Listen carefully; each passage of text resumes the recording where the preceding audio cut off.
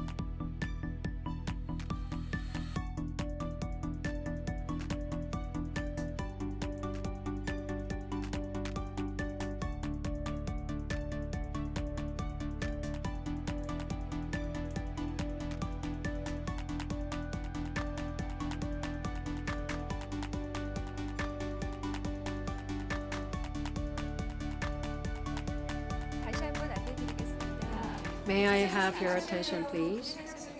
2020 International Academic Symposium's opening ceremony is going to be held momentarily, and you can use the receiver for simultaneous interpretation. Channel 1 is Korean and channel 2 is English. And all the participants, please turn off your cell phone or put it on vibration mode. And please take your seat.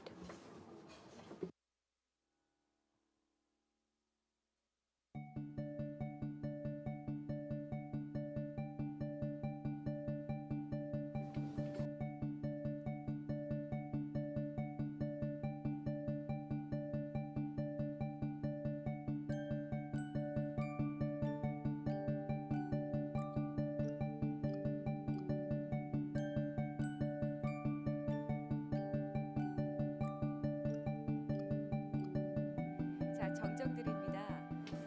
Let me correct. So actually, channel 3 is Korean, channel 4 is English. Sorry for the wrong information. So let me correct. Channel 3 is Korean, channel 4 is English. And please take your seat. We will begin the opening ceremony momentarily.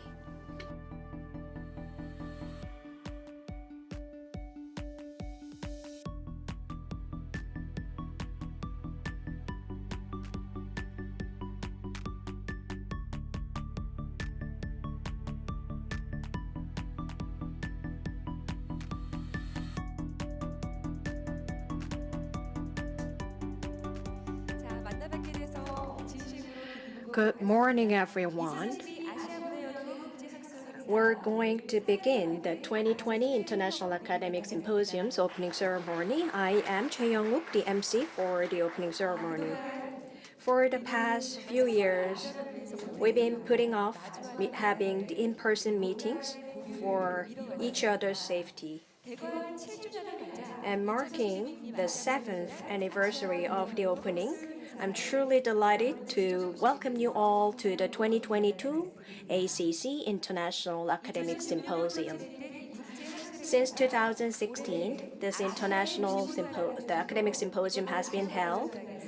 And this year, on the topic of Asian cities culture, we're going to have a venue for sharing knowledge and variable insights. And for this year, we have very experienced expert researchers and young researchers who have been recognized for their expertise in the field of Asian cultural studies 자, 그럼 지금부터 are going to make their presentations and discussions. Now, 개회식을 we will 시작하도록 하겠습니다. start the opening ceremony of the 2022 Asiaculturecenter International Academic Symposium. Let me first introduce the distinguished VIPs who are gracing us with their presence today.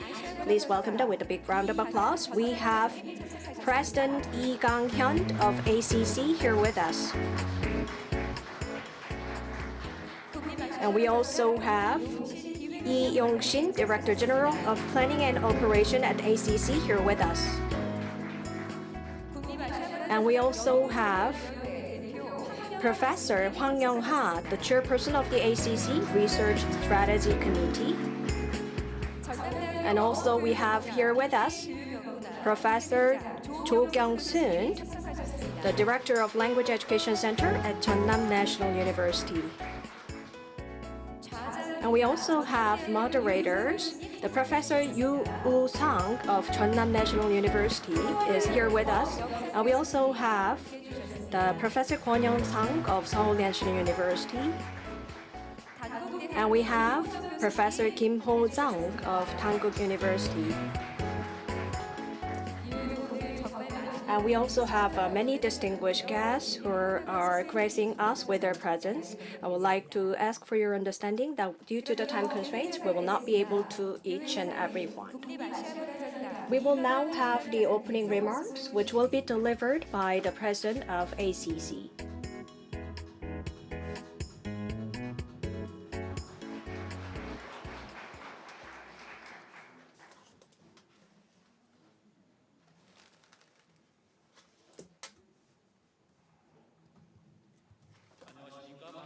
Good morning, everyone. As introduced, I am Lee Gang-hyun, President of the Asiaculturecenter. I would like to express my sincere gratitude to all of you who attend today despite your very busy schedule for the 2022 ACC Asia Culture Studies International Academic Symposium, despite when the beauty and the high sky and the autumn leaves can be found everywhere. In order to exchange findings of research on Asian culture and to seek ways to understand and deepen and develop Asia culture, the Symposium on Asia's Perceptions and the Horizon was held in 2016. Since then, ACC has been hosting academic symposiums every year.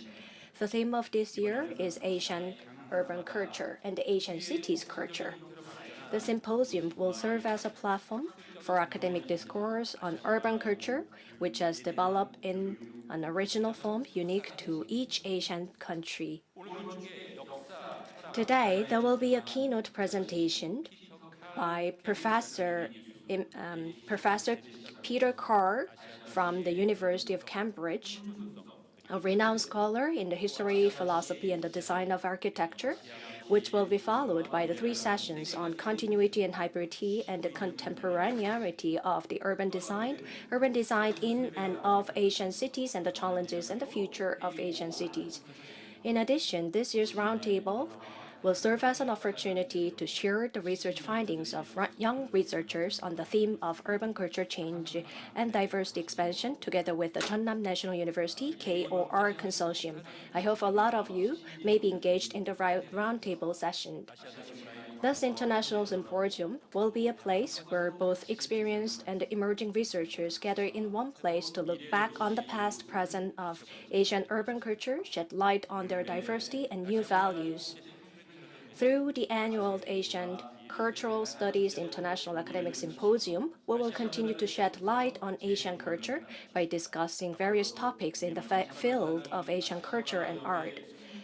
As the president of ACC, I will continue to pay much attention and effort so that the ACC can firmly establish itself as a leading institution for Asian culture studies. I would like to ask for a lot of interest in Asian culture studies from the attendees today. Once again, thank you very much for being here with us. Thank you very much. Please give a big hand once again to the president of ACC. The experienced expert researchers as well as young researchers are going to share their findings of research today. Next, congratulatory remarks will be delivered by Professor Hwang Byung-ha.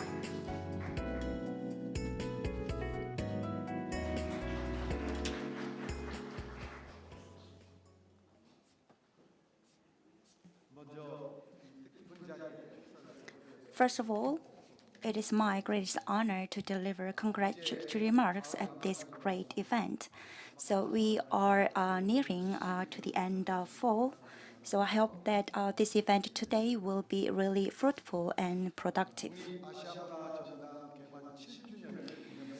I sincerely congratulate on the opening of the 2022 ACC International Academic Symposium to commemorate the 7th anniversary of the Asiaculturecenter. Over the past 6 years, the Asiaculturecenter has operated a variety of cultural and artistic programs, has been positively evaluated for forming realistic and practical discourses to design the sustainability and development of Asian culture. I think this evaluation was made possible because the International Academic Symposium, which was a venue for forming discourse, was successfully held every year.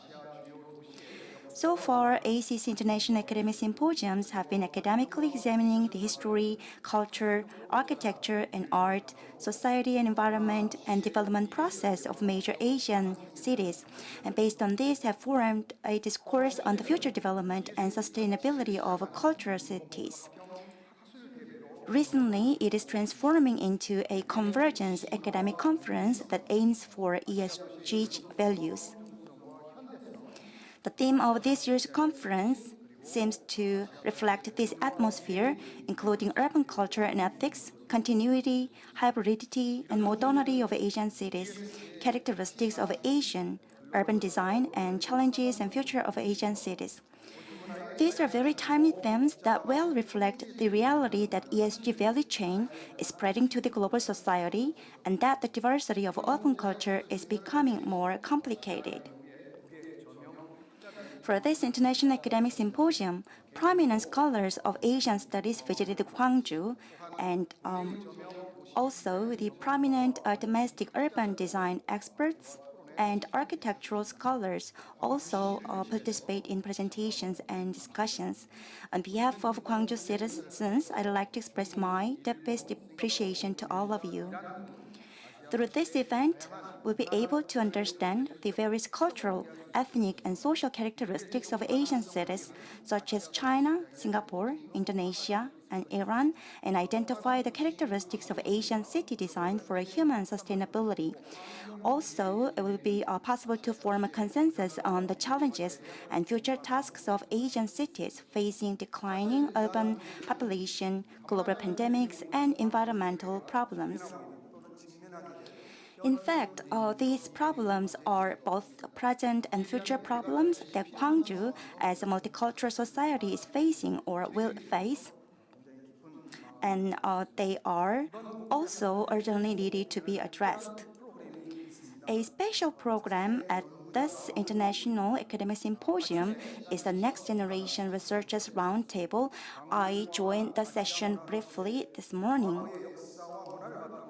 Asian cultural cities, including Gwangju, have developed into cultural cities based on the history and culture of the past, and are transforming into new cities of the future based upon this. In the sense that the present and the future of a city must be connected in the form of sustainable virtuous cycle, the roles of next generation researchers are very important assets that will be responsible for the future of the city. Therefore, we should encourage and respect their research and their roles, give them more opportunities to build a link between the present and the future and create a sustainable future. Lastly, I'd like to express my deepest gratitude to Professor Peter Call of Cambridge University, UK, who will give a keynote speech at this symposium, and domestic and foreign experts, and next-generation researchers and all the ACC officials who prepared this event on behalf of Gwangju citizens. And your valuable opinions and the suggestions will be welcomed, and they will be reflected in the development of Asian cultural cities like Gwangju. Thank you very much. Thank you very much. It was congratulatory remark. So many domestic and foreign scholars are joining this session at Gwangju, and it's a very meaningful event. 환영사가 있겠습니다. And next is a welcome speech. 전남대학교 KOR 컨소시엄 단장님께서 The welcome speech was supposed to be delivered by the head of the Jeonnam National University KOR Consortium, but he's not available today due to personal reasons. So the welcome speech will be read by Professor Jo Kyung-sun, Director of Language Education Center at Jeonnam National University.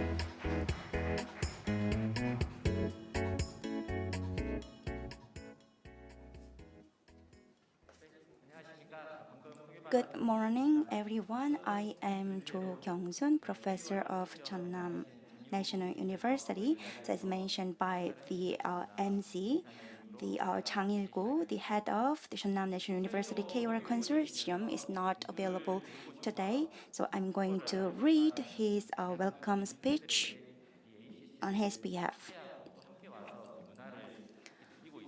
So I'm here today with you and feeling the importance of Asian culture studies and ACC. And now I'm going to read his welcome speech. Congratulations on the opening of 2022 ACC International Academic Symposium and Asian Cultural Studies. This event, which is being held by the Asiaculturecenter, will be a meaningful occasion to shed light on the past, present, and future of Asian urban culture under the theme of urban culture in cities in Asia. At today's seminar, there are 4 interesting themes prepared by domestic and foreign scholars, experts, and emerging researchers to discuss Asian cities culture from various perspectives. Urban culture is also the culture of the people who feel the city as a space. People who enjoy and live in space have acquired another modality while facing and developing various problems. In this way, we encounter a dynamically changing urban culture in the urban space. From session 1 on continuity, hybridity, and modernity of the Asian culture to the next generation's researchers roundtable on changes in urban culture and expansion of diversity, the presentations and discussions, I hope, can arouse much interest in Asian urban culture. I hope In addition, I would like to ask for your interest and support for the various discourses discussed at today's event to become content for public dissemination, gain another vitality. Congratulations once again to the Asia Culture Center. Thank you all for participating in today's international academic event. Thank you. Thank you very much for the welcome speech. 이것으로 2022 This concludes the opening ceremony of the 2022 Asian Culture Studies International Academic Symposium on Asia Cities Culture. And from 11 o'clock for about half an hour, there will be ACC exhibition tour. Roundtable participants may go back to the education room to continue your comprehensive discussions. And symposium participants, please follow the guidance of our staff to go to the lobby for exhibitions. 이후 오후 행사는 And the afternoon session will resume from 1:20 p.m. Thank you for your interest and participation. 참가자분들의 기념 촬영 And now we'd like to have photo session before having exhibition tour. So I'd like to ask all the people to come forward to the stage.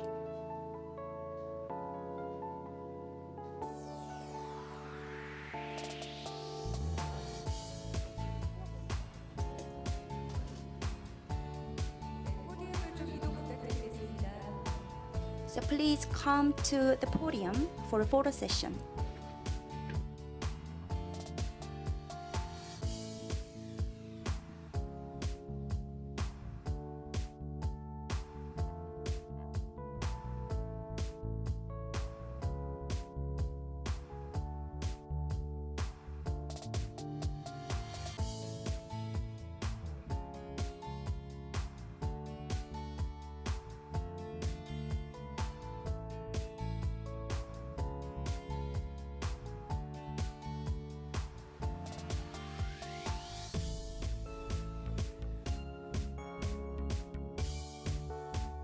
네, 사진 찍는 동안에만 2초가량의 마스크를 벗으시는 Please take off your mask for the photo session. It's gonna take only a couple of seconds.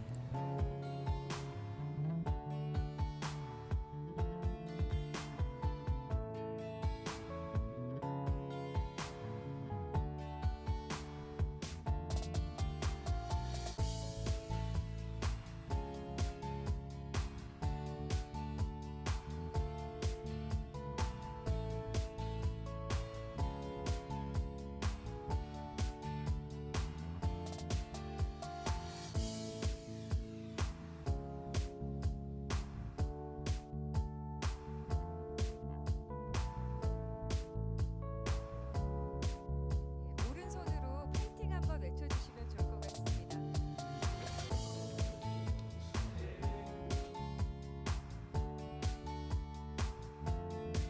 네, 모두 감사합니다. 잠시 후 오후 1시 20분부터 So once again, the afternoon session is going to be resumed from 1:20 p.m. So I'm looking forward to seeing you again. Thank you.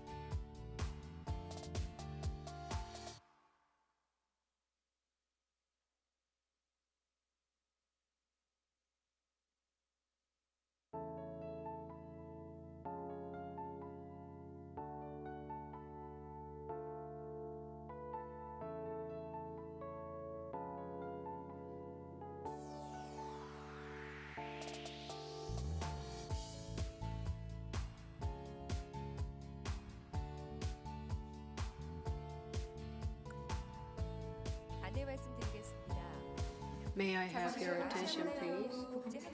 Momentarily, we will begin the International Academic Symposium afternoon session. All the participants, please take your seat, and those of you who are joining us on Zoom, please make sure you're on mute.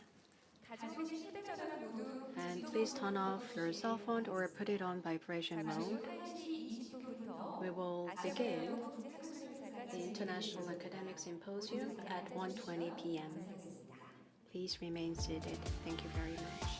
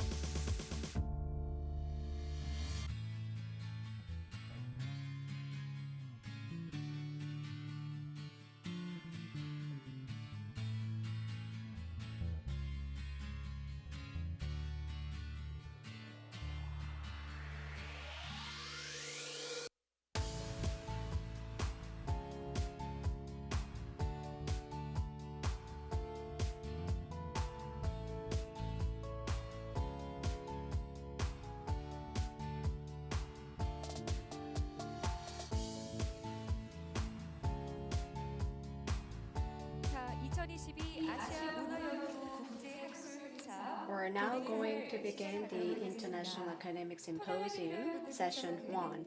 For those of you who need interpretation, you can use the receiver on the table. Channel 3 is Korean, Channel 4 is English. First, we're going to have the keynote presentation by the Emeritus Professor Peter Carr from the University of Cambridge. Since the professor is based in UK, he will not be able to join us in the venue, but is joining us online. So now the floor is yours, Professor Carr. Good afternoon. First of all, I'd like to thank the Asian Cultural Center for hosting what promises to be a very fruitful symposium and for inviting me to participate. In the spirit of an introduction, I would like to offer some general remarks on understanding cities. The question of ethics arises from the tension between what I will call the aggregate city and the symbolic city, which is illuminated by the city's depth structure. On the one hand, a city is an aggregate of individuals with a potential for violence. Aristotle posited solidarity, philia, as the basis for a sound political order, but since the 18th century, discussion of democracy has been dominated by the rights of the individual. That is, what Nietzsche termed freedom for assumes one is free for an Aristotelian commitment to one's city, whereas the post-18th century emphasizes freedom from oppression or tyranny. The latter condition enhances the dispersive tendency of the aggregate of individuals. It is the condition that prompted Max Weber's inquiry into the governmental monopoly over violence to maintain order. It also invokes the city as a service, responsible for providing a notional good life, of safety, health, housing, infrastructure, and so forth. On the other hand, it is possible to see a city as a symbol of what is common to all, or even as a common aspiration or hope, often ethical in character, such as the highest good of Plato's Republic. Such collaborative sentiments lie behind appeals to community.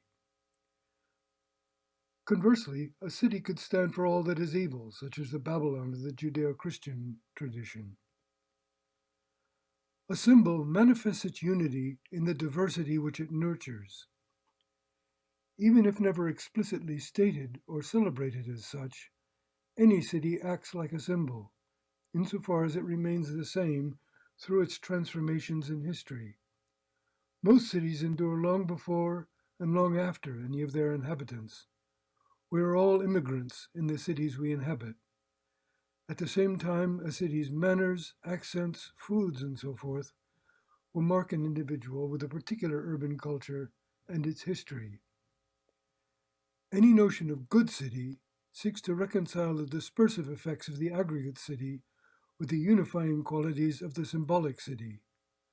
Ideally, the daily struggle of the aggregate city transcends mere survival or satisfaction of hedonist desires, and instead finds fulfillment in a mode of urban life endowed with a purpose or hope embodied in the symbolic city. For example, Italian Renaissance cities considered renovatio urbis, which translates urban renewal, not only in terms of refurbishment of defense works, canals, markets, hospitals, and so forth, but also as an opportunity to commission works of poetry, drama, music, translations of important texts, sculpture, and painting, whose import was celebrated in elaborate festival cycles. The richness, depth, and beauty of the remains of this renovatio are now carefully preserved and have served as objects of emulation ever since. Most of these towns had a palazzo pubblico, and figures like Leonardo Bruni in Florence celebrated the rediscovery of Republican government. But for the most part, urban practice was in the hands of an oligarchy, comprising noble families and newly wealthy merchants and bankers like the Medici. For this class, the paradigm was the royal court, which had long ago established the criteria of coherence and profundity of ceremonial representation. Indeed, the 4-millennium history of cities worldwide chiefly comprises those governed by princes and priests, through whom the meanings could be structured to culminate in gods and the cosmic conditions. With the advent of secular cultures characterized by experimental science, technology, population growth, global capitalism, and so forth, we find ourselves with vast aggregate cities, and at best, ghosts or echoes of symbolic cities. The great hope of the modernist cities of the early 20th century was to take advantage of the advances in technology to transform the secular culture into empowerment of the masses, and perhaps we should be content with the general increase in health and education and freedom from violence, as Steven Pinker argues. However, even in purely practical terms, the gain in well-being has been purchased at the cost of planetary survival, and the benefits are very unevenly distributed, not only within cities, but more generally within the environmental injustice wrought by the global North upon the global South. Symbolically, the emancipation from the rule of princes and priests also seems to have disposed of any accountability to the fundamental natural conditions, which is the basis for the ancient cosmologies. Of course, every respect is due to the scientific description of nature and to taking of political responsibility by nations. But the notion of reality as a fundamentally ethical order has been consigned to myth or to private religious belief. The consequence is that ethical orientation is hostage to the relativism of moral judgments. The current preoccupation with identity politics, for example, which, in the name of fair and equitable respect for individuals, leaves obscure what we all hold in common, that to which we are all equally obliged. Conversely, any sense of universality has given way to conceptual generalizations, typically expressed statistically. Depth of understanding is replaced by quantifiable distributions. So, for example, current terminology changes a people into a demographic. Similarly, it is characteristic of technological thinking to regard a city as a system of systems. The currently most ambitious example of this motive is the so-called smart city, which strives to reduce to algorithmic clarity the whole urban metabolism, from traffic and plumbing to social patterns, thereby absorbing the citizens themselves into nominally efficient processes. Efficiency is a virtue in its proper place, but not as an aspiration for civic culture. For these and similar reasons, the city offers itself as a principal vehicle for clarifying our ethical orientation. To this end, it would be useful to distinguish morals from ethics. Morals comprise particular judgments, and there are always particular circumstances in history, and these are interpretations of ethics, which invoke our obligation to the fundamental conditions, once called cosmic, before that term was restricted to astrophysics. This is not a question of symbolism or iconography or of inventing new kingdoms, ceremonies, or religions. Urban order latently embodies the primary constituents of our proper understanding. The governing insight is the continuity of dependencies, whereby embodying strata provide the conditions for articulative possibilities. This is the phenomenon of ontological depth.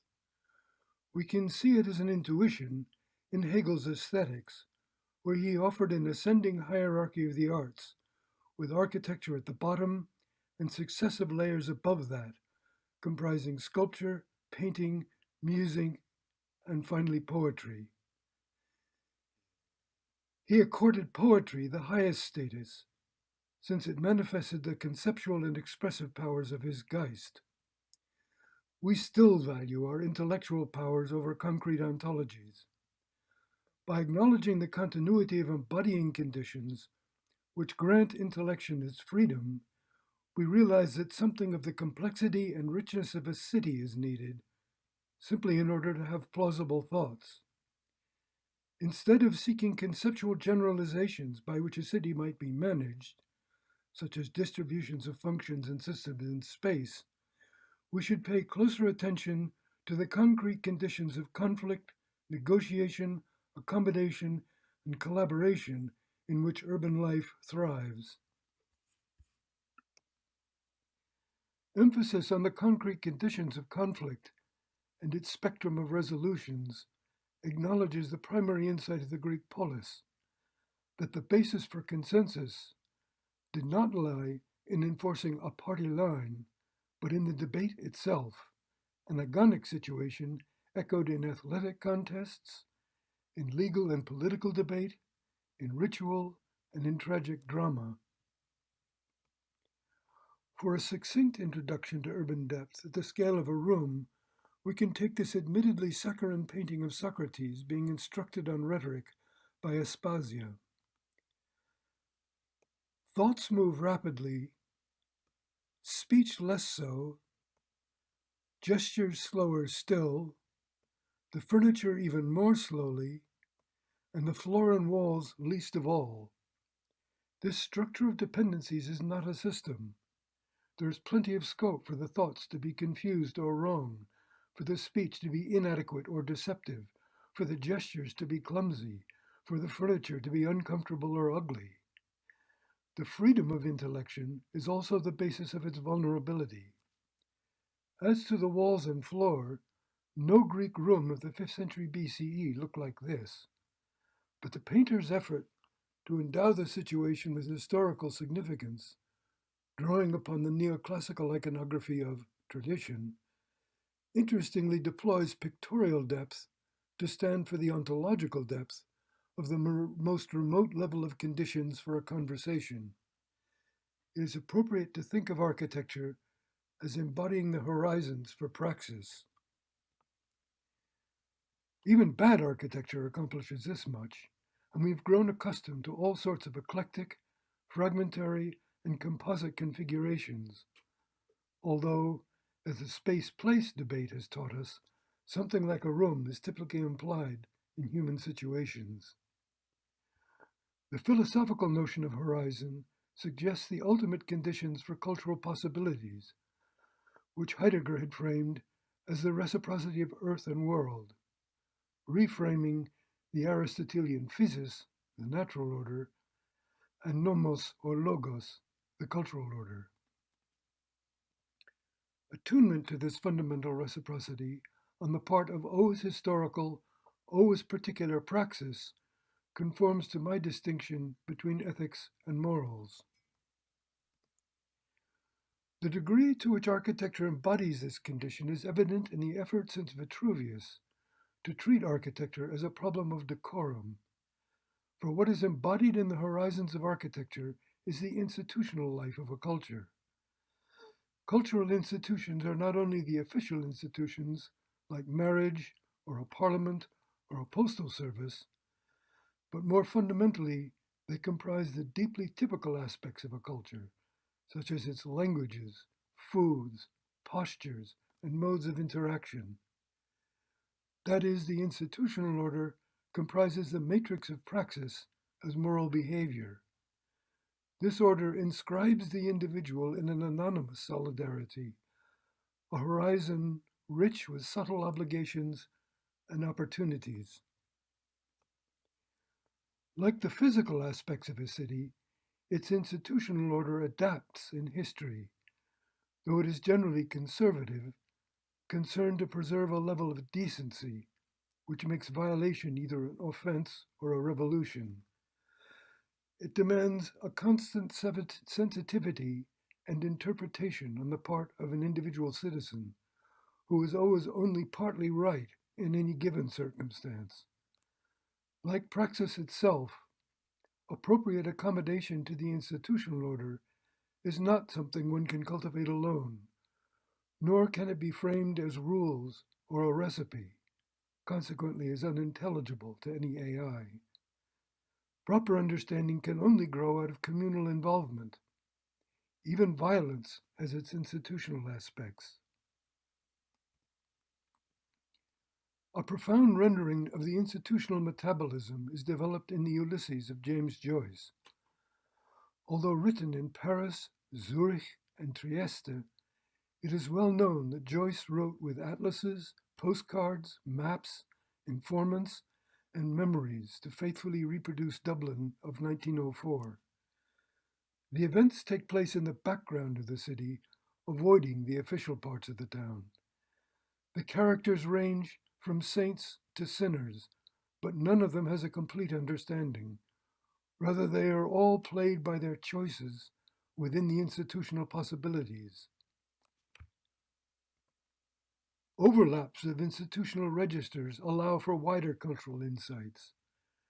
The opening scene, for example, superimposes the ritual sacrifice of the Catholic Mass upon the daily routine of shaving. Similarly, architecture and furniture do not appear as form, but as metaphoric fragments, allowing them to resonate among prominent European references. For example, a domed cover for a sardine sandwich at a bar is made to recall the Anastasis Rotunda in Jerusalem. By such means, Joyce's Dear Dirty Dublin transforms from an intensely local culture to participation in the ancient drama of the European city, and from an aggregate city to a symbolic city. The Dublin of Ulysses is a late 19th century metropolis, which was an important crossroads in the history of urbanism. On the one hand, the metropolis sees the advent of the large-scale systems that still dominate thinking about the city, as well as the classification of citizens statistically, who are presumed to inhabit these systems. On the other hand, the typical block structure of the metropolis was significantly more rich than the vacuous distributions arising from planning according to space. This is an important aspect of urban depth. While the perimeter of the block remains stable for centuries and tends to preserve a certain level of civic decorum, the interior changes more frequently and its character varies tremendously, from the sheds of artisans and illegal activities to institutional edifices and gardens.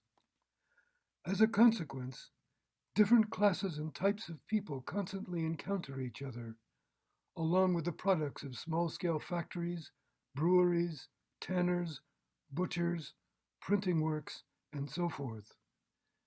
The linguistic density of Ulysses seeks to capture the extended, embodied, metaphorical topography of the actual city, and the typical situations are absorbed into the temporal stratification: daily, seasonal, ceremonial, dramatic, historical, symbolic. At the same time, we should acknowledge how difficult life could be in those cities, difficulties now encountered in the roughly quarter of the world's population living in shanty towns. Positively, one sees here a remarkable range of skills and entrepreneurial spirit, mostly negotiating the gray and black markets, along with ad hoc collaborations, often supported by NGOs, a capacity for adaptation, a commitment to education, and an extremely low carbon footprint. Negatively, of course, one sees undernourishment, ill health, the need to move residents on short notice or no residents at all, fragile and even dangerous buildings and infrastructure, victimization by officials, extortionists, loan sharks, shamans, and by the threats of sectarian, gang, or domestic violence, not to mention the inability to defend against other people's wars, the weather, or so-called development. Practical life in the eddies of global capitalism is a milieu of making deals with one's products or services, with stolen goods, or with one's body, for which securing trust is the most important requirement. Alertness to opportunities and dangers is a matter of information. At the upper end of the economy, an organization like Bloomberg will devote considerable resources to research, and decisions are attenuated through a large bureaucracy. Excuse me. The more visceral lower end of the economy demands a personal and concrete knowledge of people, products, processes, and networks gathered at transport hubs, at markets, in street life, at bars and cafes, augmented by what can be gleaned from cell phones. Colin McFarlane termed this phenomenon learning the city, which extends across a trajectory from knowing where to find bread or bicycle repair through being able to organize international support for a women's cooperative to planning agencies and scholarship, such as this conference. Ernesto Grassi cited Leonardo Bruni to the effect that finding metaphor in poetry was like finding the similarities among differences in business. For instance, Shenzhen's Huachuangbei electronics market became the basis for the extensive open source recycling and prototyping industries, including nearby co-op housing. The recent metamorphosis of the armature of the Sewon Sangha in Seoul into a rich and diverse metabolism offers a comparable example. Bruni's promising insight regarding metaphor suggests that city knowledge cannot remain an aggregate of disciplinary specializations or an instrument of private advantage. Horizontal comprehension of all the facts and data will always be impossible, but the vertical communication between levels of involvement harbors an ethical structure common to all. Under these conditions, the city sustains its role as a theater of orientation in reality. Thank you very much.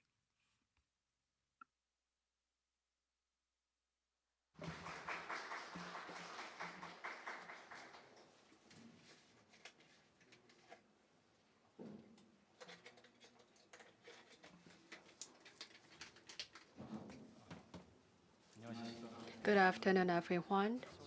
I am Professor Jin Park of Seoul National University. We've just listened to the keynote presentation of Professor Peter Carr. So now it's time for the Q&A. And I also have questions myself. So I would like to ask Professor Carr some questions. We have about 10 minutes for the Q&A. So Professor Peter Carr, are you there? Yes.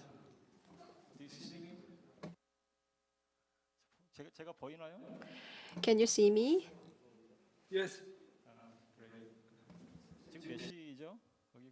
What time is it there? What time is it? 4:43. Can you hear me?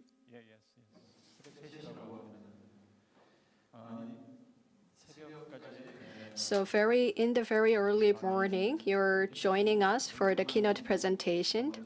Of course, the keynote presentation was made in the form of a video, but thank you very much for joining us for this Q&A session. So now we will take some questions from the floor.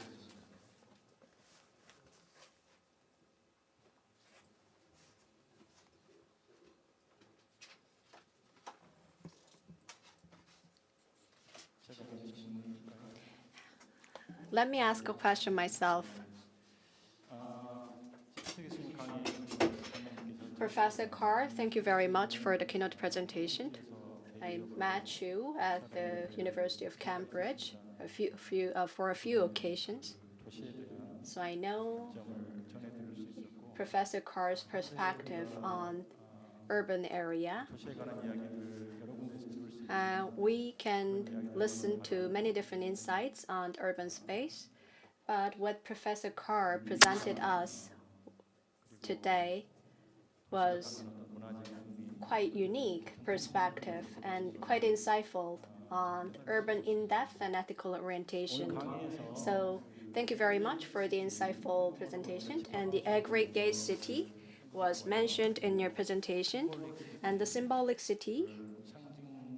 So the gap between the aggregate city and the symbolic city was mentioned in exploring that urban depth and ethical orientation. So aggregate city is a group of scattered individuals, while the symbolic city is the city built based on the common grounds and that respect the meanings and inherent in the urban space. So we think that we're creating urban space, but sometimes the urban space makes us, with the way we talk, the way we eat is really determined by the urban space. So in some cases, it's the other way around. So you described what symbolic city is in this sense. You also talked about the common aspiration of citizens, what we can pursue as the citizens within the urban space. That I believe is also what symbolic city is about. And here I have one question. Well, actually, a couple of questions. First, ethical orientation was mentioned. Yes, the ethical orientation was mentioned, and that is presented by the symbolic city. That's what you said in your presentation. And ethics and morals were mentioned. So can you elaborate on the difference between the morals and ethics? And you mentioned the ethical orientations. Oh, can you clarify what ethical orientation is? So 2 questions. Well, thank you very much, and good to see you, Jin. I'm sorry to be a ominous presence above you, the huge head.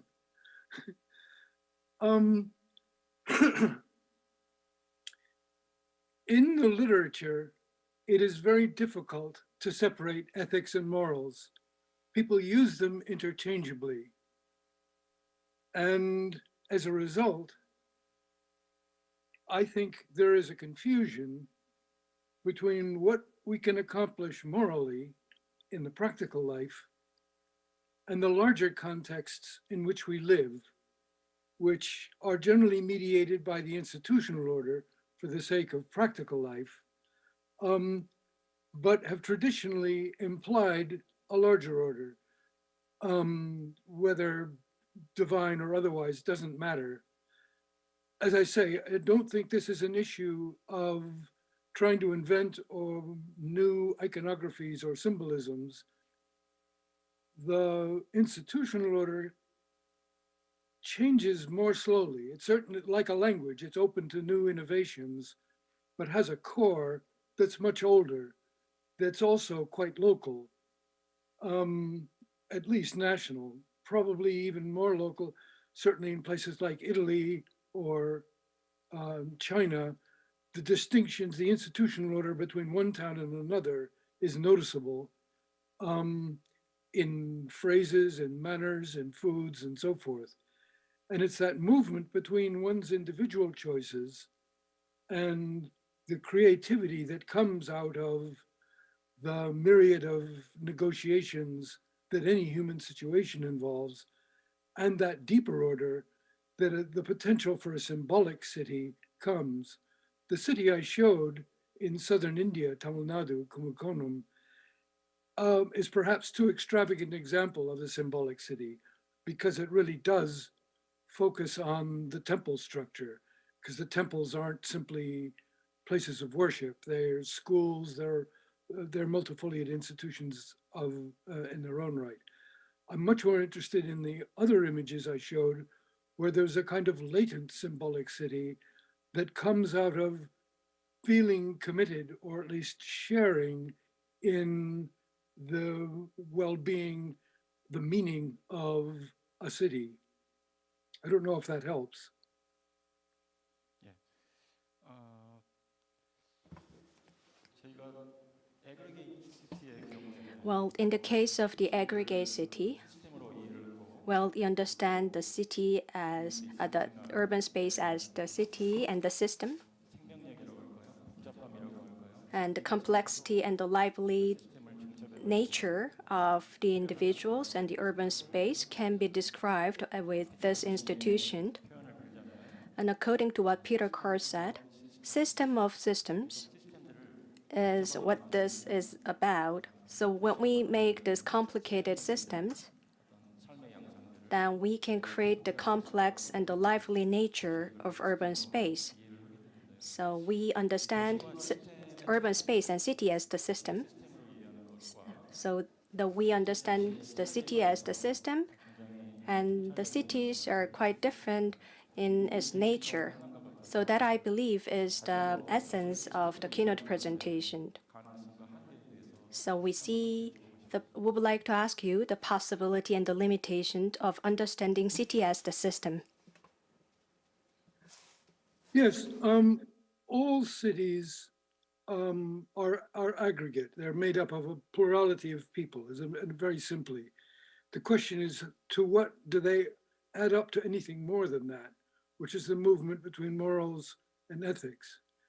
Certain things you want to operate systematically, though of course, if you trace even IT back to its roots, you realize that there's material conditions, there's people administering, there's, it has a personality, even if it's, as Elon Musk has been able to demonstrate for us, it's not simply like a light switch where you touch it and it works.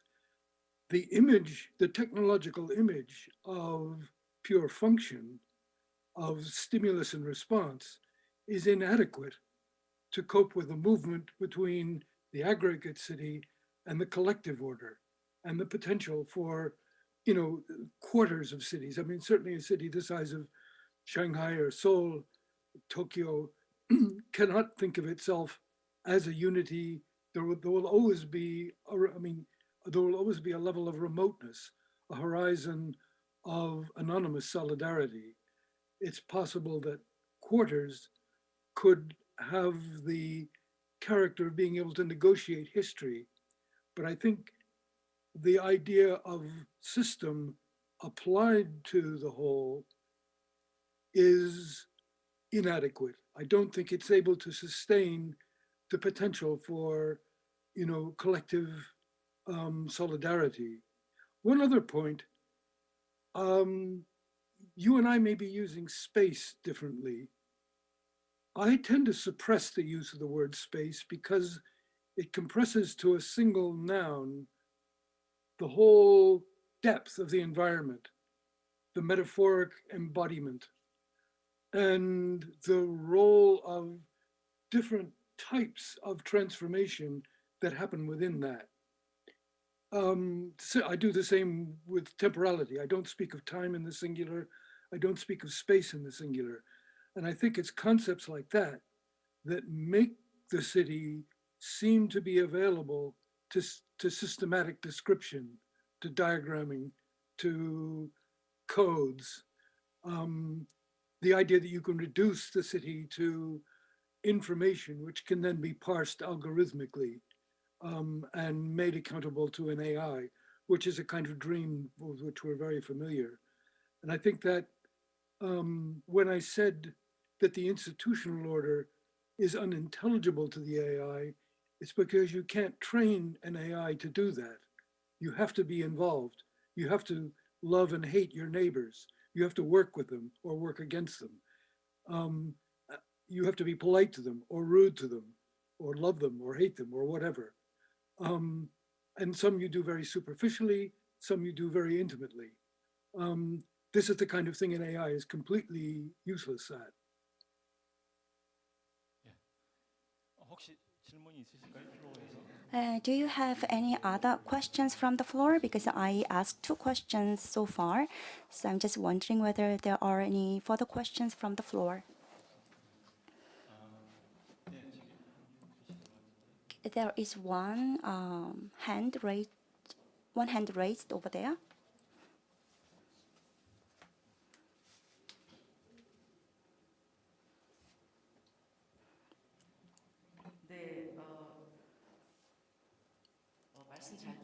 Thank you very much for your keynote speech. Thank you so much. And I have one question regarding international circumstances these days. Saudi Arabia has a plan on Neom City. What do you think of that? My simple answer is that it's a one-liner. I think it's, again, one of these efforts to, first of all, I don't believe all the rhetoric about sustainability and so forth. The idea that the linear cities have been around since the 19th century, but I think that particular one is being shown as a kind of CGI fantasy that simply takes all of the aspects of city and compresses them into a few phenomena that look like a magical object in video presentations. I'd be very surprised if it's, first of all, if it's ever completed. I know it's been started.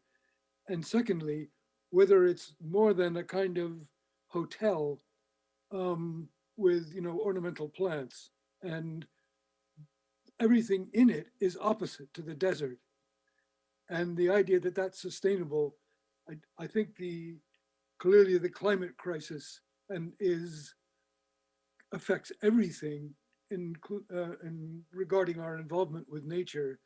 And it seems to be, despite its efforts to call itself green, I just don't see it. I think it's a mirage, a one-liner of a mirage. 예, 저희가 너무 대답 재미있게 잘 해주신 것 같고요. Thank you very much for your interesting answer to this question. So, of course, I like to ask you more questions, but our time is up. So we have to move to the next session. So I think we need to wrap up this session with this. Professor Carl, thank you so much for staying up this late time. Well, thank you very much, and good luck against Uruguay in the World Cup.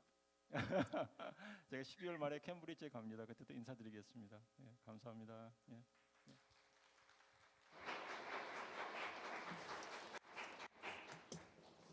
제 이상 마치겠습니다. So that's it for this session.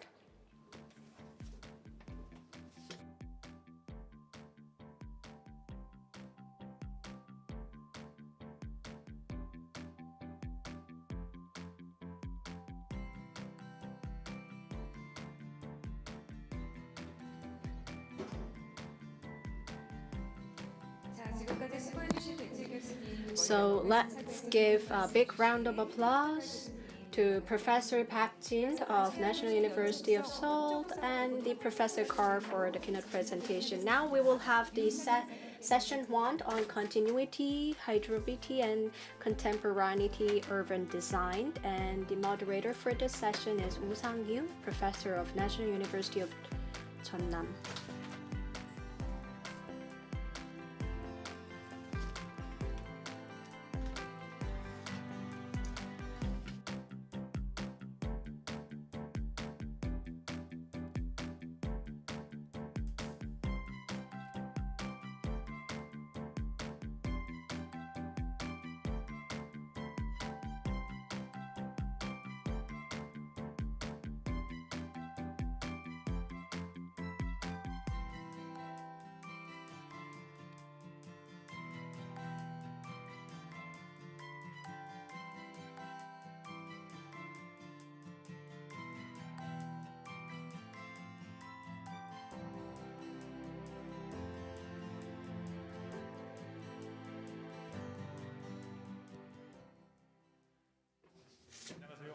Good afternoon, everyone. So we will begin session 1. We've listened to the very interesting keynote presentation, which is moderated by Professor Park Jin.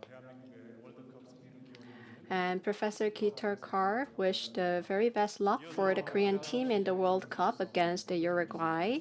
So thank you very much. So in this session, we will discuss the theme of continuity, hydrology, and the contemporaneity urban design.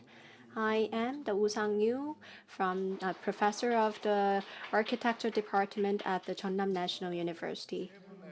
So we have the 3 speakers in this session, and I will give 15 minutes for each presentation. And after the presentations, when all the presentations are made, we will have the discussion and the Q&A sessions. So let me invite the first speaker, the Mozaffari Mohammed Hassan, research professor from the University of Busan. Please welcome him with a warm round of applause.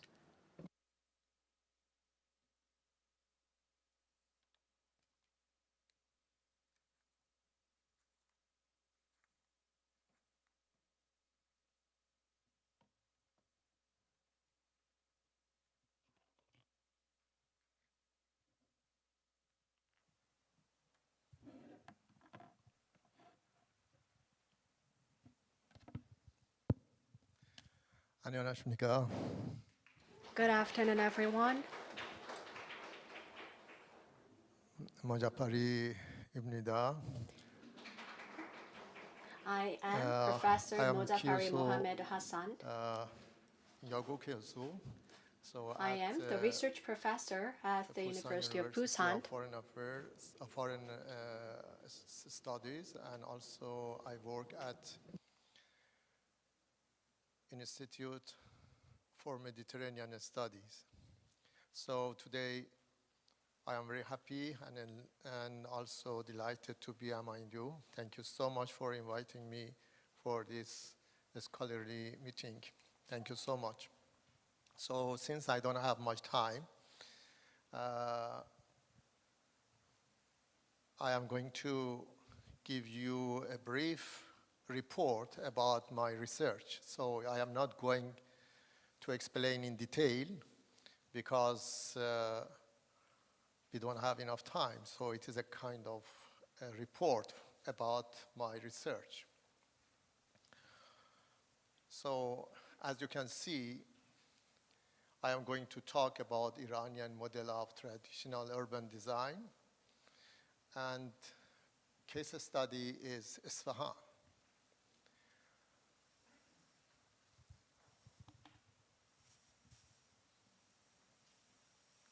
I have divided my,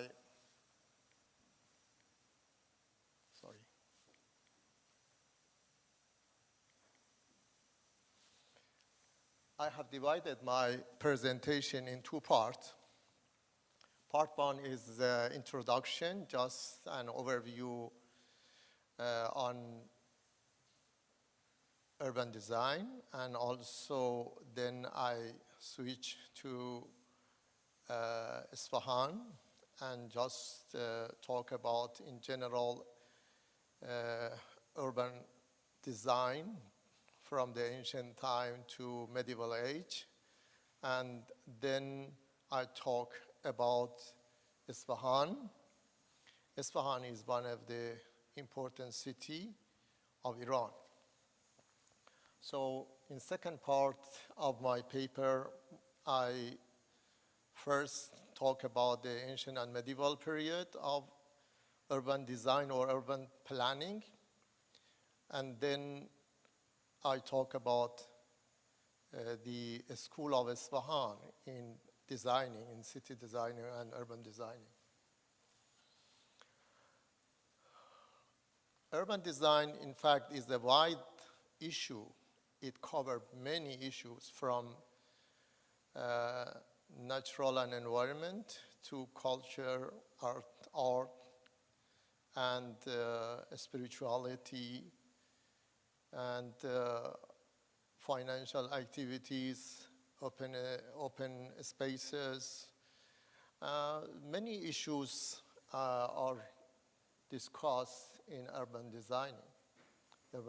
So it is a very vast issue. Most of the traditional city basically did not have any specific design in advance, especially during the ancient and medieval age. They had some general planning, but not in detail, in fact. Even today, most of the countries, developing countries, especially for their mega cities, they don't have even master plan, or they don't have urban design. And many cities, in fact, in developing country, even before the expert and the designer study and gather the data and information, before they gather and study, the expansion of the city, in fact, is too fast. And then before they design, again, they have to go and study that, because the city is developing so fast, they cannot collect information and data on time. And as soon as they collect all this information and data, when they come to discuss about this issue, already the border of city has passed. So they really, because of these problems, they cannot have a very good design. So this is the problem that mostly cities, especially mega cities, are facing in developing countries. Even developed countries have problems. Because of that, today, a smart city became very important issue for us, because everything should be intelligent, so that to gather information and gather data, it is easier, and then to process it also will be on time before the city goes out of the control. So I want to say that when we are talking about the urban design or urban planning during the ancient and medieval time, it doesn't mean that they were so sophisticated. But anyhow, some part of the cities and in general, they had some urban design and it was very interesting. However, here I am going to talk about Isfahan. Isfahan is a very important city in Iran. Sorry.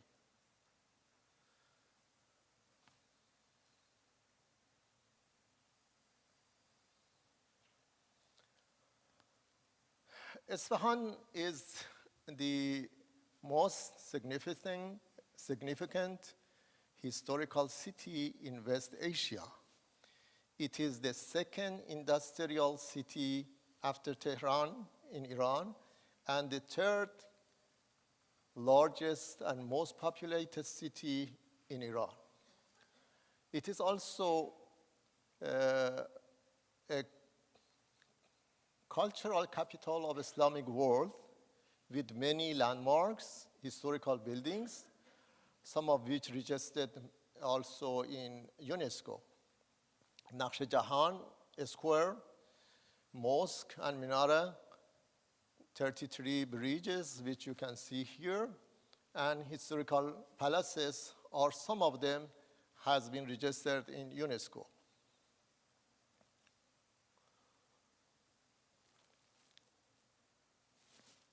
So if we want to divide the urban design in about the Isfahan, it has two main parts. One is the ancient and medieval age. When we are saying medieval age, that means before the Seljuk and Safavid dynasty, because during these two periods, it was also during the medieval age. In fact, these two, during these two dynasties, Isfahan became capital. So during this period, they had urban designing. So Isfahan urban design experienced an old model of urban planning and design and also two periods of experience as a capital for Seljuk and Safavid. So when we are talking about the old model of urban design in Iran, in Iranian method, during that time, in fact, the city was within the wall and also supported by the, from the security point of view, supported by towers. So it was like a fort, military fort at that time, because security was very important for them at that time. And then when it reached the Seljuk and Safavid time, then everything will be open because the security was not the most important, their consideration, because they were very strong. They feel also secure, so they didn't put themselves, surrounded themselves in the wall or in the towers. So it is the city became more open. So during that time, in fact, inside the wall, the castle, inside the castle of the officials was separated from the other neighborhood, other public buildings, and then religious places, tomb, public baths, squares, not very big squares, but anyhow they had squares, residential area, caravanserais. These are the very important elements of the urban design during the ancient and medieval time before the Seljuk and Safavid period. So during that period, mostly wall was very important for them, and the city was under the control by wall and also towers. And you can see the density. That means people were didn't have enough place because they have to live within the border. In fact, here also we have border. I don't have in this photo, but that main one is the official part of the city at that time. But the normal people used to, again, live in the other places, but they also were living around the main wall of the city.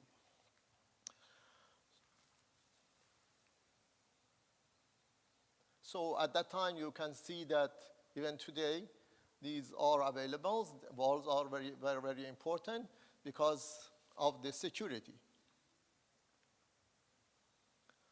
Then during that time, normally the buildings were separated from the main road by door, and also you can see two places you can sit, and you can use it as a shelter before the entrance of the door of the buildings. So it was designed for the people, maybe people who are tired, or maybe for old ladies or old men. When they were tired, they could just take a rest, maybe take a shelter from the rain or from the sunshine.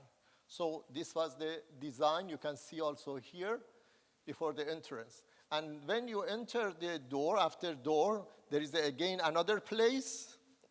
And in this place, normally at the entrance, there is a reception. There is a guest room.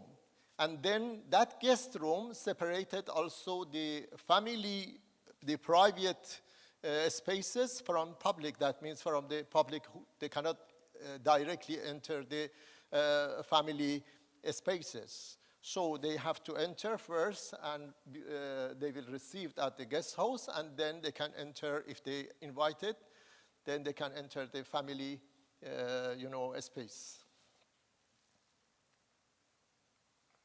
Here, one of the luxury house at that time. So the entrance, for example, is at the corner. So this is the family. So maybe every room belonged to one girl, one of the daughter of the family, or maybe boy. So they married. In this house, many families were living. So it was during the time that many families used to live together. So every room maybe belonged to one daughter of the family or son. And so anybody wants to enter, first it will be received at the entrance at the corner before they enter. If they're invited, then they can enter the family space. So it is one of the sample, but it is, in fact, it is a very luxurious house. So during this period, the city was designed in such a way, but during the Safavid time, the urban design, and Seljuk time, the urban design in Isfahan revolutionarily changed. It has changed a lot. So when we are talking about Seljuk, you can see from today's Afghanistan and some part of China, for example, it continues to Mediterranean region. So it is a vast territory. Today, many countries are in between. So during this time, because it was an empire, very large empire, very powerful empire, so they didn't feel security as a problem, because they were very proud of their times, and because they had enough power. So at this time, then the city started to open its door and open, and the urban planning and urban design has changed. It became more open, and spaces, also public spaces, became very important issue at this period. So this was the first. During the Seljuk period, in fact, the urban design in Isfahan was for the first time they had urban design. It has a meaningful at this time.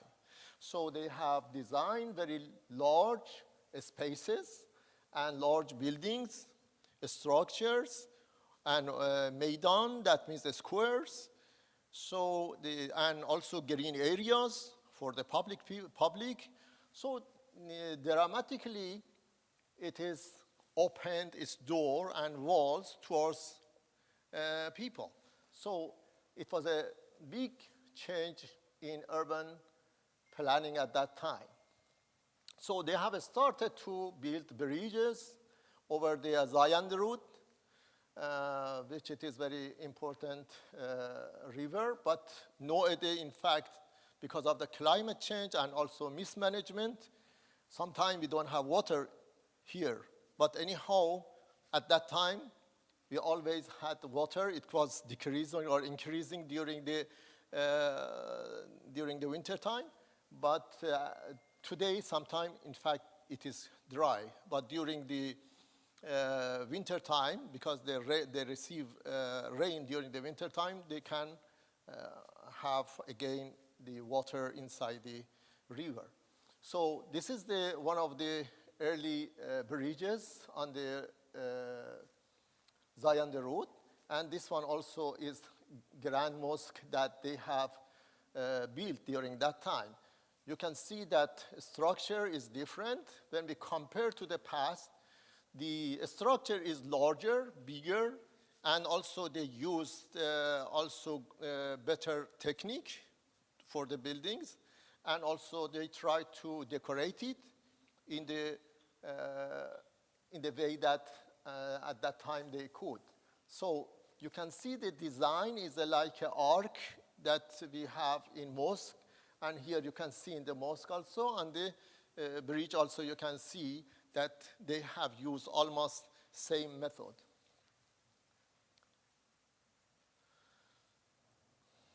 So during the Seljuk time, in fact, it was a revolutionary urban design, and for the first time as a capital, they have changed many things, and they have constructed many buildings and also many places, open and public spaces. But one thing that in general we can say that Safavid also followed the urban design of Seljuk time, but in the larger and in the size and in the number also they increased. The number of buildings, the number of projects was increased, and the size of the project also increased.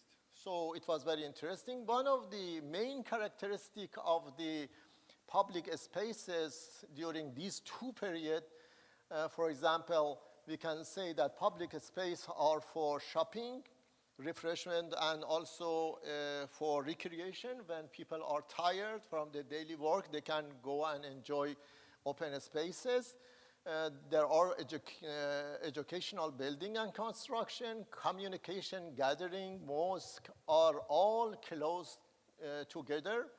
At the same time, they are all functional, efficient, comfortable, safe, artistic, identity giving, cultural heritage. All of them are cultural heritage. Sustainable they are, environmentally friendly, and also for tourist attraction and also future generation. These are the important characteristics of the Isfahan urban design. In fact, when we put all these characteristics as an urban design, you can see that most important elements that today also we emphasize, they have already used. I think I don't have much time, huh? Yeah, sorry. I go a little faster. So since I don't have time, you can just think that these are the elements that no, I am going to show you the buildings because I don't have time. Just you can see these are the elements that you can see in all the constructions. In fact, today when I have taken this photo from the, I have taken this photo from the Google Earth. You can see that that is the square, Naqsh Jahan Square. So I don't know whether that is the square, that main square that we are going to talk. So, and also green spaces. No, we are talking about centuries later. In fact, you can see the green areas and also the main spaces, public spaces, Naqsh Jahan. And this is also bridge, which I am going to show you the photo.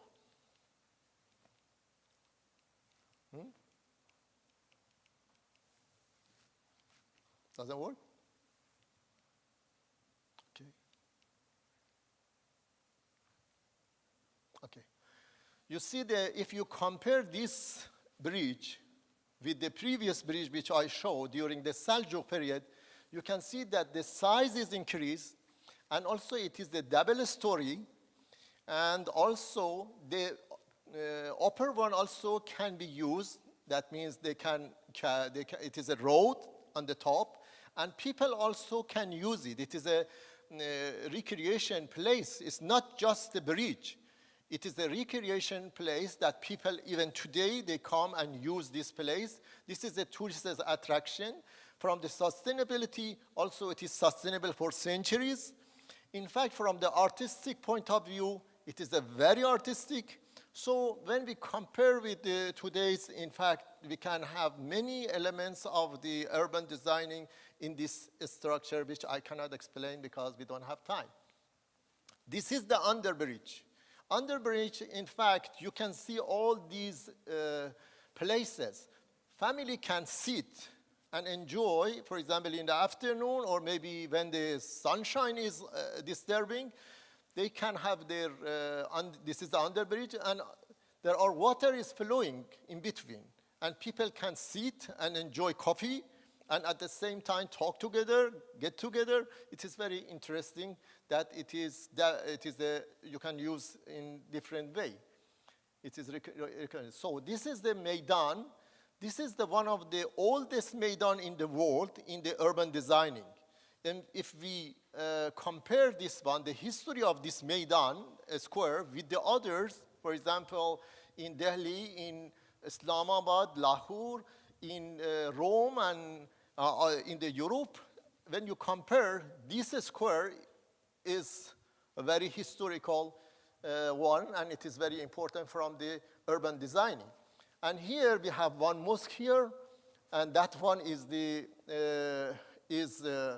palace, and this one is the mosque. And around this square, there is the cover market. And another market also you can see from here. This is also another market. It is coming from the corner inside the cover market. This is the artistic mosque, this mosque. So inside is very artistic view, you can see. Even if you go there and directly watch this one, it is so complicated, you cannot understand the detail. It's very detailed and very beautiful. And all are tile and designed very nice. And also, since in Islam, they cannot use a statue, or they cannot draw, for example, the image of the animals in the mosque, mostly decorated by geometrical shapes, and also with calligraphy. Okay, with calligraphy. So I am going faster because I don't have time. This is from the outside. This mosque, same mosque from the outside. And this is the market we are talking. So market also is safe. People can go and come, and during the winter, during the summer, they are protected because it is the roof. And also from the architecture point of view also is very important, and from the art and culture also it is very important structure. This is another mosque which is at the one side of this Maidan and square. This is very important also. All of these places, in fact, all these complex is registered as a UNESCO cultural heritage. This is the place that recreational place, and it is open. It is more than 1.6 kilometer. So it is also very important for the people to take a rest. And even today, this is the today image, but it is 400 years city planning still is in use. This is the madrasa. This is the madrasa and a school. In fact, at that time, it was a school from the primary school at that time, and also normally they give service up to the higher education. So this is school. Around the, around the corners, all around are dormitory for the students, and this is the main hall for teaching. So normally at that time they didn't have today's educational system. Sometimes maybe one teacher had 400, for example, students. So normally they get together in the large hall. However, you can see the green area, and also sometimes they can use it as a worship places. So all those elements that I have mentioned from the educational point of view, from the gathering place, from the artistic point of view, from the architectural point of view, from various point of view, if you study these structures, in fact, you will see that the urban design during these two periods was really a revolutionary urban design about that time. Thank you so much for your patience. Thank you very much for the quite interesting presentation. And the photos that you've shared in the presentations were quite interesting as well. Because of the COVID-19, it's not easy for us to travel abroad, but I felt like I'm there in Isfahan. So through the Q&A session, I would like to hear a lot of questions for your questions as well, for your presentation as well. And now let me invite our second speaker, Professor of Chinese University of Hong Kong, Hendrik Tiban, is going to give us the next presentation. Professor Tiban is staying in Hong Kong, so he could not attend us in person in this venue, but he's joining us online. So if that is ready, we're going to take a listen to this presentation. Please welcome him with a big hand. Hello and welcome to my lecture on Hong Kong.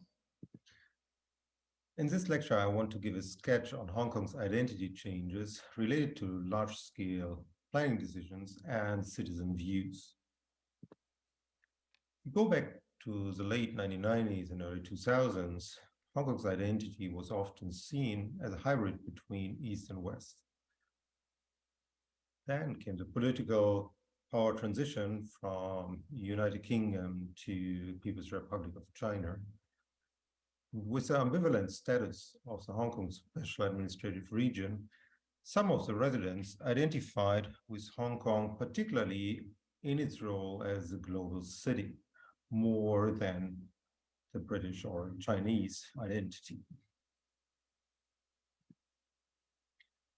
This is kind of interesting because in the 1990s, Hong Kong's government also embarked on creating Asia's world city,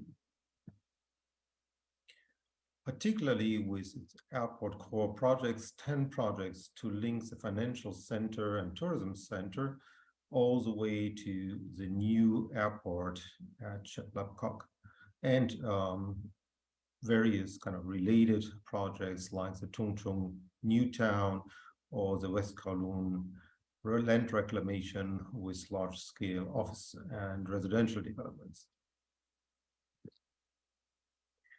Here you can see this new infrastructure of Asia's world city, in quotations marks, in the making.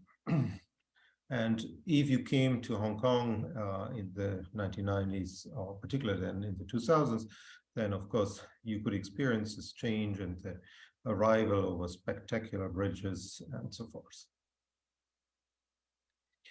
Those developments had positive and negative influences. On one hand, Hong Kong's GDP was strongly boosted. At the same time, we see citizens' initiatives, particularly critical of, for example, land reclamations in Victoria Harbour, seeing Hong Kong's identity as a harbour city questioned, and were then followed by other citizen initiatives regarding local heritage, but also the growing wealth gap, as it often happened that cities embarking on this idea of investing particularly into tourism and also global city infrastructure might develop a certain kind of wealth gap. From the 2000s on, these infrastructure projects were then also combined with new cultural landmark projects, particularly the idea to develop the West Kowloon Culture District that very much was linked to this kind of new global infrastructure. The first attempt to create this culture district had to be rebooted as there were various concerns in the local community because they don't felt represented. When then this project was rebooted in 2006, it worked slightly more smooth, and we see now also the completion of the three first big projects that were realized, particularly the Shipu Center, the M+ Museum, and the Palace Museum. And it's interesting how these three projects and also their sequence are creating a certain kind of balance between Hong Kong's kind of local identity and Cantonese opera, M+ as both international art museum, but at the same time showing one of the most important collections of Chinese art from the 1970s onwards. And the last addition to this big cultural district, the Palace Museum, much more focusing on national art, traditional classical Chinese art. From 2012 onwards, there was also another new priority. There was the integration of Hong Kong in China's Greater Bay Area, which came also with the change of leadership and new aspirations in Beijing. These key projects were, again, infrastructure projects like the Hong Kong-Zhuhai-Macau Bridge and the Hong Kong-West Kowloon Railway Station. The later offering fast train connection from Hong Kong, West Kowloon, all the way to Shenzhen, and then all the way to Beijing. These projects were opened in 2018. That was just basically before the pandemic hit. And interestingly, that with the pandemic, those projects, not only the airport couldn't operate as planned, much less arrivals, obviously, but also this new railway station had to be closed. Here, photos of Hong Kong under the COVID-19 pandemic. In the first months of the pandemic, Hong Kong could build on its large experience that it had collected under the SARS pandemic and was relatively successful to keep infection rates and also fatalities very low. However, was then more hit in the fifth phase of the pandemic in 2022. The point that I want to make with this kind of presentation, that those developments, as they happened in Hong Kong, but also in many other cities, that particularly focused on the development of global finance and international tourism, were particularly hit by the pandemic, with here, for example, visitor arrivals dropping all the way from 55 million or even 65 million to less than 100,000 in 2021, with large economic impact, particularly on small businesses that were catering for the tourism industry. So all this kind of amazing infrastructure that was so successful in a way to make Hong Kong a global financial center and as well a tourist destination didn't help much the local population in this moment of crisis. And also more and more people, of course, here are concerned because there has been not enough investment and emphasis on addressing the wealth gap and also particularly the production of affordable housing. Now, what we see under the pandemic are kind of interesting shifts in Hong Kong, with many people not being able to travel. There's a renaissance and a big discovery of the country parks, particularly of young people that head out into these places and stay there over the entire weekend. And those new shifts also link to questions of identity.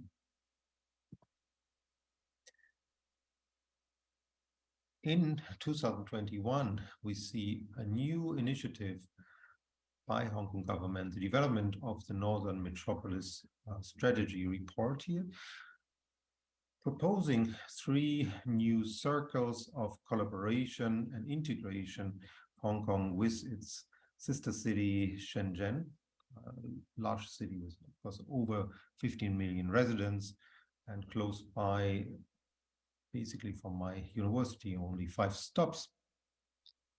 And a lot of new projects going on in view of integration, but also new housing projects in the area. Now, these projects, except the housing projects that are now very much pushed forward, but the integration projects still have difficulties with the difficulties of border crossing. However, in the countryside, here new things are happening, particularly with new funds like the Countryside Conservation Fund. We see a range of new projects, like here, for example, the village regeneration of Lai Chi Wo, or also with the Countryside Conservation Fund, the village regeneration of Mui Tsi Lam. Why I mention these projects here in relationship to Hong Kong's identity, because recent studies have shown that in the moment of Hong Kong being somehow between its history and its new role in China, we see a big trend of younger people and others to embrace Hong Kong's local history, local Hong Kong and Chinese history in these particularly villages in the countryside. This brings me at the end of my presentation to 4 trajectories and questions about Hong Kong's future identity. So how much will it be related to its earlier Asia's world city identity? How will it be related to Hong Kong's Chinese local past? And then the recent initiatives to create this Hong Kong Shenzhen B-City regional identity. And this particularly will open up questions how much these government visions and citizen sentiments will align. Thank you very much.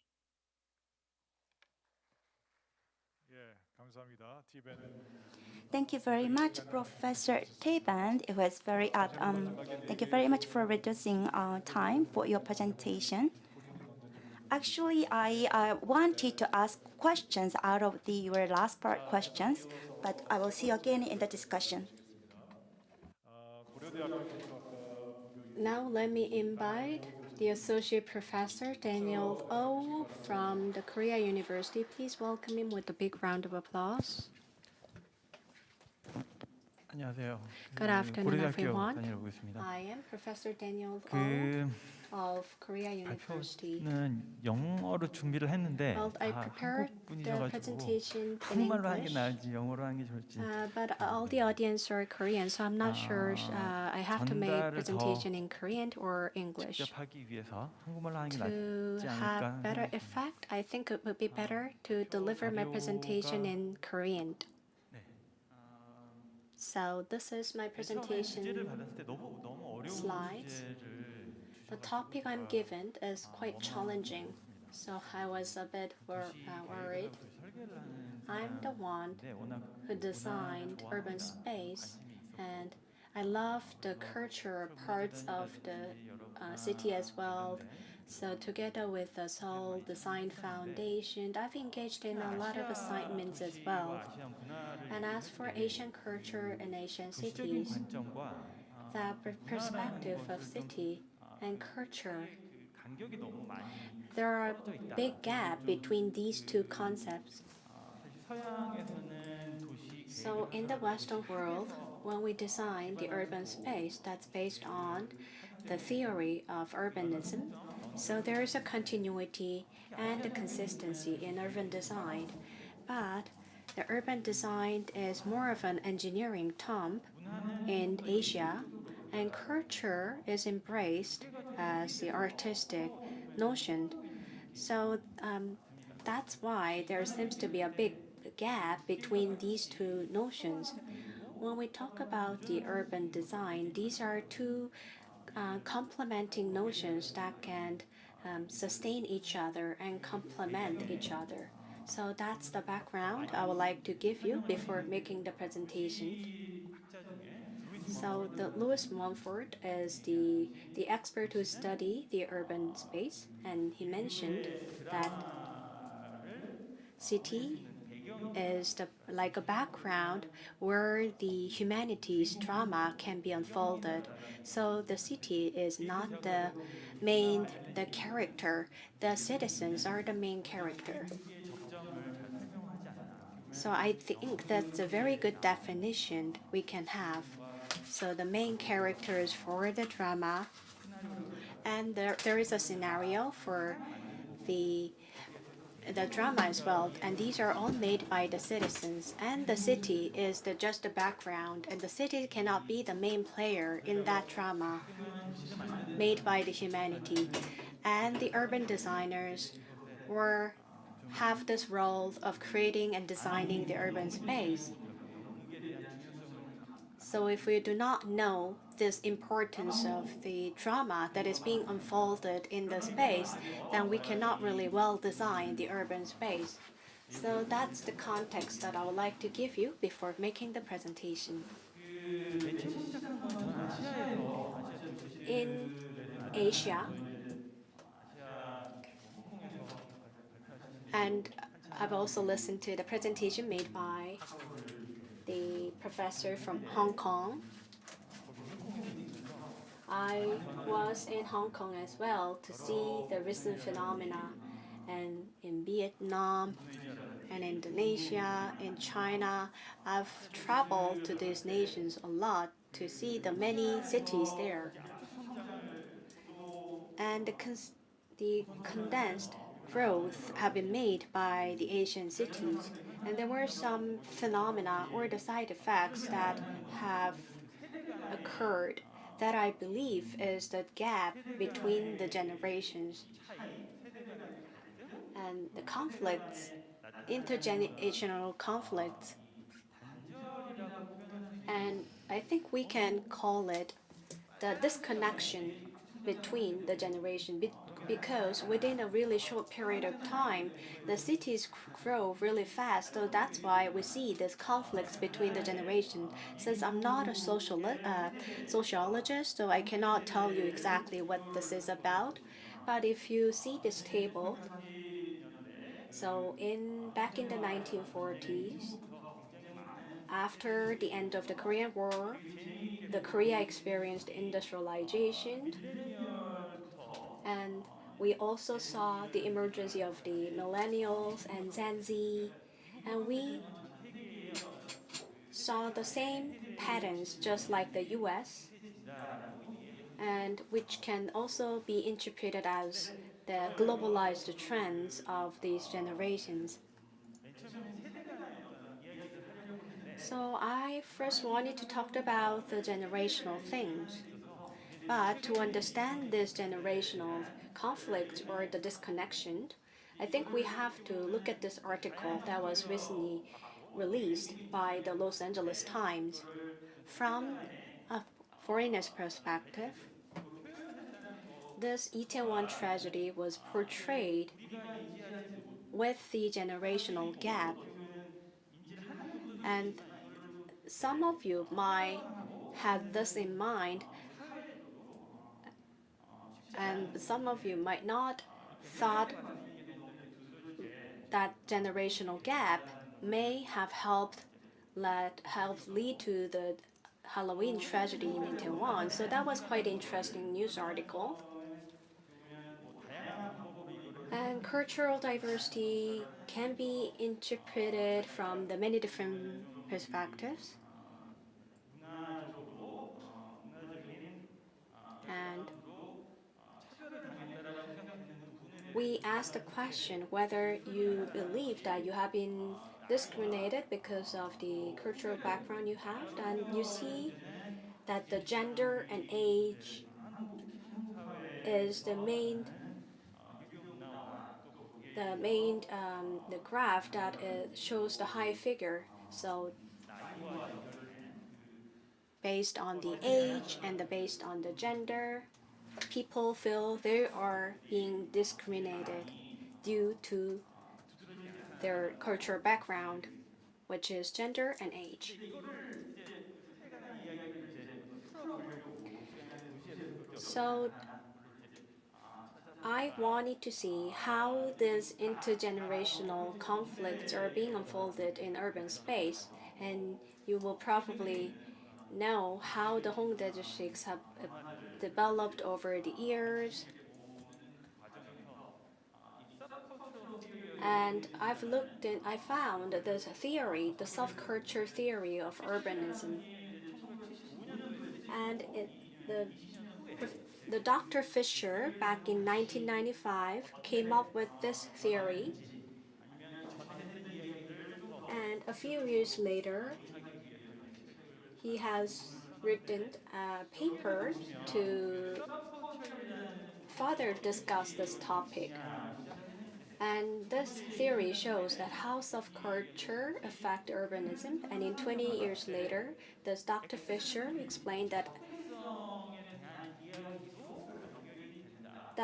this subculture theory is related with the accessibility and as well as communication.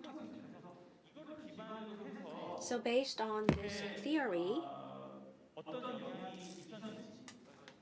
what were the effects of subculture? I think that the term subculture itself is quite complicated. It's really difficult to define what subculture is. But in this theory of subculture, that we can talk about the gap between the generations. And also we can talk about the subculture of immigrants or the ghetto. So here, let's focus our discussion on the generational subculture. So if you look at the title, I put it the chronicle, but it's not really the chronicle. So first, you see that I'm not sure I should put it the subculture or non-mainstream culture, so I'm not sure how I should put it. But in Daehangno district, even before the Seoul National University was relocated, this Daehangno district was quite popular amongst the young people. And we had the emergence of the new generation called 386. And then the Seoul National University was relocated to another neighborhood, and the Marine Park was established there. And there were many theaters that were established in this district, and the many cafes were built to invite the many youngsters to this Daehangno district.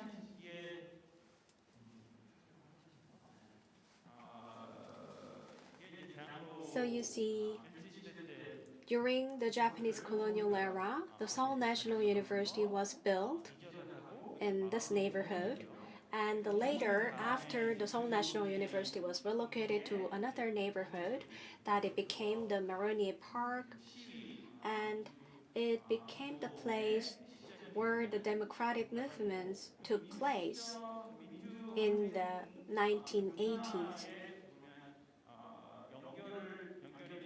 So it served as the epicenter of democratic movement in Korea. It also served as the cultural hub for youngsters.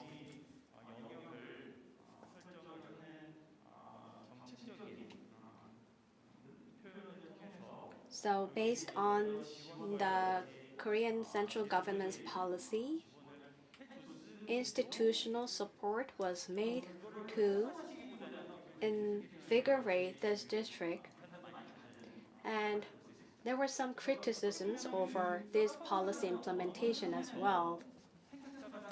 So the subculture emerges and disappears, and at the local municipality, they come up with the new policies to facilitate this subculture.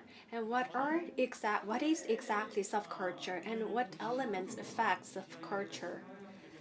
So from the sociology or the geology, we shouldn't just confine subculture to a really narrow term.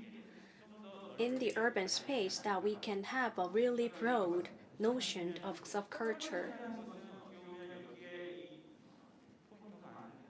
This clicker isn't working.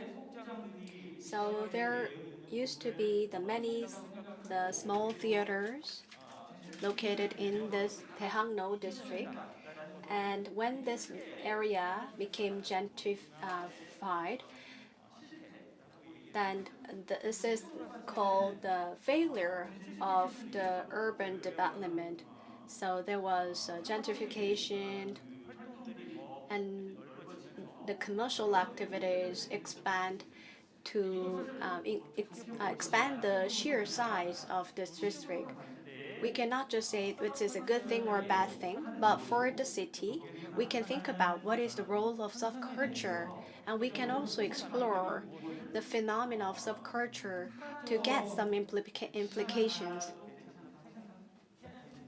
So we should just think that subculture is something that should be left just intact. And we just listened to the presentation on the Iranian model of traditional urban design and the case study of Isfahan. And just like that, should we just focus on the urban design, or should we just leave the things intact so that it can unfold naturally? So in a century, what will be the changes that is going to take place in the Daehangno district? And for the Hongdae district, you see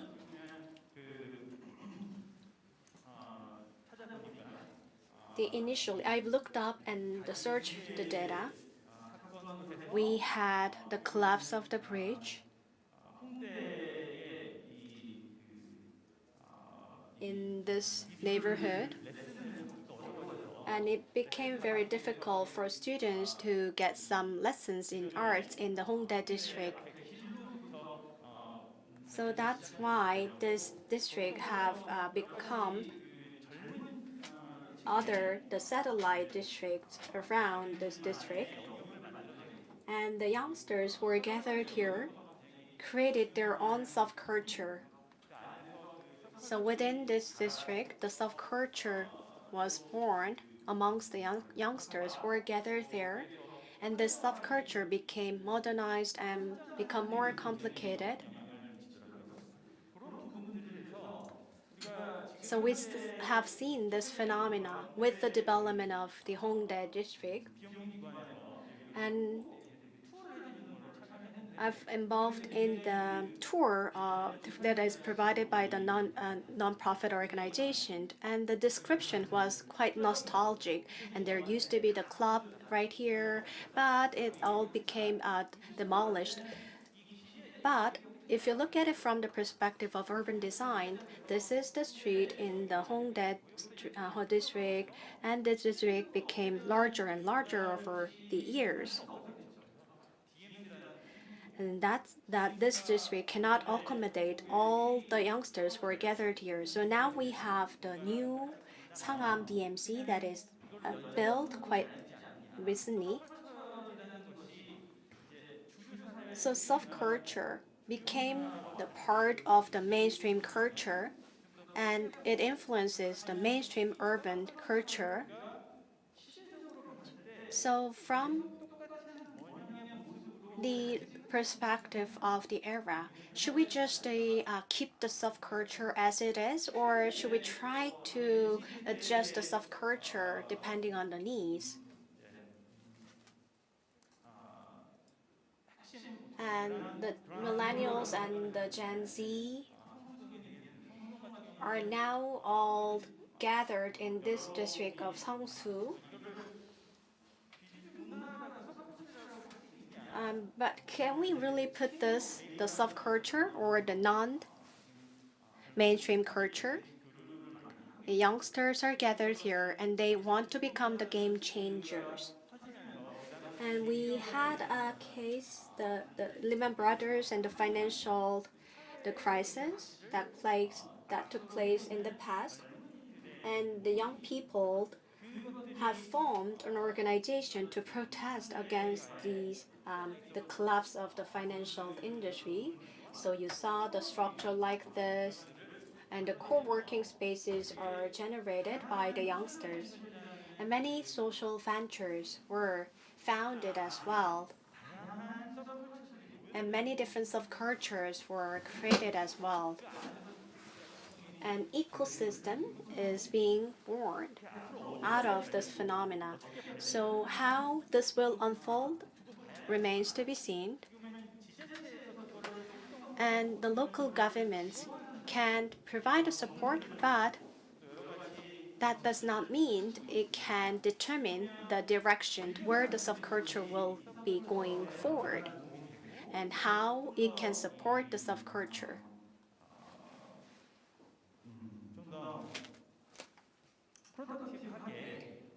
And the local government support will not guarantee the productivity and the success of subculture. So let me go back to the main topic. The first theory that I've introduced is the Dr. Fischer's, the subculture theory of urbanism. So based on this theory, that we can look into this issue of subculture. The many physical infrastructures are being connected and being built.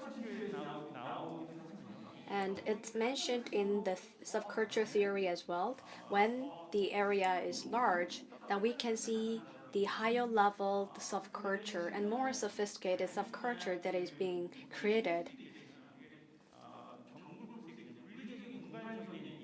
So yeah, this could be the just talking about the physical space, but it could also mean the activities that are taking place on social media and on cyberspaces. So these subcultures are being born on physical and the virtual space, and they are become merged and combined and being modernized as well. And there are some concerns as well. Globally, the feminist movement, Me Too movement, are now taking place now to deal with the current issues that we have in this era. And these issues are becoming merged and hybridized. And in Korea, the subculture that is being born in Korea and in this particular city of Korea, can we make sure the uniqueness of the subculture? That becomes another issue as well. So within this urban space, that subculture space is usually taking place in the area with the low rent. So when we look at this issue from the perspective of the urban development, that we should also provide the support for the development of subculture so that it can flourish in the future. Thank you very much for your attention.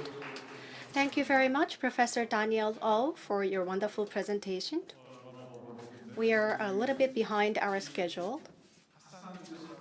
And with Professor Hassan and Professor Oh, please come up to the stage.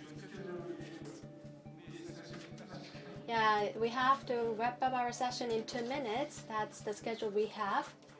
But so can we have 10 extra or 15 extra time for our discussion? So let me ask a question myself to each speaker, and I will open the floor for discussions. So Hendrik Tievind, are you online as well? Are you there? Yes, yes. Okay, I see you. Hello, I hope you come here, but definitely you have lots of problems to come outside of Hong Kong. Okay, anyway, nice to see you. Okay, we're going to have about very short time for discussion period. Okay, let me give one of you one simple question, and then we move to the people in the lecture hall to give them opportunities to ask questions, any of you three guys. Okay? 첫 번째 질문은 우리 하산 교수님께. My first question goes to Mr. Hassan. So you showed this very nice picture of Isfahan city, of all city. 여기 한국 분이시니까 한국말로 좀 바꿔서. Since we have many Korean audiences, I will be asking questions in Korean. So the ancient and the medieval urban design was applied to the city of Isfahan. And in this session, we have the topic of continuity, hybridity, and the contemporaneity urban design. So let me ask a question that is related with this topic. So the Maidan Square and the bridge that you've shown with the pictures and the street garden, that show that how urban design is applied to the ancient and the medieval city of Isfahan. And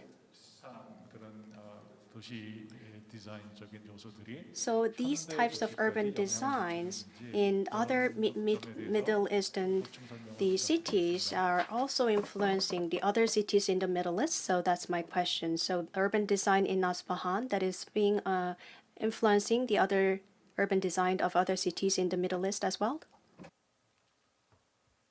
Thank you very much for your question. It is a very scholarly question, and sometimes it's difficult to answer because, in fact, it is not my area. So because of that, I was not very comfortable with the subject because of the terminology. However, since they invited me and I am not very far from the subject, but anyhow, it is not my area of studies. But anyhow, since I was working in Tehran municipality in the research institute of Tehran which studies about the Tehran, I was head of the cultural and social committee. So because of that, I normally participated in other committees also. So because of that, because of my interest, personal interest, I entered the subject. Otherwise, it was not my subject. However, to summarize, in fact, in that region during the ancient and medieval age, one thing was common, that is these cities were wall cities. That means cities were within the wall and also supported and protected through the towers. So because of the security, because security was very important for them, And when we are studying also the history of the region, we can see commonalities in the region, certainly because of the Persian Empire, because it was a very large, covering large area. So they had many commonality and they shared many experience with each other. So we can see, for example, when Babylonians and later on the Romans and later on the Persians and later on Muslims, when they invaded the Jerusalem, all of them talking about the wall. And normally they have surrounded the city for quite a long time. During the war of Persia and also Roman again, the Constantinople was under the siege of Persians. So that means wall was very important issue. And in Sicily also, again, when Muslim from the North Africa attacked the Sicily, again they besieged the capital for quite a long time, and they couldn't enter the city because of the problems and diseases. Then finally they have gone some other part and conquered the Palmyra. So I want to say that these nations in general, they exchange. But however, we can see that there is a very revolutionary changes during the Safavid and the Seljuk time. When we compare the mosque, for example, as a structure of the mosque, when we compare, the mosques are similar from some part, but from the decorative point of view, it is more artistic and decorative in mosque in Iran, for example, in Persia, in Safavid time. The mosque, for example, in Turkey, mostly it is like a fort. If you look at the today's, mostly the appearance of the mosque is like a fort. It's mainly by the stones. But in Iran, in Persia, during the Safavid time, we can see tiles, we can see design, we can see colors, we can see the calligraphies around the tombs and inside. So from this point of view, we can see that Iran Islamic urban design, and also the design also anyhow had an impact on, for example, some other cities in the region, like India. We have a India Gate, and also we have Maidan in Lahore and other places also. Anyhow, they had certainly some impact on each other, certainly. Thank you. 제가 아까 봤던 지도 중에 이스파한 지도. I've looked at the map of Isfahan, and so you said that you got it from the Google Earth and the Maidan and the Deutsch. So I could see that the elements of the urban design that is applied to the city of Isfahan. So the structures and the buildings that were built from the ancient and the medieval times are still there in this modern city of Isfahan. Thank you very much for your response. Okay, let me move to the second speaker, Hendrik. Okay, I can see in your brief presentation about the Hong Kong's hybridity in terms of region and people between China and the world, especially British Embassy. And now the Hong Kong people have kind of in the face of a transition again about the influence from China and influence from the Western and outside of the other world. And you showed us very briefly at the end of the presentation about the new kind of urban practice of especially young people to look around the Chinese old lifestyle, and they somehow bring again into their everyday life. So do you think that kind of urban practice is a kind of strategic and long-term direction of the new Hong Kong's identity, or short-term and temporal and tactical action and response about this kind of confusional situation in Hong Kong? What's your opinion? Yeah, thanks, Professor Wu Song, and sorry that I cannot be there in Korea. I would love to be there. Well, I think that maybe there are links one could do between what I was talking about and Professor O's presentation about subcultures. No? That there are books about basically the 1990s talking about how some people, young people in Hong Kong, might have felt neither fully part of China, neither fully part of UK, right? And particularly also with this kind of one country, two systems setup that also created these kind of 50 years of Hong Kong to be somewhere in an ambivalent status. Also people like Wong Kar-wai and others were reflecting on. And in that period, not all people and so on, but maybe particular subcultures, literaries and so on, talk about this kind of hybrid identity, but also the certain people that embraced to be global citizens because they didn't really feel like we neither fit here perfectly, right? And but of course, globalization brings also a lot of issues because, for example, the global capitalism and other things like growing wealth gap, other questions, right? And what's kind of interesting now, what I see in these last 2 years, which are of course also after the big social movements that we had in protests, unrest, however you define it, of the 2019, and I think that you might have seen pictures of that we have different groups of youngsters, for example. Some move to UK, right?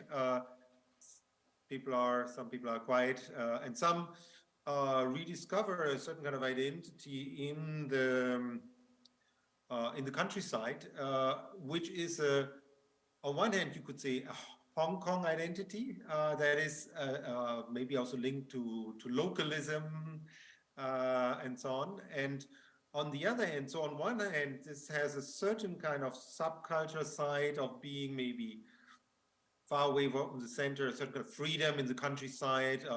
People did before hiking and so on, but in the pandemic, it became really I would say subculture lifestyle, middle class, some, and particularly also youngsters that go with their tents there.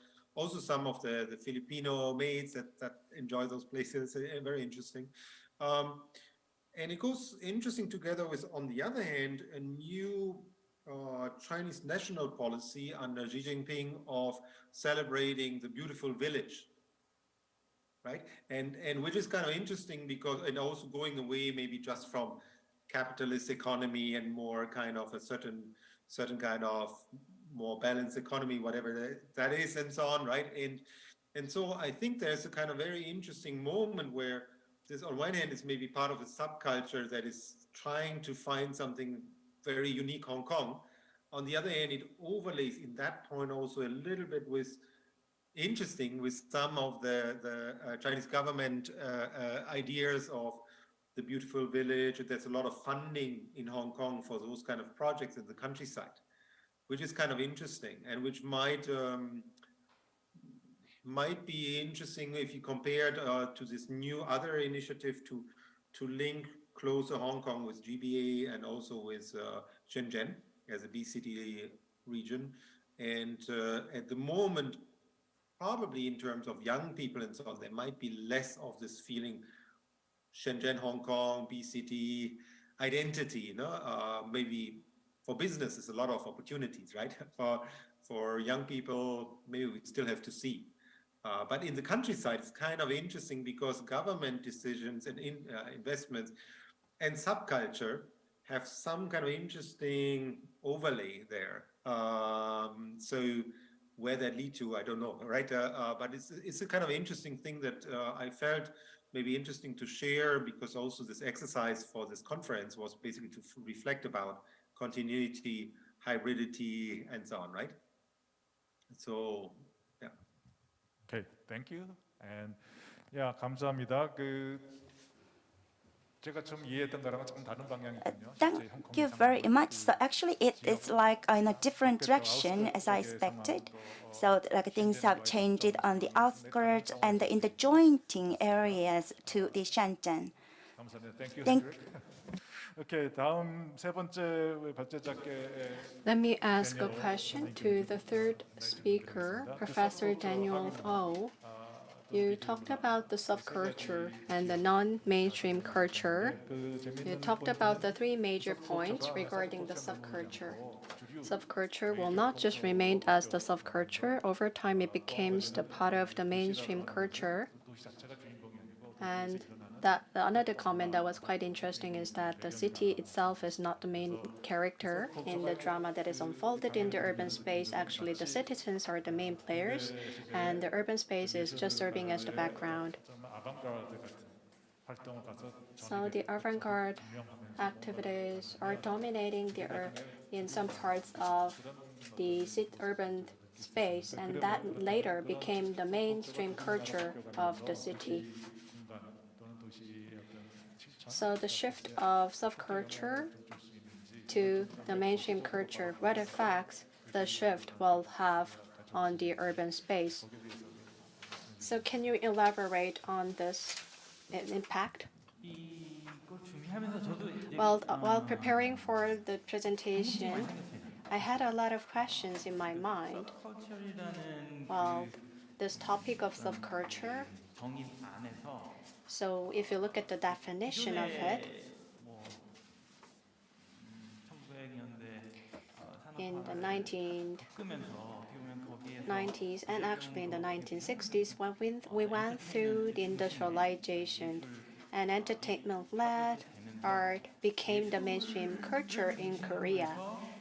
So based on culture, the gentrification took place in the city in Korea. And I think this gentrification and this change is embraced well by the Asian cities. And non-artistic subculture is now booming amongst the youngsters in cities. That, I believe, can be observed in the Seongsu-gu district and in the subculture district of London as well. So if you look at the millennials and Gen Zs, they are digital natives. And their activities are not just confined to the physical space. They're quite active on virtual space and social media as well, and they're quite used to that. And this physical and the virtual space are not disconnected. These will be combined and interconnected in the future so that we can see more contemporaneity and the hybridity of urban space. But this phenomena, whether this is confined to the Korean cities or this is also can be observed in other Asian cities, I think that is the question I would like to ask to other speakers. Thank you very much. I think we are about 10 minutes and over 10 minutes behind our schedule, so we'll not be asking further questions. So let me invite the audience to ask some questions. So if you have any questions to the presenter, you can now ask a question. No question? I think you're asking no question because of the time constraint. And I would like to get the answer for the question that was raised by the Professor Daniel Oh. But yes, I think unfortunately we have to wrap up this discussion and the Q&A session. Thank you very much for your attention and active participation. For your time. Bye. See you soon in person. Okay. Thank you. Bye-bye. 네, 흐르는 시간이 야속할 만큼 참 유익하고 의미 있는 시간이었습니다. Thank you so much for your participation. It has been a very fruitful discussion. Are you enjoying your time? So with this, we're going to conclude session 1 on continuity, hybridity, and contemporaneity. Thank you so much to all the 3 speakers, also moderator, Professor Yu. Thank you so much. Next, we are going to have another session, session 2, with the theme of urban design in and of Asian cities. I'd like to invite our moderator of this session, Professor Kwon Young-sang. Please welcome him with a big hand.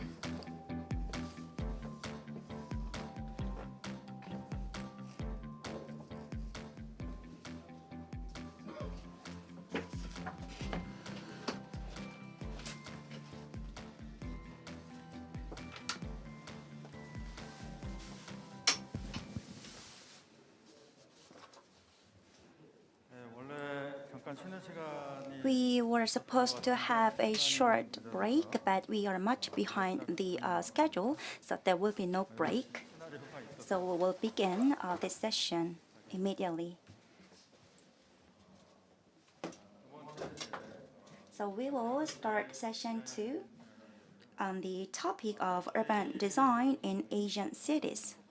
Session 1 was dealing with softer culture, but in this session, we are going to have discussions, the actual urban development, urban design, and the related discourses that will be dealt with in this session. I believe this session is well designed. Let me introduce myself. I'm the moderator of this session. I am Kwon Young-sang, professor of Seoul National University. So again, we are here at session 2. In this session, we also have 3 presenters. And looking forward to taking a listen to great presentations. Let me invite the first presenter. The first presentation will be delivered by Jung Jae-lin, Associate Professor of University of Pennsylvania. Professor Jung Jae-lin is joining us online. Are you there? Are you here with us? Yes, I'm here, Professor Kwon. All right, so please welcome him with a big hand. Hello, I'm Jung Jae-lin, Associate Professor of Urban Design at the Weizmann School of Design, University of Pennsylvania. I'm pleased to share my recent study on the Chinese New Town movement, more specifically, the issue of ghost towns in Chinese urbanization and their possible recovery. Please allow me to share my screen.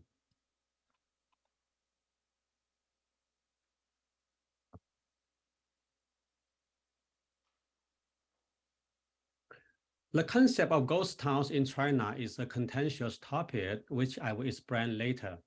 A question I want to address is why this phenomenon in urbanization, which has been discovered more than 10 years ago, is still relevant today, and what kind of impact it still has on Chinese cities and the environment. The new towns are built as a whole cloth on green fields or by replacing existing villages and towns, and their failure obviously have enormous impact on urban and regional environments. Can we possibly rescue, renew, or recycle these towns? And if so, what does it take to save a ghost town? I want to use a case study, Zhendong New District, to discuss these questions. A survey conducted by the Urban Planning and Research Institute of China and published in 2021 indicates that during the last 4 decades, more than 3,800 new towns have been created in China. So all these new cities be occupied, they would house 4.2 billion people, more than half of the world's population, or 3 times of China's current population. Of course, not all these projects can succeed. Some never realize, some experience growth pain, struggling to gain population, and some are deteriorating before they even mature. A crucial challenge facing China's urbanization today is no longer to build new towns, but how to populate the existing new towns and revitalize old cities, many of which are also declining with loss of population and industrials. In some extreme, but also quite common cases, they operate like a ghost town, which is what I want to focus on. Chinese ghost towns means a different thing from what is normally understood in other cultures. In the West, this term refers to old industrial cities that have passed their heydays and have been declining in population and economic vitality. In China, these ghost towns are new cities created by various urbanization initiatives. There have been debates from the beginning how accurate this term describes the unique phenomenon. Some authors, such as Wei Xiaope, who wrote the book Ghost Cities in China, dismisses it as a quote-unquote media invention. Indeed, these places were first discovered by some journalists like Melissa Chan or Al Jazeera News, who accidentally found the empty town of Kambasi in Ordos, Inner Mongolia in 2009. As more ghost new towns were exposed, they drew wide interest by not only international media, but also economists and urban scholars. These journalists and economic analysts have come to realize that many new cities in China were not built for habitation. Rather, they were driven by real estate speculation, grounded in the belief that property will always be a profitable investment. Local governments have taken advantage of such misplaced faith to create ambitious new towns like Kambasi, so they can not only retain the wealth created in the industrial sectors, but also gain exponential GDP growth by funneling it toward real estate.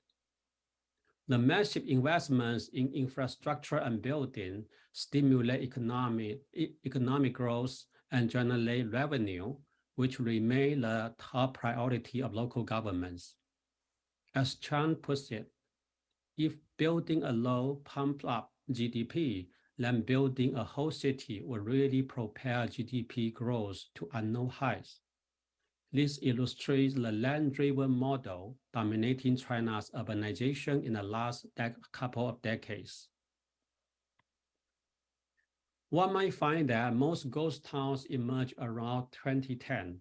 In fact, it was the economic recession of 2008 that ironically triggered property inflation across China and produced these troubled projects. Under the enormous pressure of economic stagnation and declining international exports, the central government launched an unprecedented stimulus package, which included a 4 trillion yuan investment plan. This Chinese version of quantitative ease more than tripled the country's currency supply. Most of the money was spent on sectors related to infrastructure and building, as indicated on this chart. This resulted in a dramatic increase of housing price and generated economic bubbles, which persist until today. This graphic compares the rise of property value in the United States between 2001 and 2006, which saw a huge bubble generated by loose financial policies, with the increase of housing price in China between 2005 and 2010. While the former saw 94% of property inflation, the latter recorded 368% increase in China. As a result, thousands of new cities were created during the first decade of the 21st century. A fairly large portion of them soon fell in financial dilemmas. Whether or not they are ghost towns remains debatable. The defenders of these projects argue that new neighborhoods and districts are simply places that haven't yet matured. Given time, each will fill up by residents and businesses and become vital urban areas. It is fair to say most of these projects are still in development. Local governments can continue to borrow from banks despite mountains of bad debts. Officials are also able to force organizations and individuals to move to these new towns. Some cities, such as Zhendong, eventually grew into a bustling new district. It is also important to know that after a considerable span of time, say a decade, the status of these projects often vary significantly. The question is, what circumstances or conditions affect the track of their development and lead to different outcomes?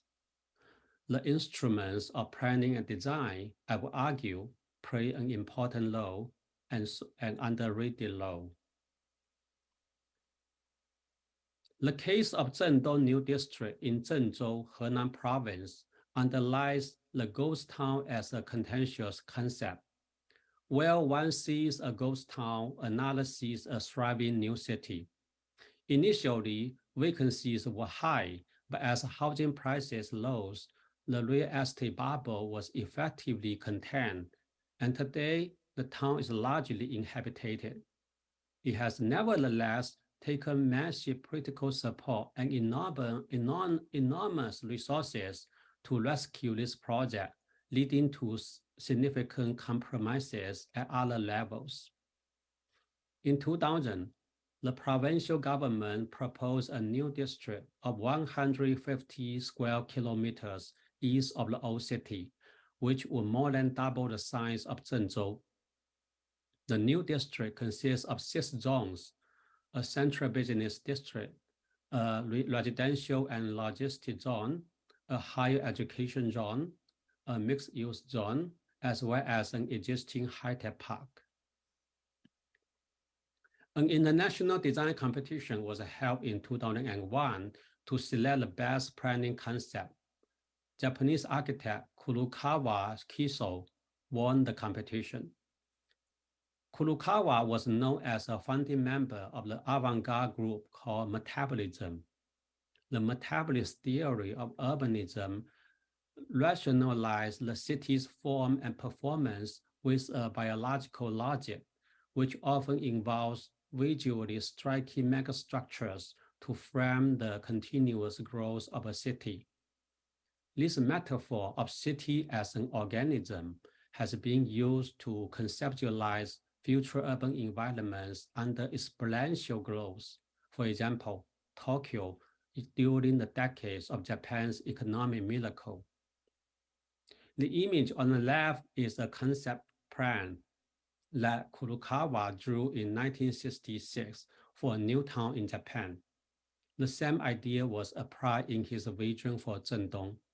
He organized the 6 zones into a series of cells, each bound by ring roads acting like shell walls.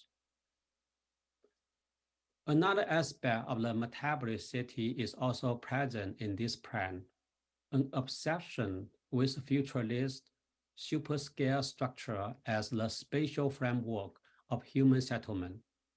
In Zhendong, the central business district exemplifies such a city as spectacle. High-rise buildings form a double-layer ellipse approximately 1.5 kilometers in diameter.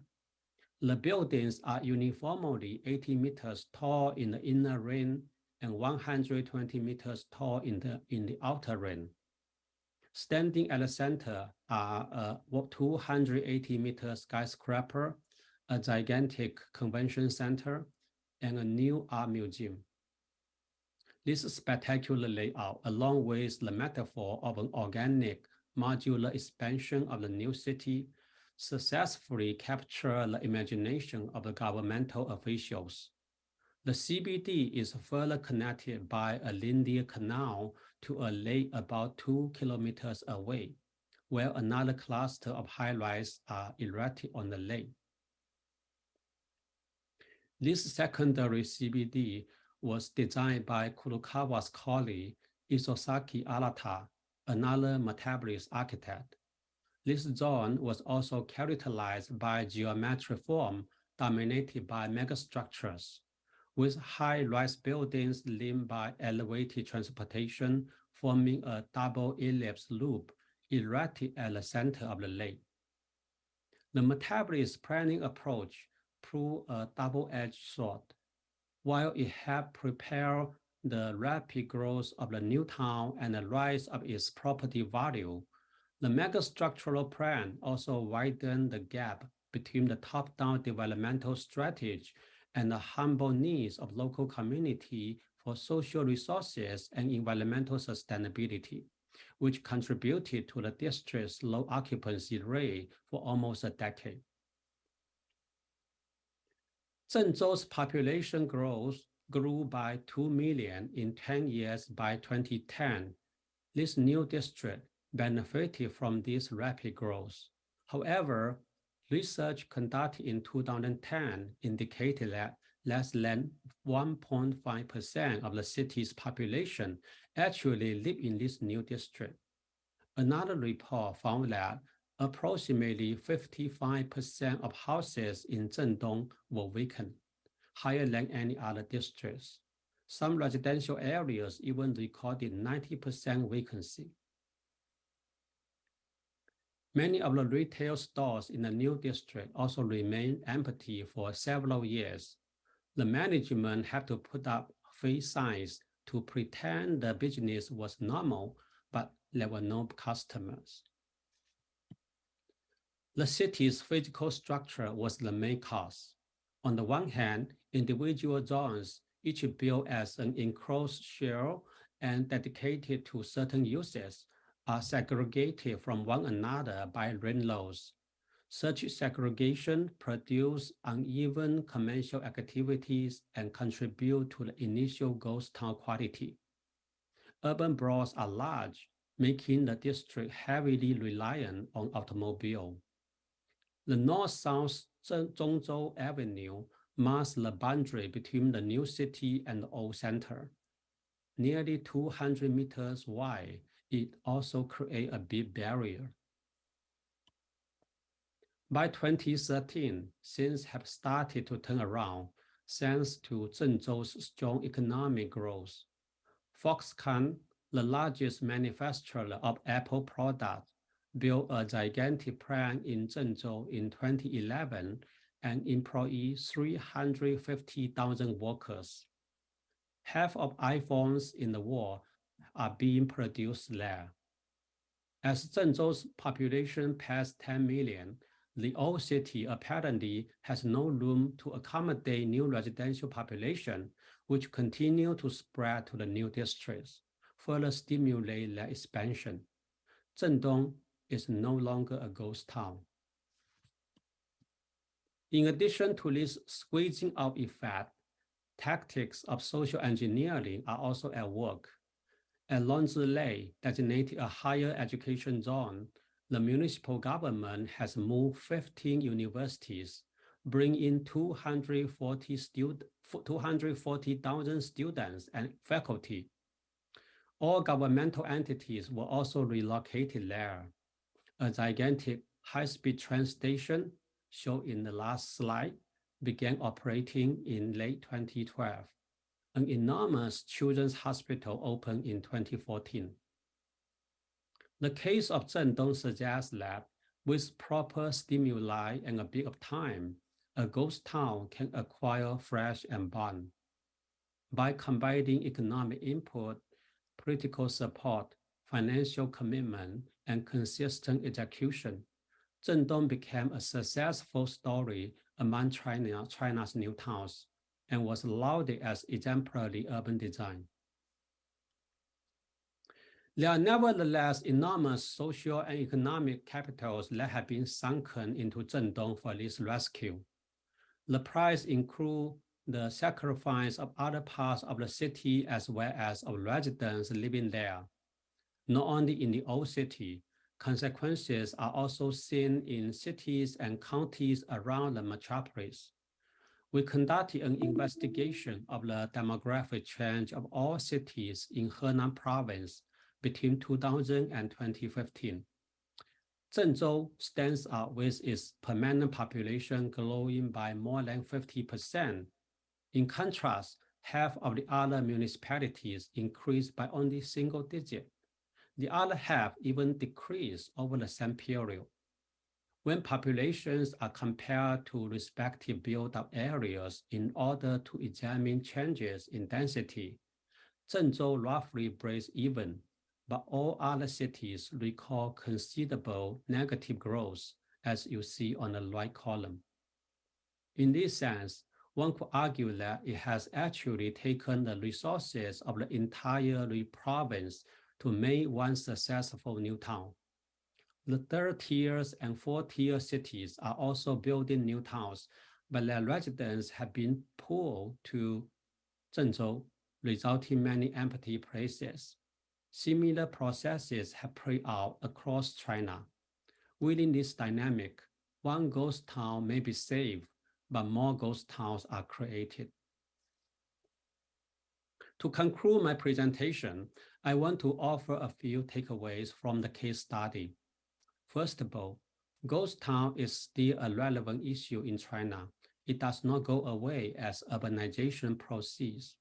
In many new towns, even though bubbles can be pressed or squeezed out, the livability of these new cities remain a question. Second, current studies of China's ghost towns are written predominantly from an economics viewpoint that focus on such issues as vacancy rate and debt crisis. When it is viewed through a humanist lens, fundamental questions emerge.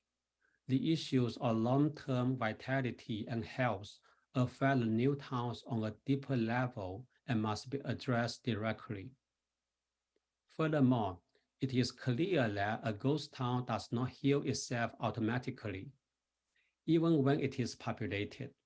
Urban policies should be designed to direct new developments and urban regeneration from the current land-based urbanism model and toward one centered at livability. Finally, on the role of planning, instead of acting as a tool to promote territorial growth, urban design should focus on people's behavioral experience and life quality. It also means addressing the issue of automobile dependency that has profoundly impacted both old cities and new towns in China. With the new political directive for ecological civilization that came up a few years ago, I hope these changes could take place. Thank you very much.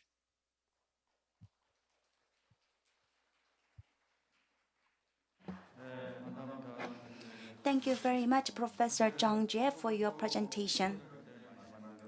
We also developing lots of new towns in Korea. And I was also involved in the design of new towns. Thank you very much for interesting presentation. So I will see you again in the discussions.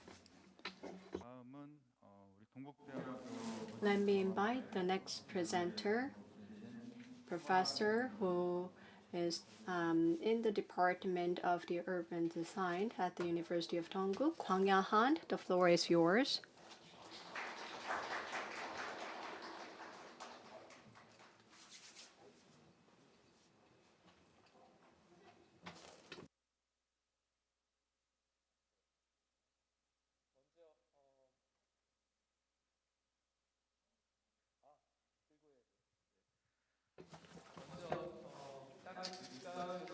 First of all, I would like to tell you that in late autumn, that usually the symposiums like this are held.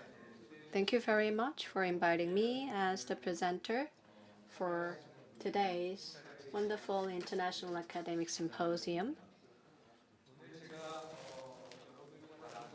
Today, the topic I would like to discuss with you is the influence of railroad on the city growth, focused on the Korean case.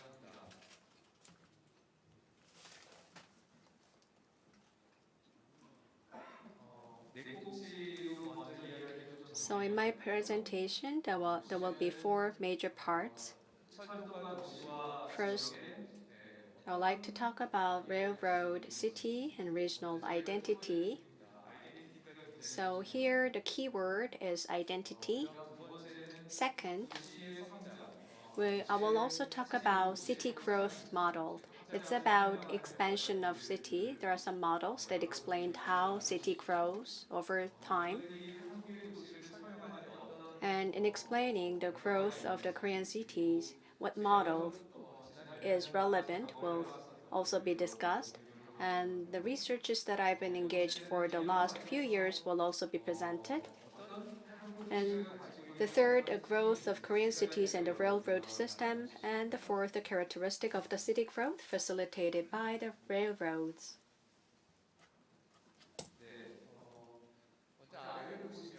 If you look the bottom side of the slide, you can see the sentences that describe the Korean cities, the development of the past decades. These three bullet points are important keywords. The transportation centers have become diversified over the past decades. So there are some passenger transport and the cargo transports have also evolved over the years.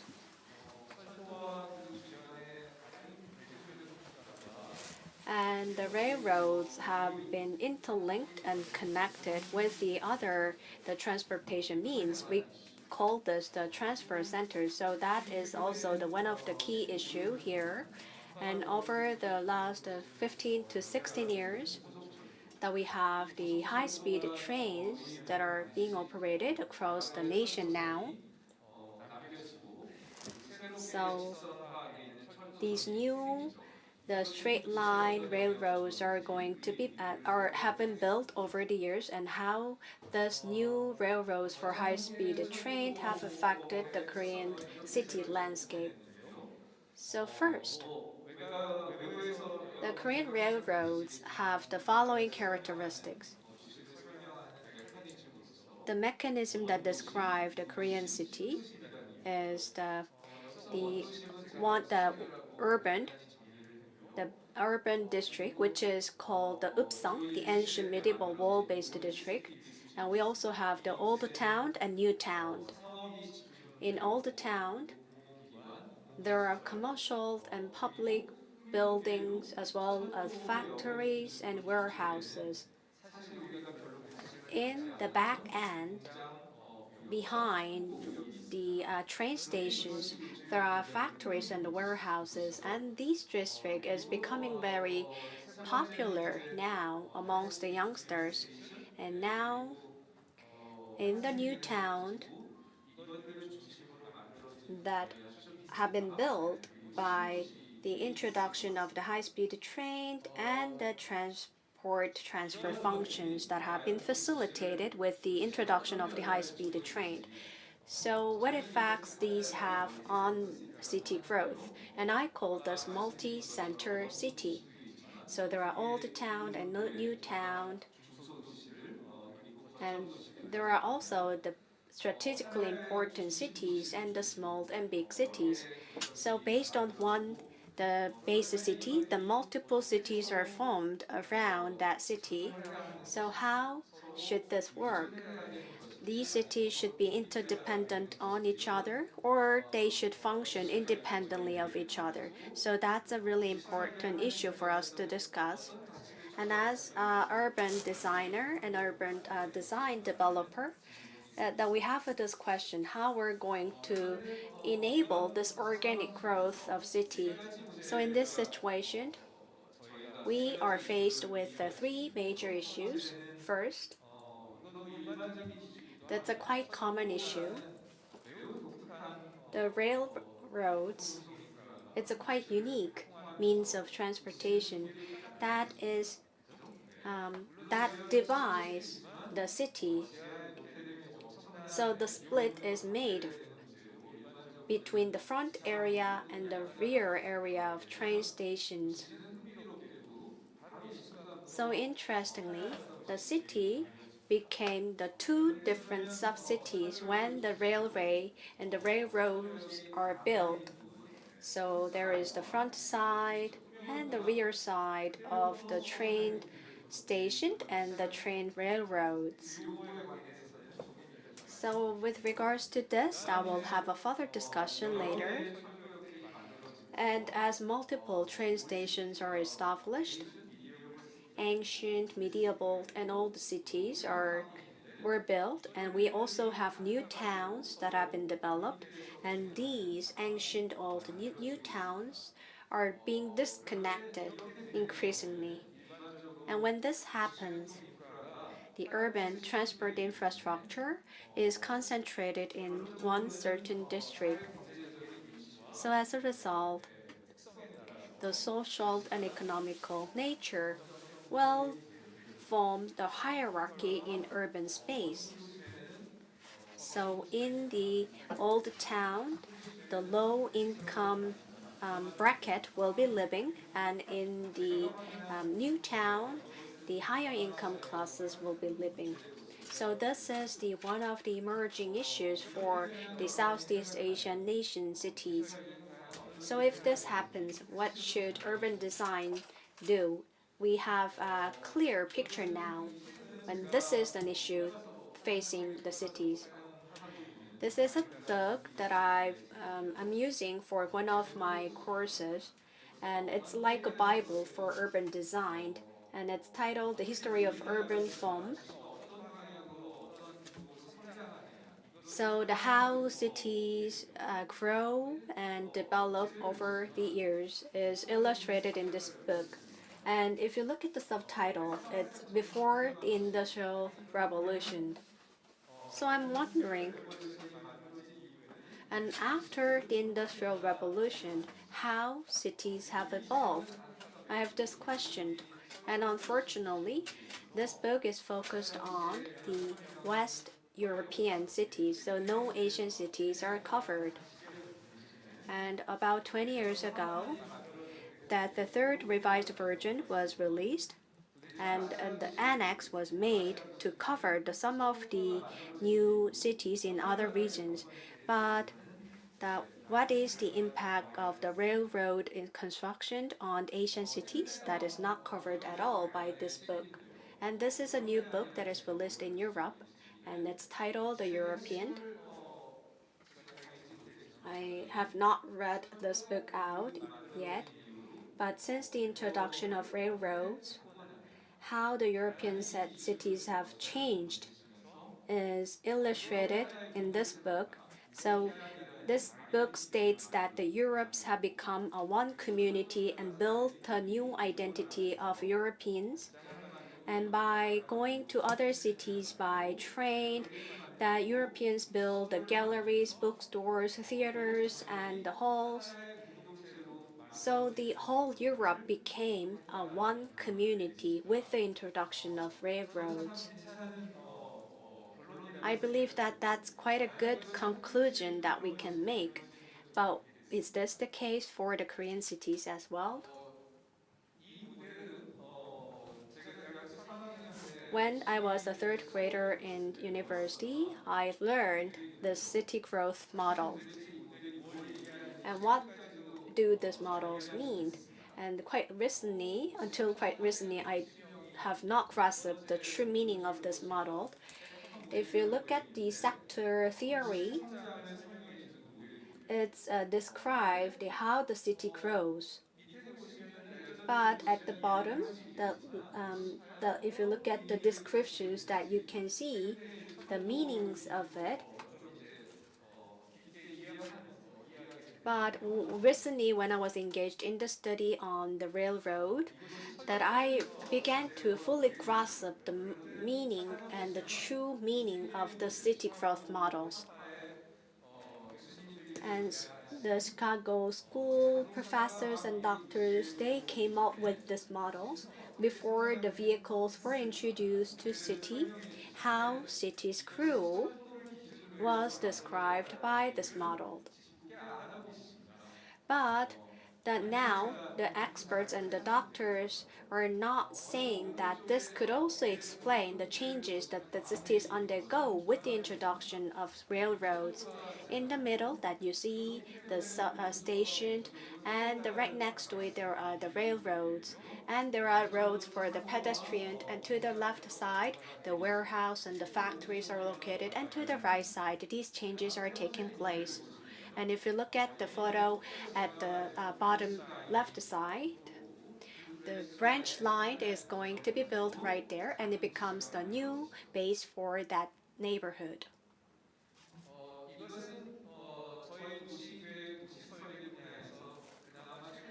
And this is a quite up-to-date model that is introduced in our field.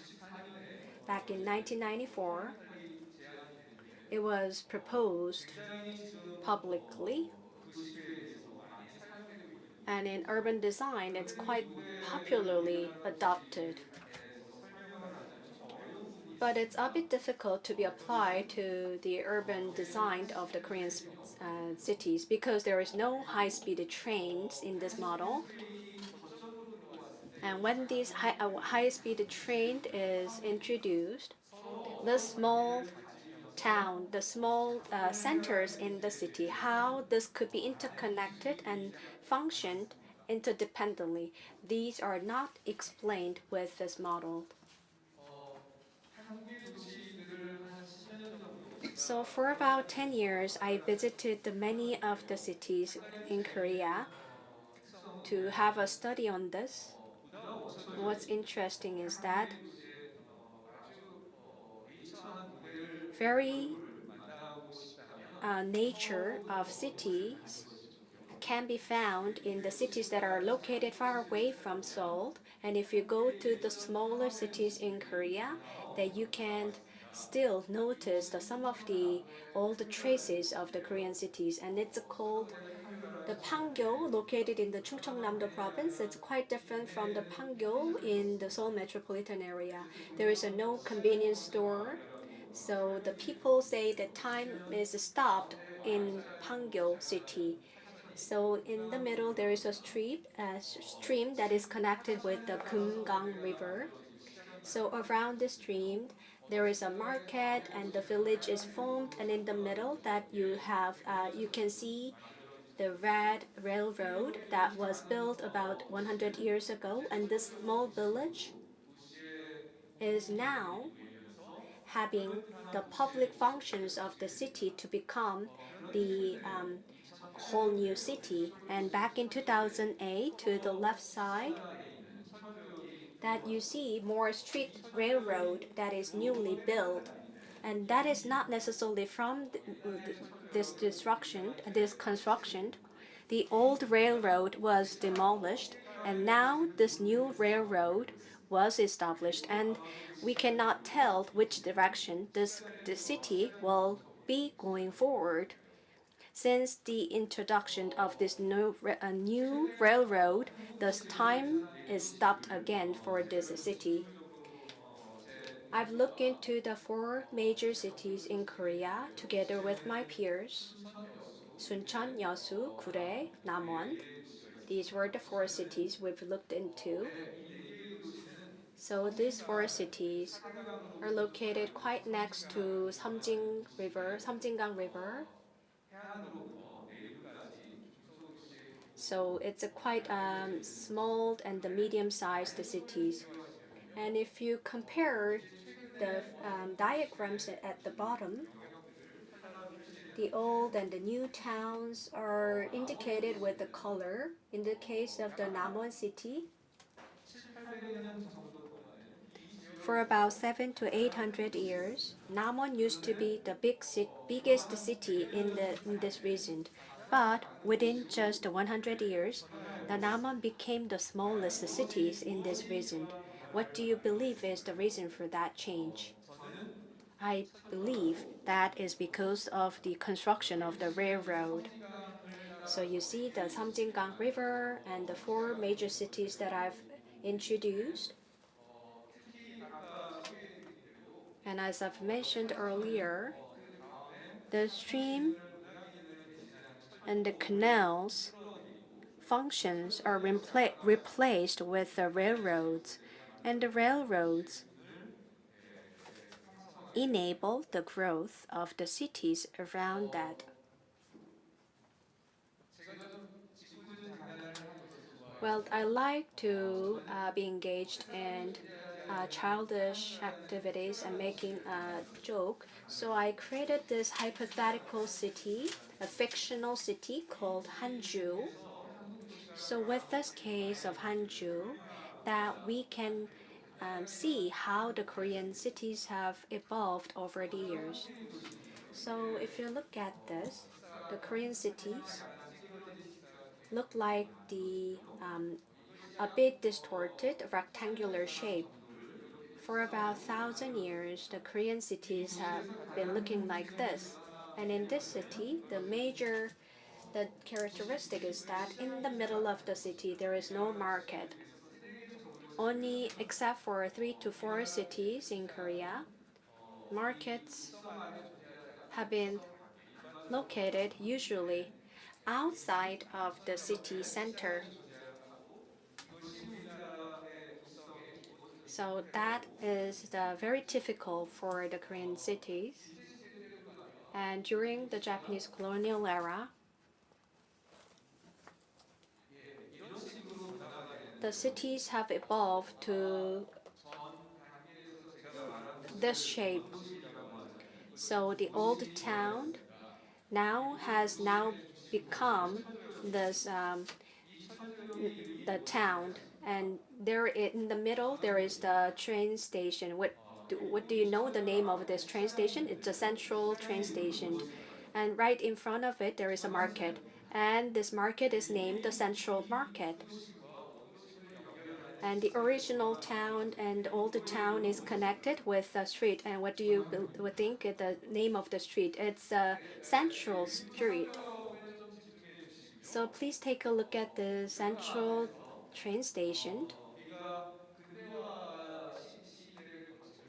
While going through modernization, on the opposite side of the river was developed, and it has changed the shape of the city. And there is no strategical base that is formed within the city. And we have the KTX, the high-speed train stations, and the new towns that have been built over the years. So we now have the original town, old towns, and new towns that constitute and that consist the cities in Korea. And these are the 3 characteristics of city growth facilitated by railroads in Korea. Of course, the Korean cities have evolved thanks to the construction of roads. But with the construction of railroads, the north and the south have been divided very distinctively.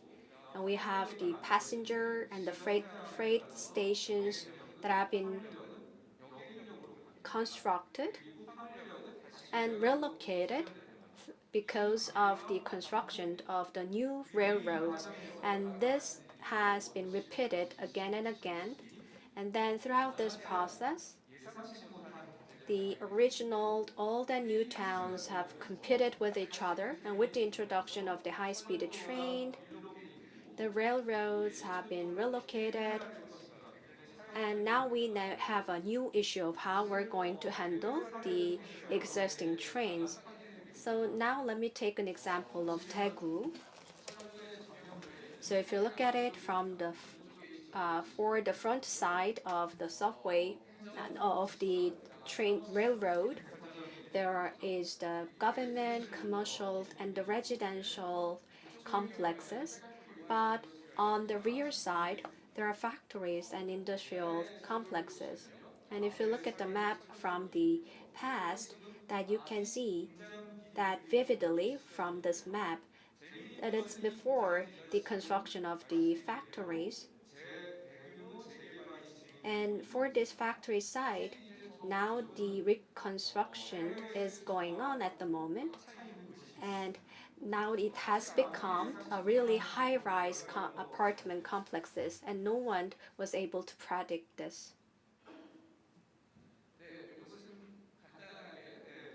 And with these photos that you can see the change of Daegu train station from the south and to the rear side, that you can see the difference between the two sides, and different land use is observed with this map.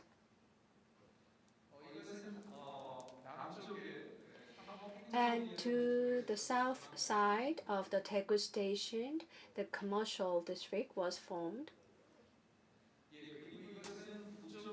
And to the north side, the factory and the industrial complex have turned into the high-rise apartment complexes. And now this area is also became the canal.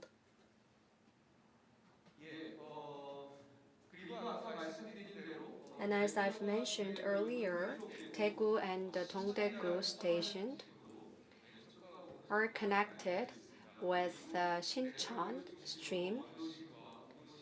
And there is an old and original town near Daegu station, and right next to the Dongdaegu station there is the new town, and you can see the tensions between these towns.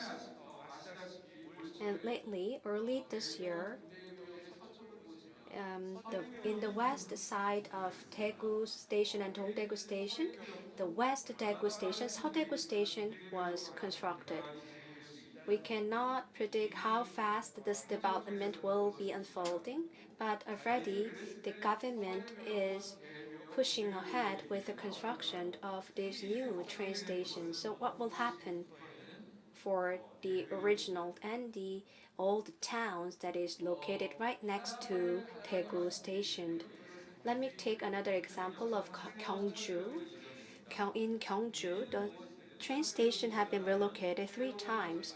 When the train station is relocated, then you have a new base for the city, and then the old town is competing with the new town that is formed near the new station.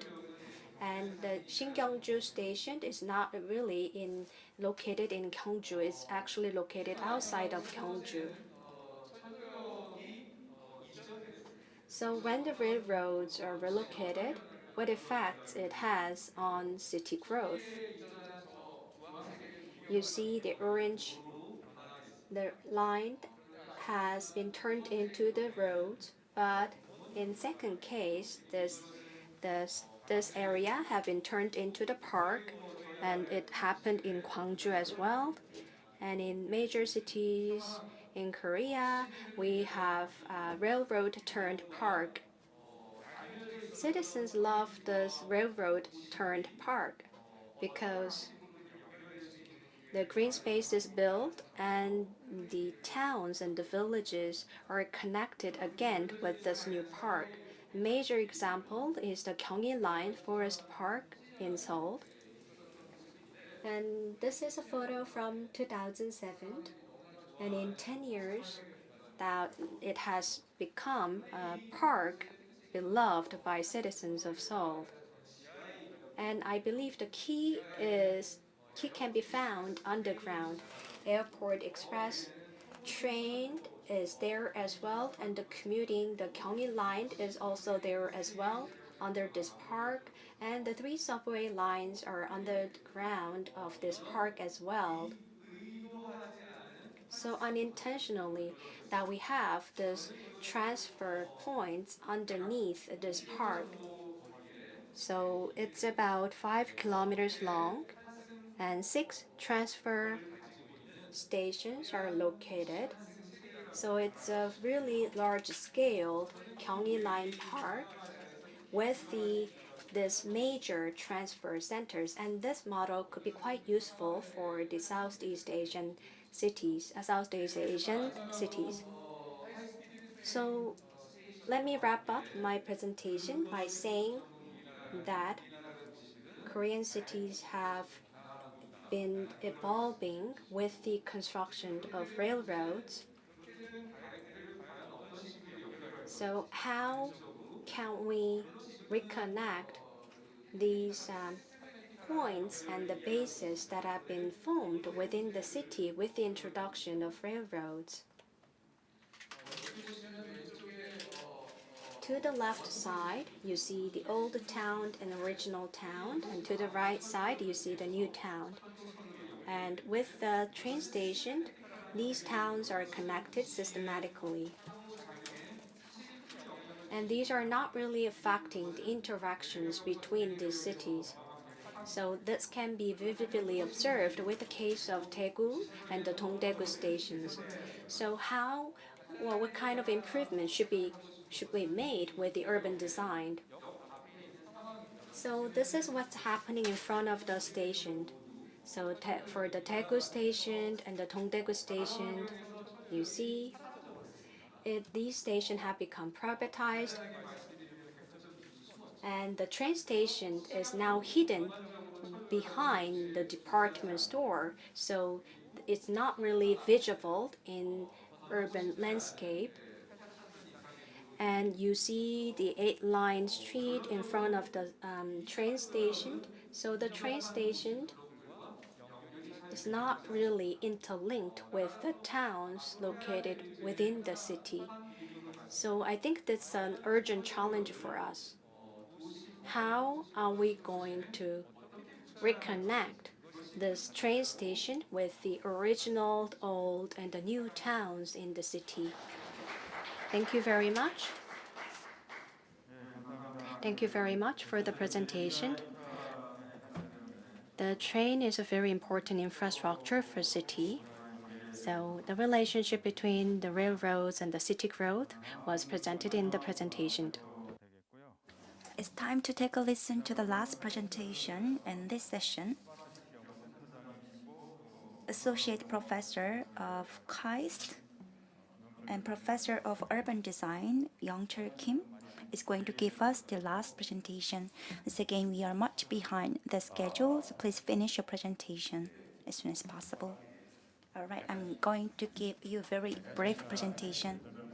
Hello everyone, I am Kim Young-Chul, Associate Professor of Environmental Engineering at KAIST.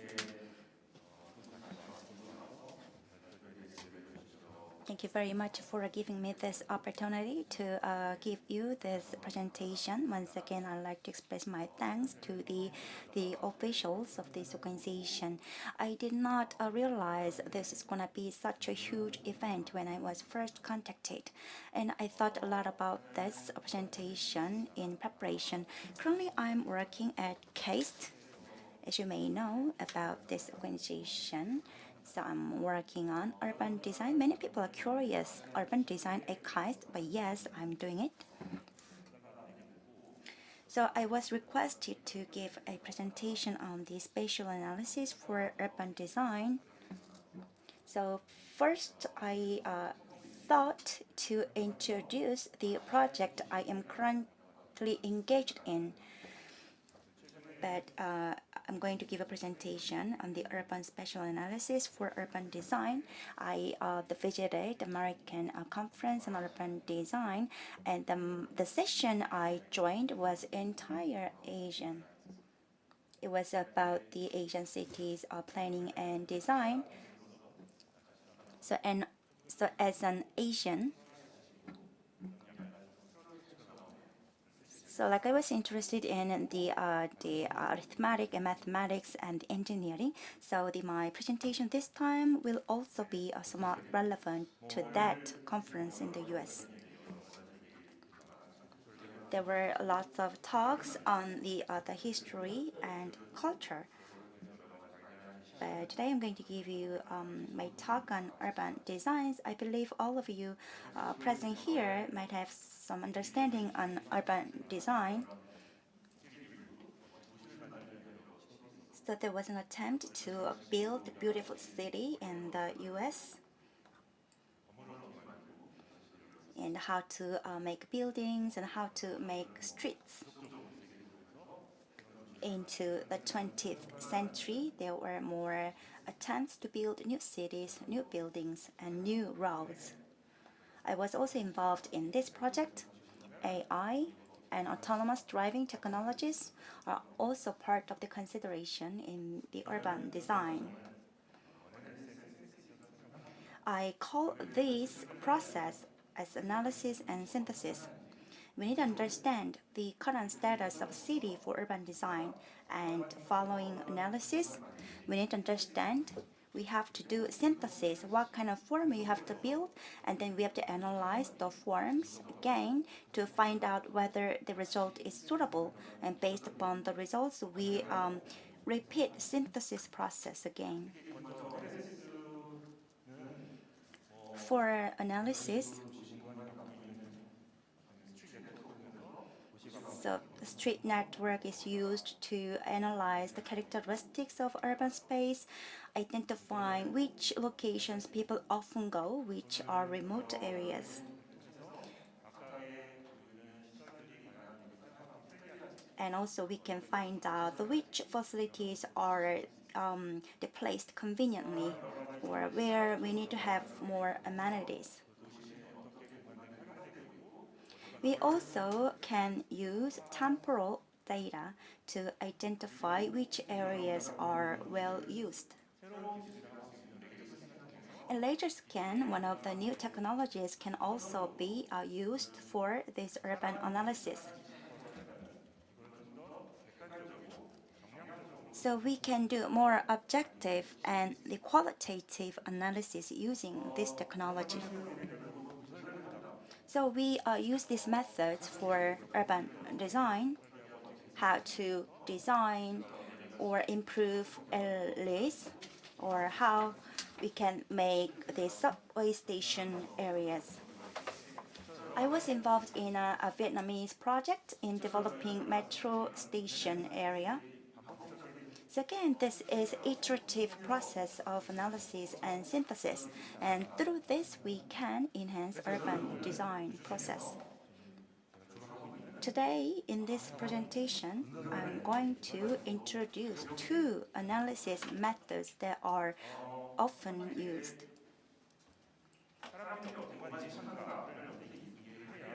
So first of all, we have to understand how people perceive about place identity in a city. So these two analysis methods already published in a paper, so you may make reference to this because they are open source research results. And there is another identity, also called as place identity. Depending on place identity, we may identify which places people have more preference.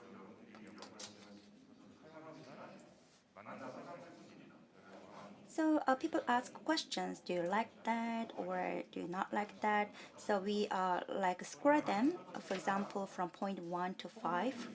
And another, the often used method is cognitive mapping. So people make a drawing to make an evaluation of a place, which areas they like or which areas are vulnerable to security, for example. So based upon that, we can understand what kind of aspects we may introduce further. But it's very hard to meet people. It's very hard to get the cooperation from people. It also takes lots of resources and money. Some students are very eager to do that job, but I'm not really sure whether they can finish this job while they are studying as master's degree. Here, image data is used to identify whether that is water body or trees. So using human-generated content, we can identify how people perceive city. But instead of photos, we may use text. For example, people meet their friends and take photos, and then they enter some text, which restaurant their taste is great. So they enter their text for a location.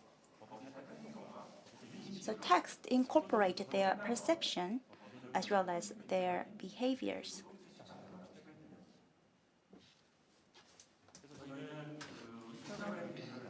So we collected Instagram data and plotted on the map, and the Instagram and keywords were linked for analysis.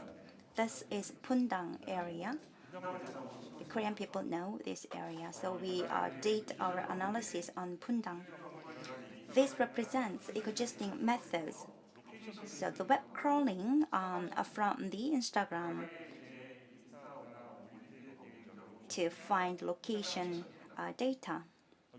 So when you open your account at Instagram, for example, the location will appear, indicating where you are, and also you can find some areas where lots of people gather together. And also we collected data on place, and depending on hashtag frequencies, we plotted this with bigger text, and then we found three main forms. Number one, high text frequency and high point density, which means people talk a lot, go there very frequently, well-known places. Number two category is high text frequency, yet low point density. They talk a lot about this place, but they do not actually go. And the third case is low text frequency and high point density. They do not mention about certain place, but they actually go there frequently. So high text frequency, high point density, it makes sense. But the other two cases, high text frequency and low point density, low text frequency and high point density. For example, people go to park in the afternoon, having fun, and they go home in the evening, uploading their photos. So they are home for uploading photos, but they talk about the park they went in the afternoon.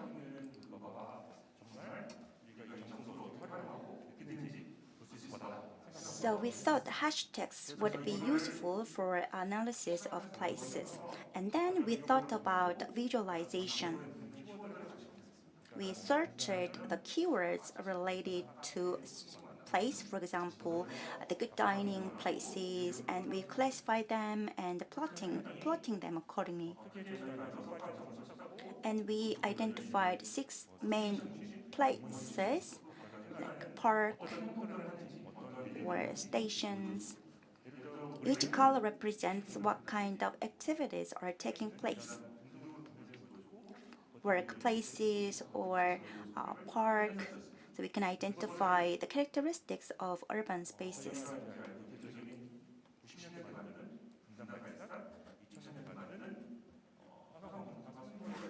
The new towns built in the 1990s were applied, like Bunsang and Pundang, Ilsan, and Dongtan.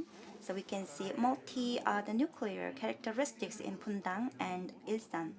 Some places are having fun, some places are resting areas. But in the case of Songdo and Dongtan, there are some the growing small points.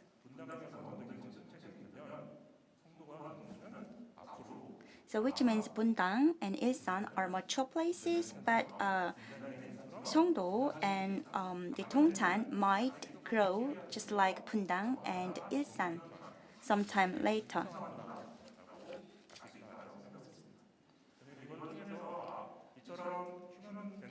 Through this analysis, if we involve human-generated content, we can analyze people's perceptions about the city and place identity, and that will be helpful ultimately for urban design.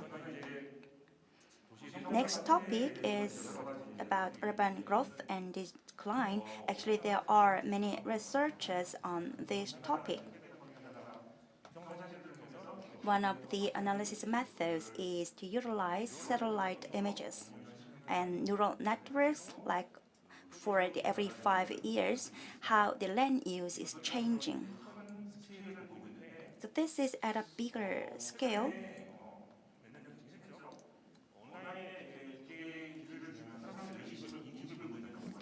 So there is a research on the people's perception, presenting two different routes, which looks better, asking people about these questions and gathering data. Then,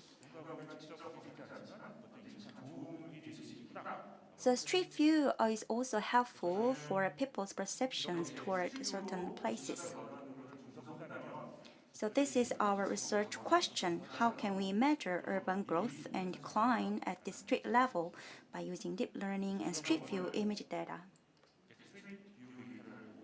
So we collected data of Street View images, and then we trained the data and then scored the map and identified changes in streets by analyzing the images. The target location for this analysis was Detroit.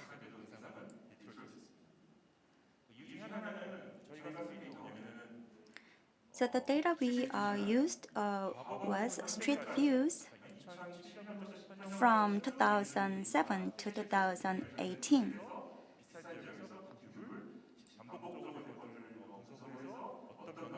So there was the iterative the image analysis for this period of time from 2007 to 2018. This is about convolutional neural network because that was used, and also faster RCNN was used. In Google Street View, we can take 360-degree utilizing the predefined training set. We can apply that to our analysis. If you have used computer vision or CNN, you might understand what I mean.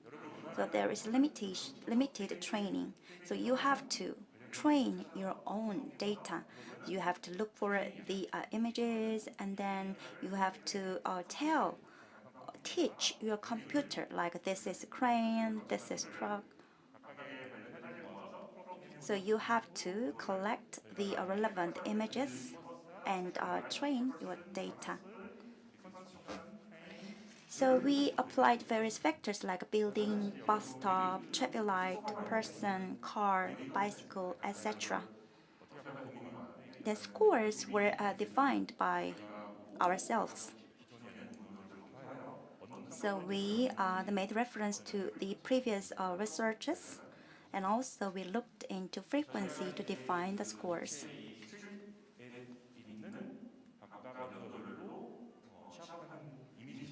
So these are the street images we collected by ear, and we focused on the bus lanes.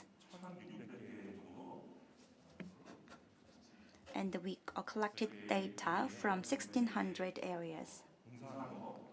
Here you can see the construction area. So where we find crane indicates that is construction site. If that is crowded or lots of automobiles identified, we can see that is popular area. We did analysis from 2011 to 2017. Red color represents growth and green color represents a declining area. We did mapping this way. So Woodward Avenue is the main road in this area.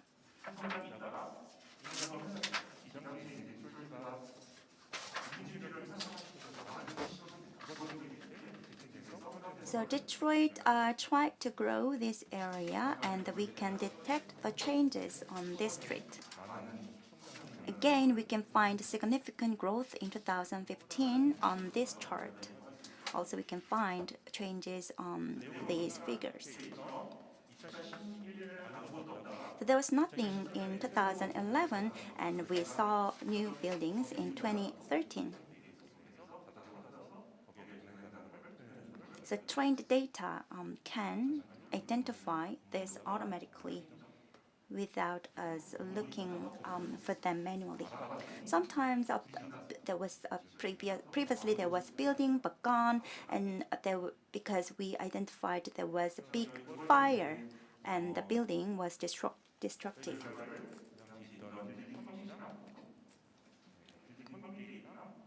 Permit data was compared against crime data. It's not 100% matched, but the trend is somewhat similar in alignment. I did my presentation so quick, I think. But again, we need to do analysis and synthesis repetitively. Designers' experience and their own capabilities matter, of course. And also, we can get the support from AI advisors. But in terms of analysis, we have to find out where it is more powerful or where it is more vulnerable. For that, we need to collect more data, utilizing various analysis methods. So that kind of research is going on. And I believe lots of research efforts going on in Asian cities. And lastly, this is the view of my research laboratory. So my students are studying in this environment. Once again, thank you very much for inviting me to this conference. Thank you very much.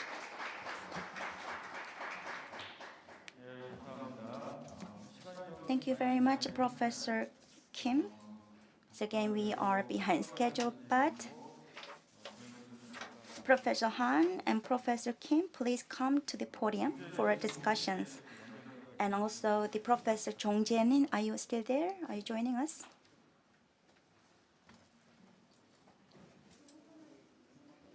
Can you hear me?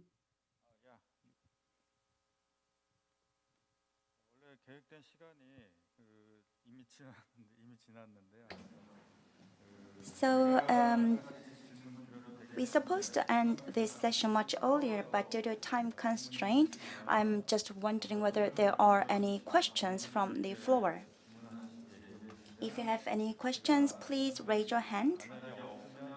If not, I'm going to ask my own questions to the presenters. I think you need some time to think, so I'm going to ask one question to each of the presenters. First question goes to Professor Jong Jae-min. It was a very meaningful presentation, I think. Especially the urbanization is growing very fast in China. And you talked about the emergence of ghost cities, and I saw the similar articles from media a lot. The theme of this conference is Asian urban culture, so I'd like to ask you a question regarding that. Asian population is about 400 million, and urbanization will be further proceeded, and that is easily anticipated. And if we have 10% of urbanization every year, then every year the urban population will grow by 400 and 500 million. And we have new towns, and one of the examples is Pundang in Korea with a population of 400,000. So we need to make 1,000 Pundang new towns if the population is increasing by 400 million. And Asian cities are industrialized a lot at a faster pace. So when we develop new towns, there are lots of the people coming from the neighboring cities. And it takes some time to activate new towns after development.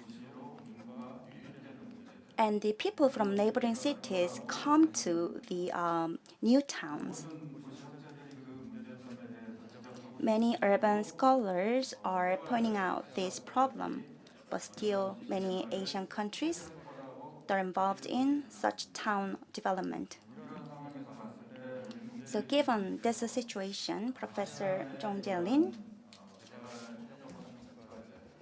so Asian countries who want to develop new towns, can you suggest any alternative to those policies of those Asian countries who want to develop new towns going forward? Thank you for your question, Professor Kwan.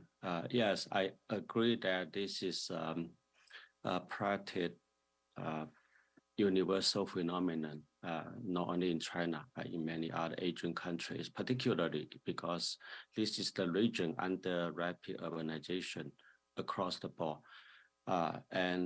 The discrepancy between urban building and occupation, or maybe in a deeper sense, urban culture, the cultivation of urban culture has existed for a long time. Even in the early years of building new towns in the United Kingdoms after World War II, those new towns also suffer low occupancy or sometimes economic vitality for several decades. But I want to, the particular, the special kind of context in China means that the stronger developmental policy of the government contributed to the construction of the mass construction of new towns and led to a widespread those new cities, new projects in economic and physical dilemmas.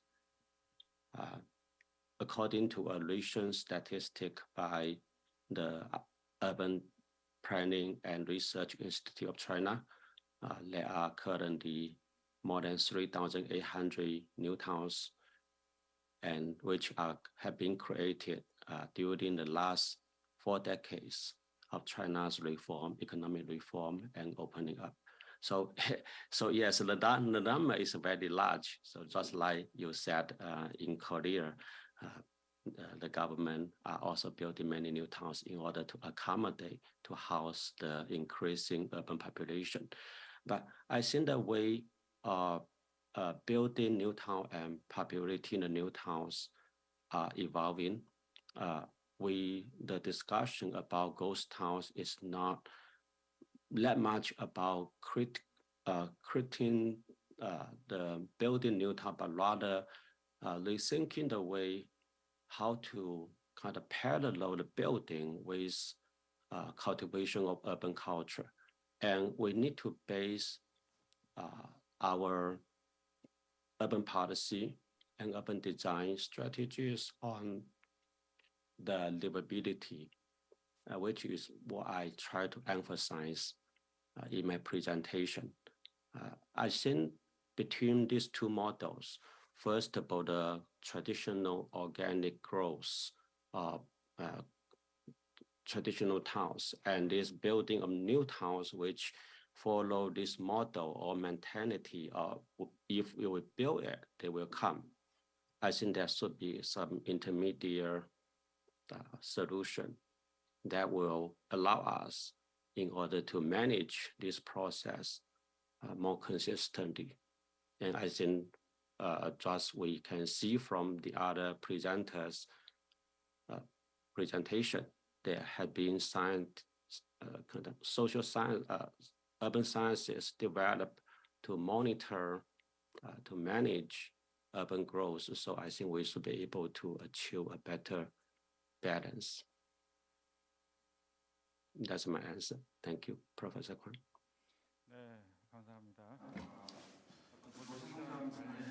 Thank you very much. Urban growth practices and the gradual urban development, considering the cultural values of each country, is important according to Professor Lin's suggestions. Thank you very much.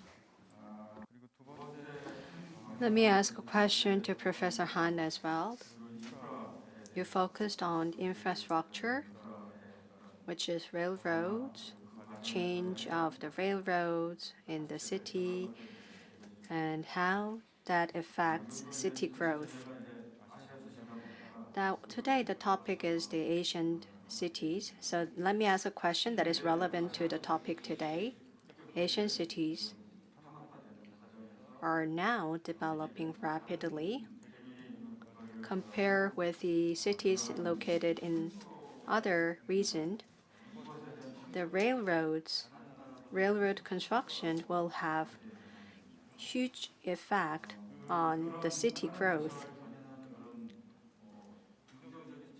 So which might be positive, but like you've mentioned in your presentation, the railroads that split the city into the two sub-cities.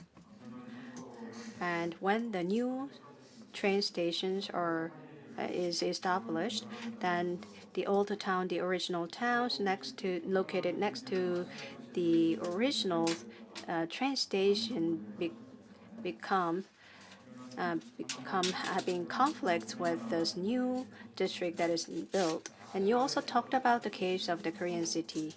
So do you also have the findings of the other Asian cities? Have you looked into these cases of the other Asian cities as well? Thank you very much. In the middle of my presentation, I made some suggestions and proposals for urban design. So I've made some observations. For example, in Southeast Asian countries. So when we talk about the cities located in Southeast Asian countries, these cities are built near the streams and the canal. So compared with the canals on the Korean Peninsula, these canals in the cities are quite commonly used. And canals are serving as the road that people use for commuting. And the culture is being established surrounding the canal. And we had a sad memory with regards to the canal. The railroads as built in Germany and the UK. But there is the old town that used to be sustaining near the canals. And there is the new old town that is built surrounding the new railroad. So like you can tell from these cases, the original town and the old town and the new towns, there are distinctions that is made between these towns.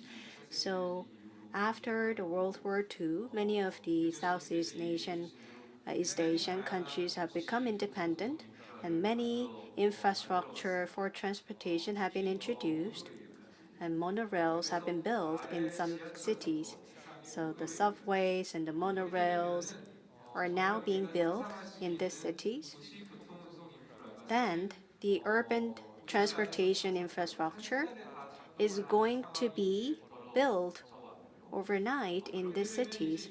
If that becomes the reality, how are we going to facilitate the transfer between these transportation means? That becomes a really important issue. Otherwise, that we will have an issue of disparities depending on the economic affordability. And the cities will become divided and polarized based on the economic affordability. So how are we going to facilitate these transfer centers? That is the challenge facing many cities. And the cities need to come up with a solution for this. And what's unique about the Southeast Asian cities, the slopes of the streams are quite low, which means there are the areas that are formed and at the bottom of the streams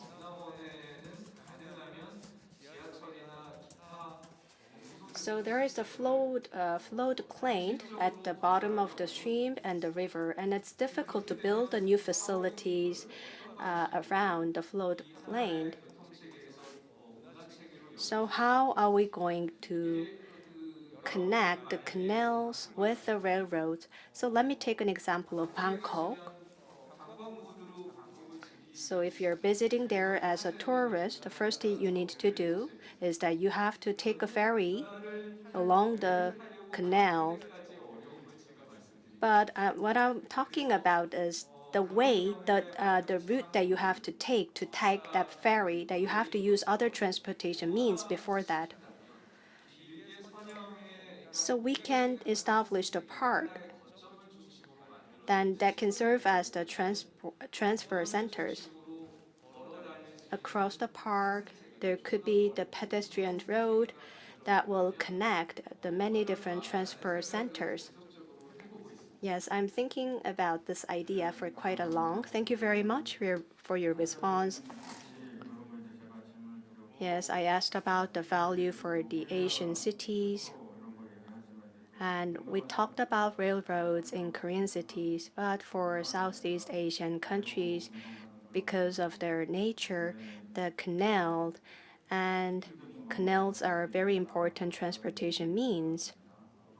Thank you very much for your great insight.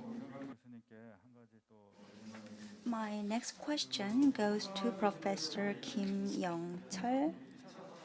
Professor Han was talking about the first industrial revolution, which led to the emergence of cities, because railroads emerged as a result of the first industrial revolution. And Professor Kim's talking about big data, artificial intelligence as a result of the fourth industrial revolution. So this is about evidence-based design, and many research results were introduced in your presentation. So I'm going to ask this question based on focusing on Asian cities. So I'm just wondering what kind of challenges you had, and as you mentioned, there are lots of cities newly developed in Asia, and lots of data are being accumulated, but you did analysis targeting Western cities like Detroit. Maybe that is because of data collection issues, or maybe data access issues. So my question to you, Professor Kim, so when you do urban design analysis going forward, in order to analyze urban data,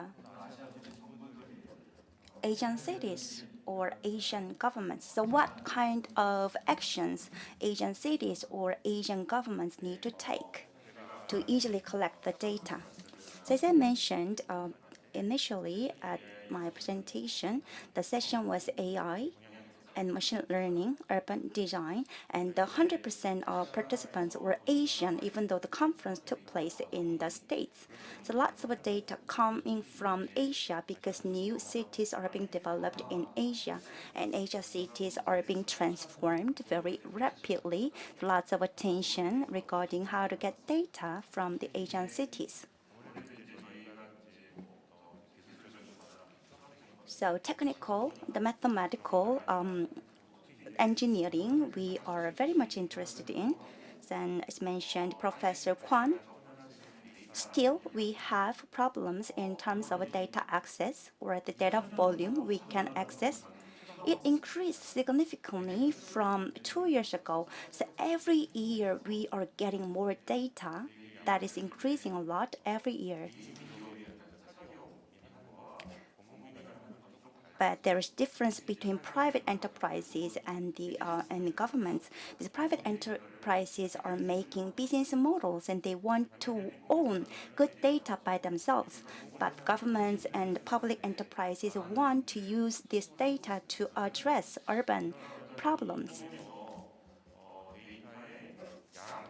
So data volume and data quality need to be improved more at the public level, and it will ultimately help urban data research going forward. Urban culture or social imbalance issues. physical changes. So this can be automated using the data. So about 20 to 30 years ago, when I was a student, things were so different. So I am convinced that things will improve a lot going forward. So not just developing cities, the Asian governments need to think about how to make data and make the data accessed. Thank you very much. He was talking about the government initiatives, because data is coming a lot from private enterprises. But private enterprises are not really disclosing their data to public government because there is data privacy issues. But data can be used to improve the quality of people's lives. So there should be more persuasion by the researchers going forward. All right, we took a listen to 3 presentations. And all of these issues are very controversial in the urban area. Professor Jong Jae-lin was talking about the urban growth and decline, and Professor Han was talking about urban infrastructure, and lastly, Professor Kim was talking about the urban spatial analysis and urban design. One topic alone, we need one full day to have discussion on only one topic. So we didn't have enough time today. So I'd like to take this moment to express my thanks to the Professor Park Jin and the organizer for the hosting this conference. And I'd like to take a question from the floor if there is any.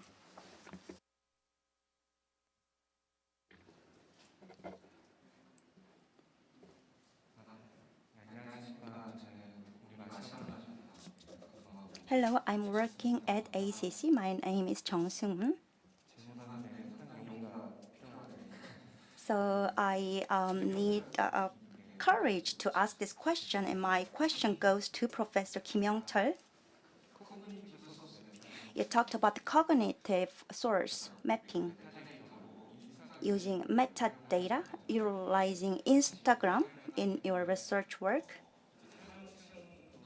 For Instagram, there are certain user groups, and also, in my opinion, some not really well-defined data, such as advertising, included in Instagram. So my question: why did you select Instagram as raw data?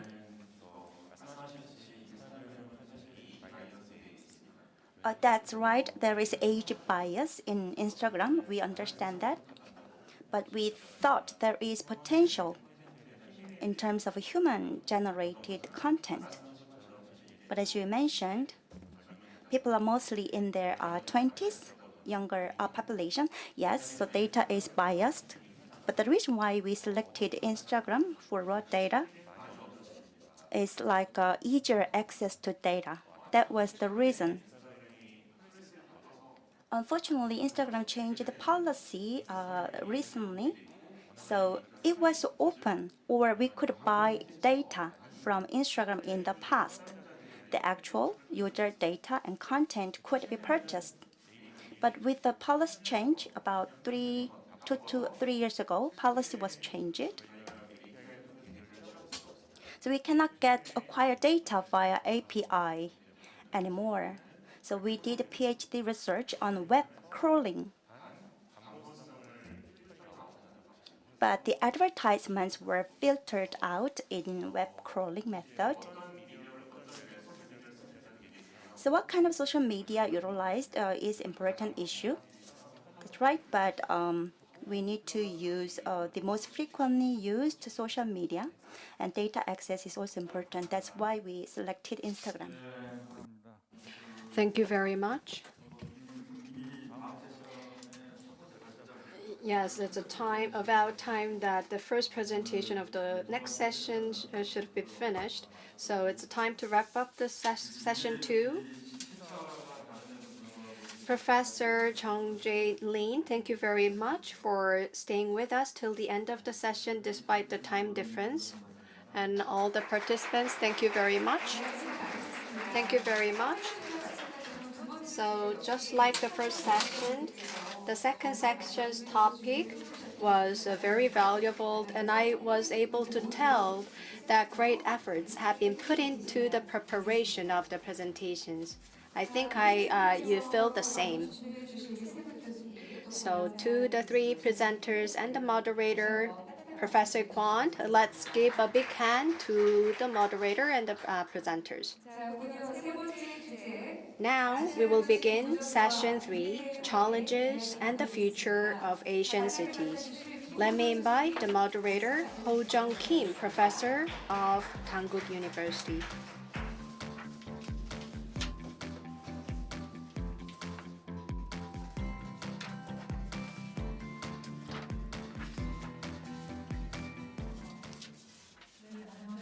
Good afternoon, everyone. I am Ho Jung Kim, Professor of Dankook University.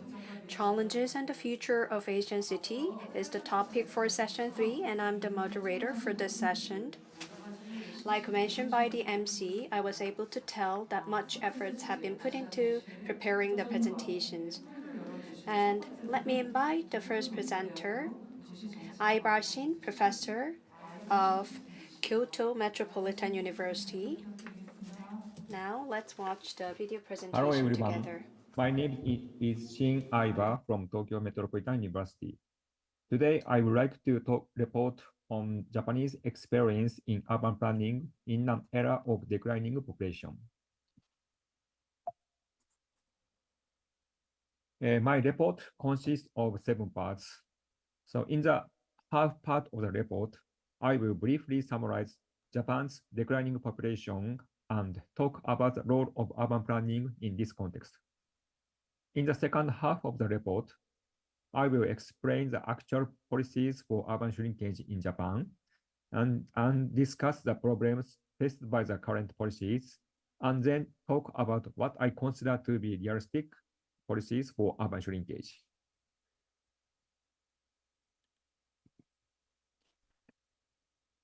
So with the beginning of population decline in 2008, Japan is experiencing a population decline and urban shrinkage that is unique in the world. Please see the slide. So I would like to briefly summarize Japan's population decline. The figure shows the population structure of Japan and the population structure of Korea. The red dotted line represents the situation where the population is balanced in each age group. First, for Japan, you can see that there are 2 mountains that are far above the dotted line and out of balance. Japan experienced 2 baby booms.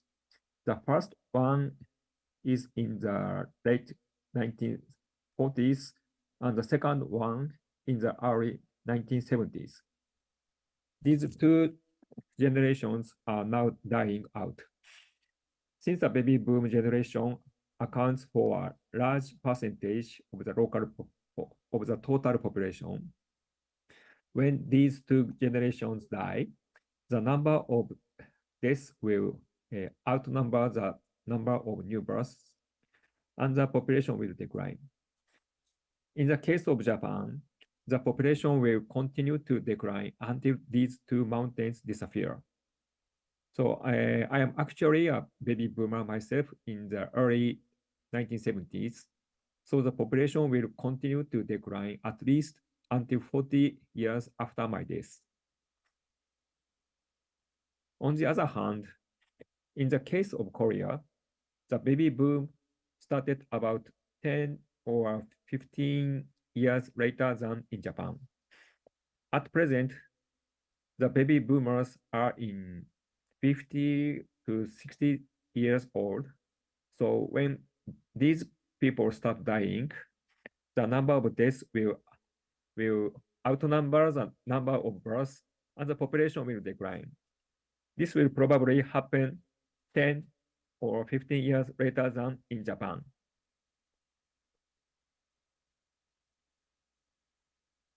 Now, let us consider the balance between population and urban space. As population increases, urban space becomes larger, and as population decreases, urban space becomes smaller. If those two are always in balance, there is no problem. But the problem is that the balance can be upset. The job of urban planning is to adjust the balance between population and urban space. So in Japan, 150 years ago, when modernization began, the population was about 30 million. And the largest population in 2008 was 13 million. In other words, over the past 150 years, Japan has built cities that can accommodate 100 million new residents. So 100 million new cities were not built overnight. Rather, as the population grew, cities were built. And as the population grew again, cities were built again, and so on. So in the figure, the vertical axis is population, and the horizontal axis is the size of urban space. So from the small city in the upper right to the large city in the lower left, Japanese cities have progressed along the arrow in number one arrow over 150 years. However, an imbalance occurs in the process. As shown by the arrow in number 2, Japanese cities took the wrong way to the overcrowded city in the lower right of the figure. This is a state in which there is not enough urban space for the population. Overcrowding increases the risk of disasters and epidemics. If overcrowding is left unchecked, people will be unhappy, and in some cases, they are going to die. So this is a very bad situation. So when overcrowding occurred, urban planning did the work of building roads, parks, and good houses, and so on. So after 150 years of urban planning work, when we managed to get back on the arrow number 1, which was in balance, the population began to decline in 2008. So now we will return along the arrow in red arrow, number 3 arrow, from large cities to small cities. Over the, maybe it will cost over next to 100 to 150 years. So the balance is also important in this process. In Japan today, there is a concern that we will follow the arrow number 4 and follow the wrong way to the oversparse city, shown in the upper left corner of the figure. This is a state where the population declines first and the urban space is left behind. In fact, for the past 5 years, vacant houses and land have become a major problem in Japan. In times of population growth, the role of urban planning was to eliminate overcrowding.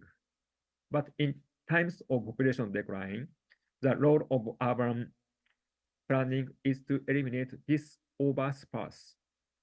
However, an important final point is that in other sparse, in oversparse, problems caused by overcrowding, such as epidemics and disasters, are not a problem.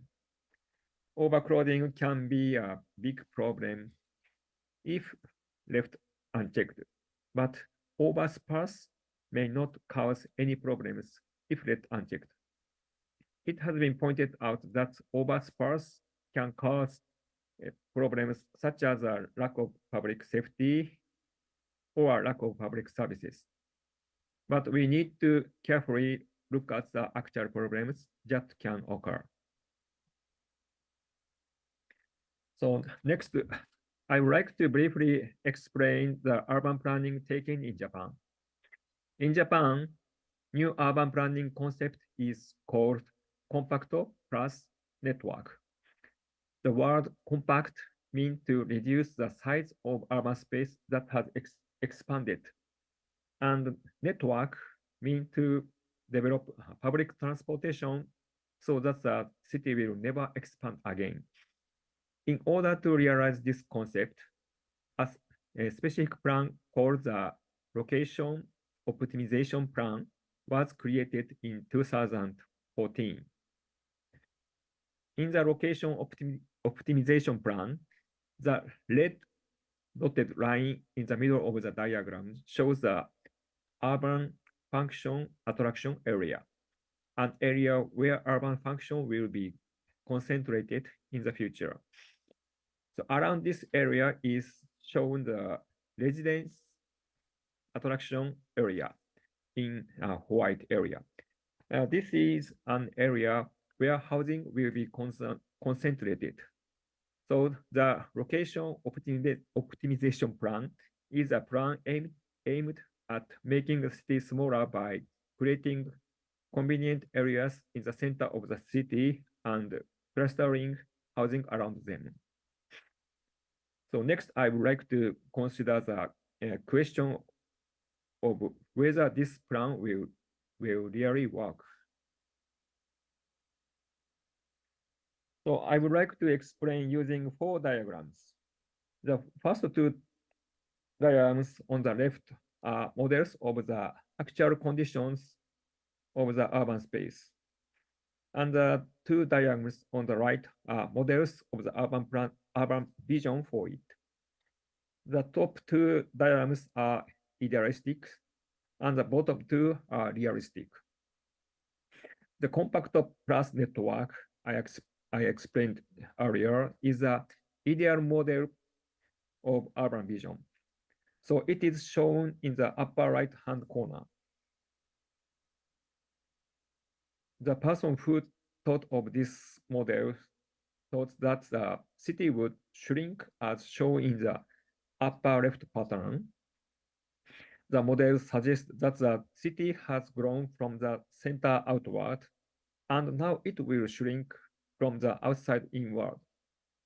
I call it the balloon model because it is like an inflated balloon getting smaller. In reality, however, in reality, cities are shrink in the pattern shown below left. This figure shows the current situation in Japan. The number of vacant houses and lots is increasing here and there, like small holes in the ground. The balloon model above is a model in which vacant houses and lots increase outside the city. But this does not happen because the city has expanded outward from the center. So the further outward the city is, the newer the city becomes. So the porous model is a realistic model in which there are small holes here and there in the city. And these holes are increasing. The reason for the porous model is that in Japan, land is thoroughly privatized. So each land is owned by a private, and land in city is owned separately by many people. When those people die in pieces and stop using land in pieces, vacant houses and lots increase here and there. So please compare the compact plus network model on the upper right with the porous model on the lower left. The 2 models are very different, and it is clear that the compact plus network is difficult to realize. So therefore, I propose the revised compact plus network model shown in the lower right corner of the figure.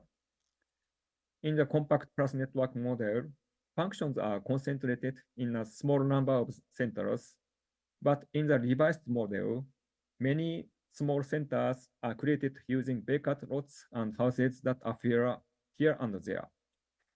So vacant houses and land can be used at low cost, so small centers that support local lifestyles can be built there. The public transportation system will be used to connect these small centers. And in this way, so people will gather around the small centers and the revised compact plus network model will be realized. Let me show you an image of a small center. The photo on the left shows a vacant house that was used to create a local community center. The photo on the right shows a plaza created by residents using a vacant lot in the town. I believe that this kind of facility will support the lives and works of the resident in the surrounding area, which will lead to the realization of a different type of compact city. Urban planning using vacant houses and lots is being a very big movement all over Japan. I believe that the accumulation of these kind of projects will lead the creation of a new style of compact city in Japan. Okay, so this is all for my presentation and thank you for listening. Today I talked about my experience in Japan. I believe that there are many differences between each country, such as in land ownership system, urban planning system, and so on. So I don't think I can immediately impose this kind of model to your country, but I would be happy if you could use some of it as your reference. Thank you. Thank you very much. Thank you very much, Professor Shin, for the presentation. Korea and Japan share the similarity in terms of the urban structure and the population trends. And thank you very much for the sharing the case of the Japanese cities. The next presentation will be delivered by the Associate Professor of National University of Singapore, Zhang Ye. Good afternoon. My name is Zhang Ye. I'm Associate Professor from Department of Architecture, National University of Singapore. Thanks so much for your kind invitation that allows me to share some of my preliminary observations of how sharing practice renew and reinvent themselves during the pandemic. In wrestling with the manifold impact of the COVID-19 pandemic, our urban areas have been turned into living laboratories for innovating and testing future urbanism. If the pandemic could be understood in evolutionary terms as catastrophic disruptions to fast-track the adaptation to what has become the new norm, then it actually offers us a very rare opportunity to observe and rethink many claimed models of future cities. Before the pandemic, the sharing city was advocated and also implemented as a model of truly smart and sustainable cities. Nevertheless, many sharing practices were severely shaken by the pandemic. Overall, people have been hampered by lockdowns and the safe distance measures from coming together to co-produce, co-manage, and share resources, services, and social support. However, as our mindsets begin to switch from taking immediate actions to embracing new norms, we also witnessed many sharing practices reinvented themselves and new sharing practices were created as a response to living with COVID.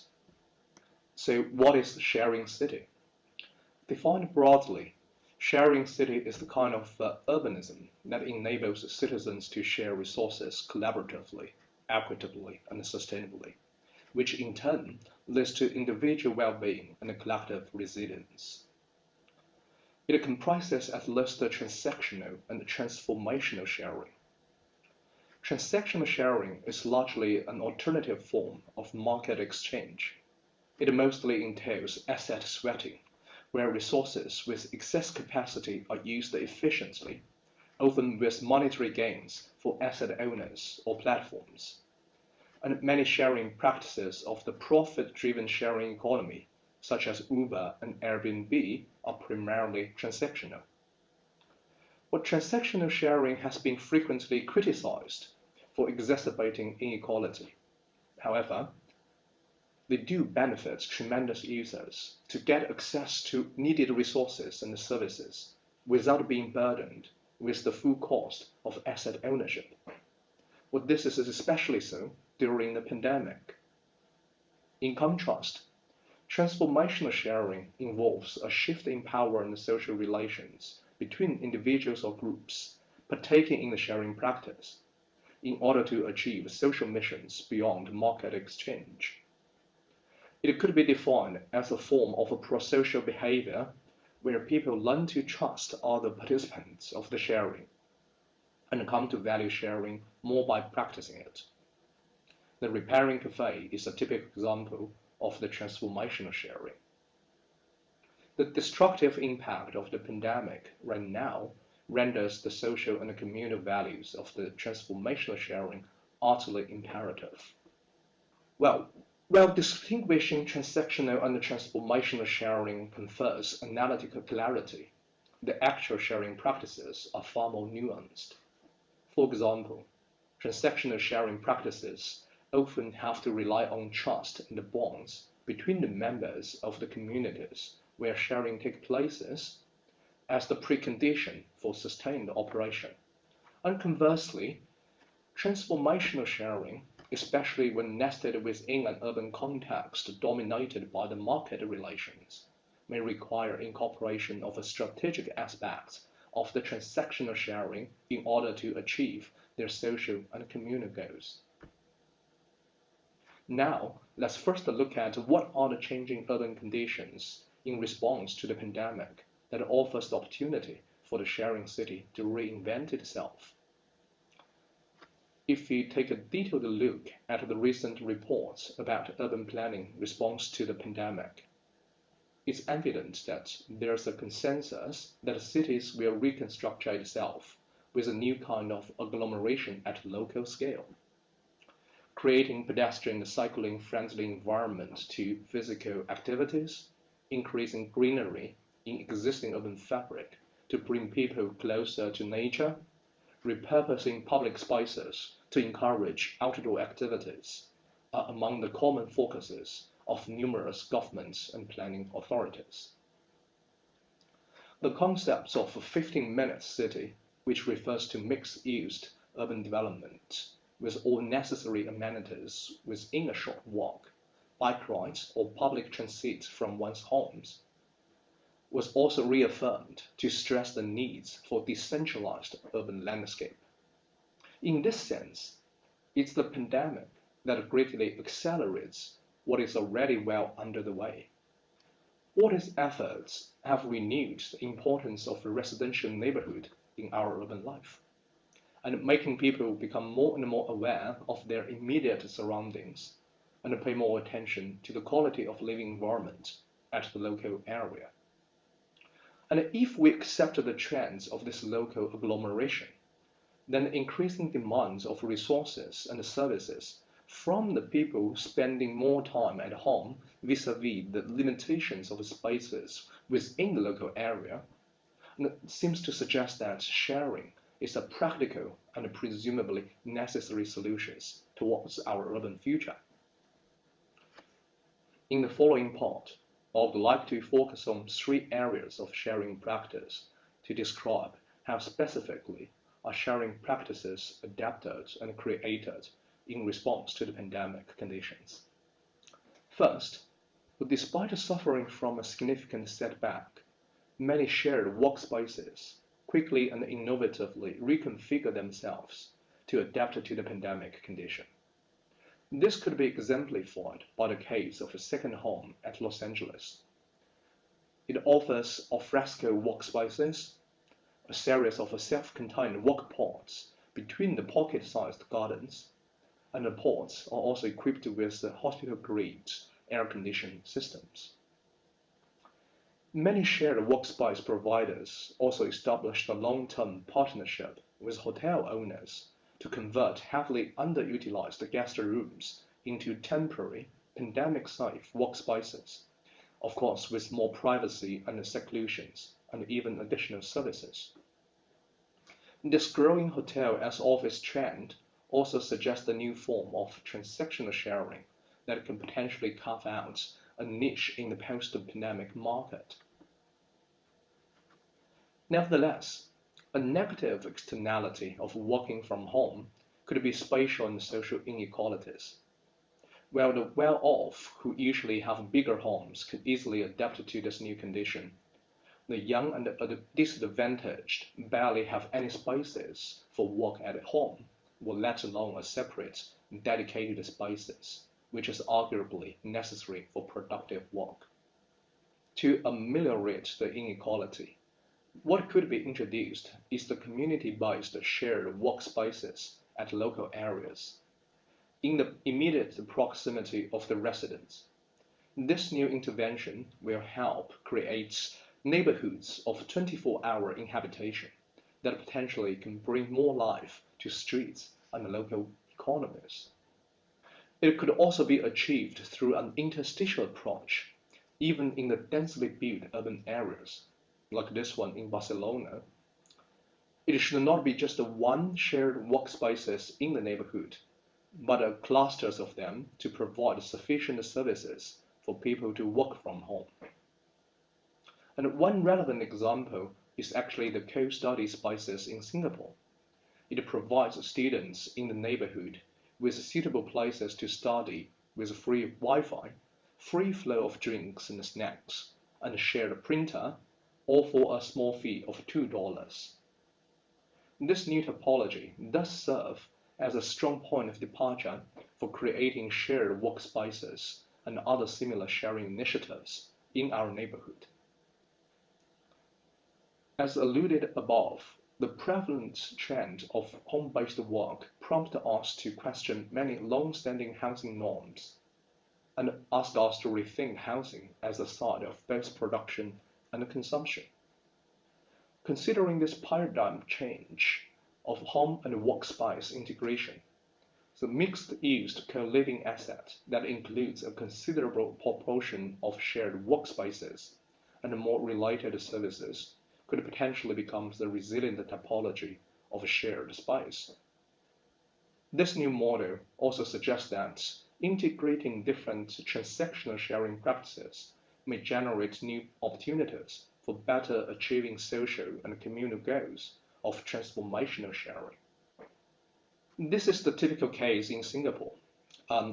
It's a dilapidated shopping mall and renovated into an integrated co-living and co-working entity. More than just an example of the popular trend, it also experimented with integrating new shopping experiences at the bottom of the building. And if we look at it from a different angle, we can see that urban farming is also incorporated in this new topology as part of the co-living component. Well, in addition, more than a specific type of shared spaces, shared living was also widely adopted by residents as an innovative way of life. For instance, in a public housing block in Singapore, a resident set up a small children's library at the elevator lobby to share the joy of reading. Children within the block are free to take turns to borrow the books, and together with their parents, they also take the responsibility of sanitizing the books and maintaining the library. Through this initiative, residents get to meet and connect, and new relations between the neighbors could be forged, and a community of book lovers and beyond slowly developed. Community garden is perhaps one of the most prevailing forms of a shared living during the pandemic across the world. In general, it offers a decentralized, pandemic-safe places for residents to share knowledge and also exchange their harvest near their homes. It invites people to frequent the space and check in with each other to maintain their health.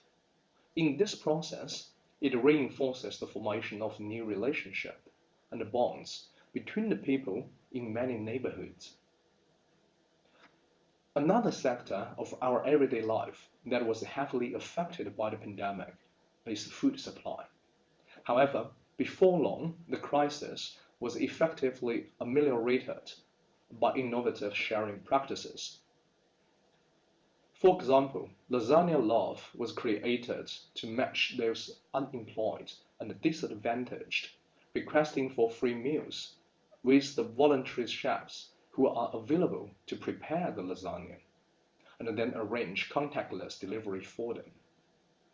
The app also provides lasagna recipes for those volunteers who don't have much cooking experiences but would like to prepare meals to help those in need. It helps contact people, connect people, and create a bond through this neighbor help neighbor process, and weaving the kindness into the fabric of everyday life and strengthening the community. Similarly, Olio is to connect the people who have small amount of the food to give away with the people who need extra food. The app has tremendous growth of use to promote the food sharing during the pandemic. The popularity of this app also educates people how individuals' incremental actions to share could collectively make a massive differences in terms of preventing food waste and helping the vulnerable. The food shortage for the elderly, especially single seniors, was compounded by their difficulties in keeping up with the digital technology. This is exactly the issue that Food for Senior targeted. So Food for Senior encouraged the public to donate, and a volunteer team behind that used the donated money to deliver desired food items to the seniors. Conversely, Food for Senior also helped the elderly food retailers who face great difficulties in food selling and delivery using the digital platforms by offering a subscription systems to generate a steady stream of income to sustain their livelihood. The above examples shows that despite disruptive impact of the pandemic, sharing practices quickly adapted to new conditions, addressing resource and service gaps and other challenges. The robustness of the sharing practice will actually reflect the increasing needs for meaningful sharing as a result of the pandemic, because significantly more people than ever before requires resources, support, care, and help. This also renders transformational sharing paramount in creating new relations, building social capital, and strengthening community resilience beyond providing resources and services. These new realities suggest that perhaps there's no better moment than the present to rethink and accelerate the momentum of the sharing city. Moving into the post-pandemic era, numerous organizations and consultancies argue that we can and should improve the planning and the design of our cities through the city-wide digital transformations, public participation, and decentralizations in order to build back better. The renewed importance of mixed-use local areas that integrates work and live and provide necessary amenities and greeneries is among many efforts along this line. It also promises a great potential for many sharing practices to emerge and thrive. So from this perspective, perhaps we should not only build back better, but also share forward better. Thank you very much. Thank you very much, Professor Zhang Ye, talking about sharing cities and the relevant models in the wake of pandemics and in the post-pandemic areas. He cited several examples. Let me now invite Dong-Gun Kim, Director of the Next Society and City Institute of Tae Holdings. He will be presenting on the topic of vision of futuristic cities that are small but competitive and livable.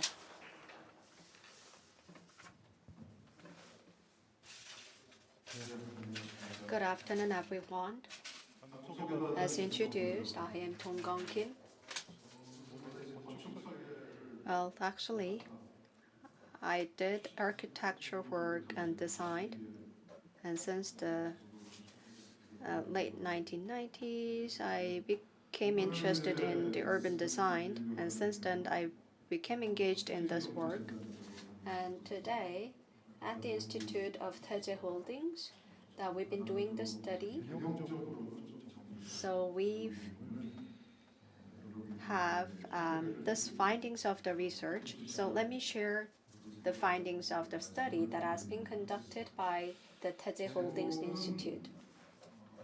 So if you look at the title, that it's the vision of futuristic cities that are small but competitive and livable. So it's an ideal city that we would like to have for the future. And the one characteristic of the city is not really big. That now the people prefer big cities like Seoul, New York, London, Paris, and people want to live in large cities. But in the future, that people will no longer need to live in large cities. So that's why we think of this idea of living in smaller cities. But when the city size becomes smaller, that city needs to have competitiveness and need to have the infrastructure and the other elements that will make the living in that city livable. For now, we do not have those elements in place, so that's why people prefer large cities. So now the city government is coming up with new ideas of making this possible. And it's not just an issue for Korea, it's a global issue.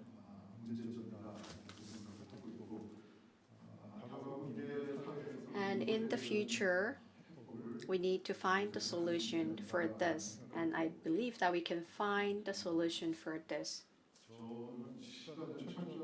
And I will want to stick with the time given for me. But I will probably go over the time limit. So I will check the time while making the presentation to make sure that I finish within the time allotted for me. So which direction should I click this clicker? So the topics that are going to be presented are as follows. As we envision the future, that we also envision the future cities. To do that, we need to have in-depth analysis of the past with insight. That's why we study history of the humanity. So, what were the great transformations that have been taken place in the past? There were some of the major transportation, and the major one is the shift from the agricultural society to the industrial society. At the Davos Forum, the fourth industrial revolution is the newly coined term that was introduced there. And now the fourth industrial revolution is talked about a lot. And at our institution, we believe that this fourth industrial revolution will be really revolutionary, and the word industrial will be non-existing in the future. So this will be quite transformational. So the future will be totally different from the era that we are living at the moment. So in order to prepare for that future, that we have to think about what were some of great transformations. And the one great transformation was from the agricultural society to the industrial society. And the many different approaches can be made in the interpretation of this phenomena from the past. And these were the major great transformation that have taken place in the past. In the agricultural society, only a few minority benefited from the economic activities. Only the royalty and the aristocrats benefit from the economic activities of the mainstream of the society. But in the industrial era, the majority of people were able to benefit from the profits that have been created from the economic activities. And their human rights were also guaranteed, and people enjoy freedom and liberty. So those were the major changes between these two eras. So as the humanity have become civilized, how the cities have evolved as well. In the agricultural society, the cities served as the means to strengthen the power for the royalties and nobilities. And it was also mentioned by other presenter that the cities built the walls and the fortresses to protect the people who are living within the city. And you see the common subjects, they were engaged in the agricultural activities outside of the fortress and the walls and the tower. But in the industrial era, the mass production, mass consumption became commonplace. So with this change, when you have large number of people, then you can achieve economies of scale for mass production and mass consumption. So that's why the city size became larger.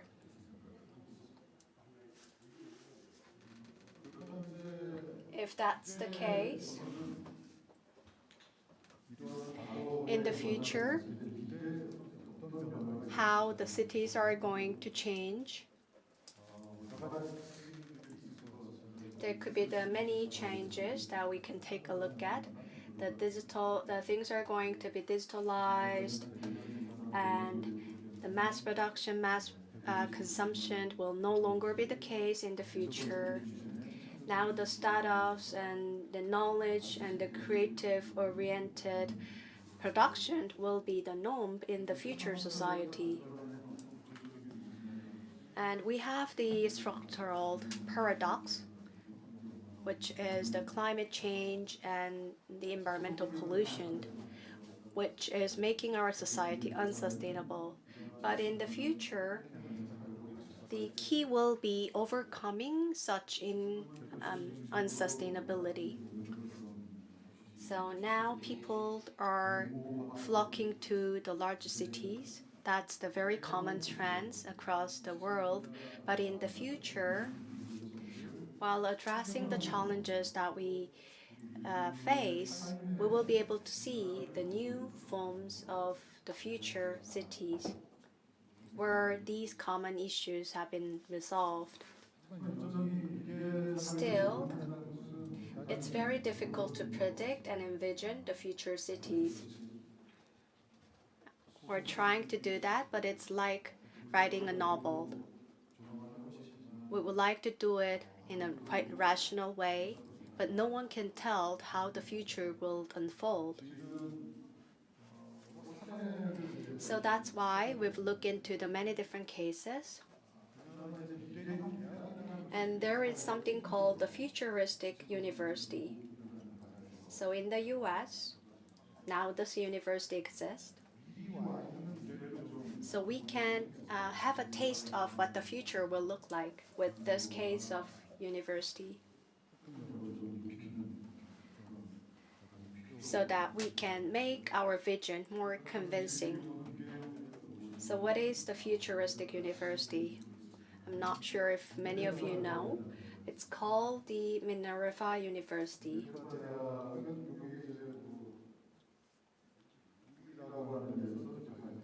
So it's on this slide, you see the global top 100 innovative universities ranked by UDI.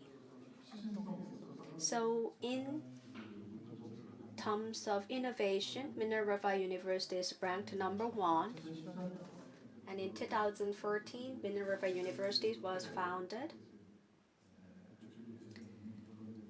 And only a few graduates have been made from this university. There is no campus for this university. All the classes are carried out in the form of forum. So it's like a Zoom meeting that we have. It's quite similar. So this is what the forum will look like. You can see the participants' faces and interact with each other, and the professor will give the students the assignments, and those who do not make comments a lot, they are encouraged to speak more, and those who speak a lot are encouraged to speak less. So the students can join these classes from anywhere across the world, and the student number is limited to 18 or less. So it's quite innovative way of providing education for students. When we talk about university, we think of the campus, beautiful campus, and the classroom or the lecture rooms where the professor and the students are there.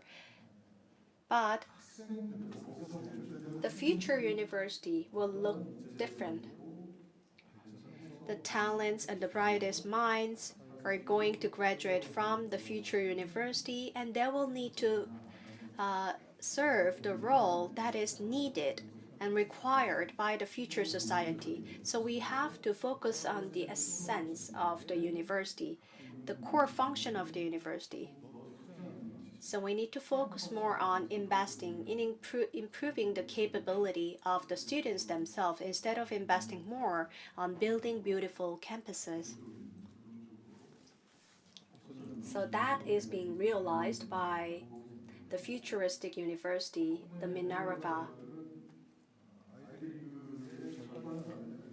And with the admission fee that is less than half of the Ivy League universities, they are now releasing the graduates that are really the brightest and the greatest minds.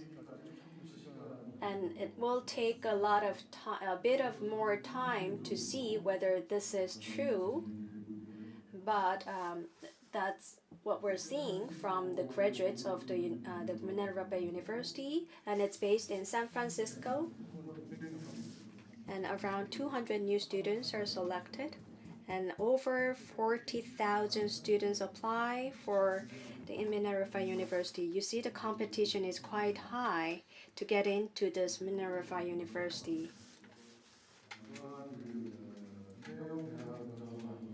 So this futuristic university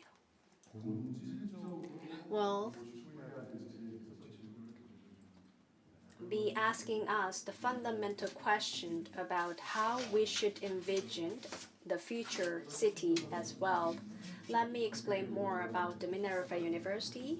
The students can visit the many different cities across the world to stay in the dorms there. And the Seoul, in the second grade, the students will come to Seoul and spend one semester in Seoul. So in the dorms in Seoul, they will be staying together, and they will be engaged in the internship work at the public institutions and NGOs to figure out the problems of Seoul and suggest the solutions for the Seoul's problems. So project-based learning is taking place for the students of Minerva universities. So they the students there find out the problems of each city they visit and come up with the solutions for those problems. So that's the case of Minerva University. And campus will no longer be needed for the futuristic university.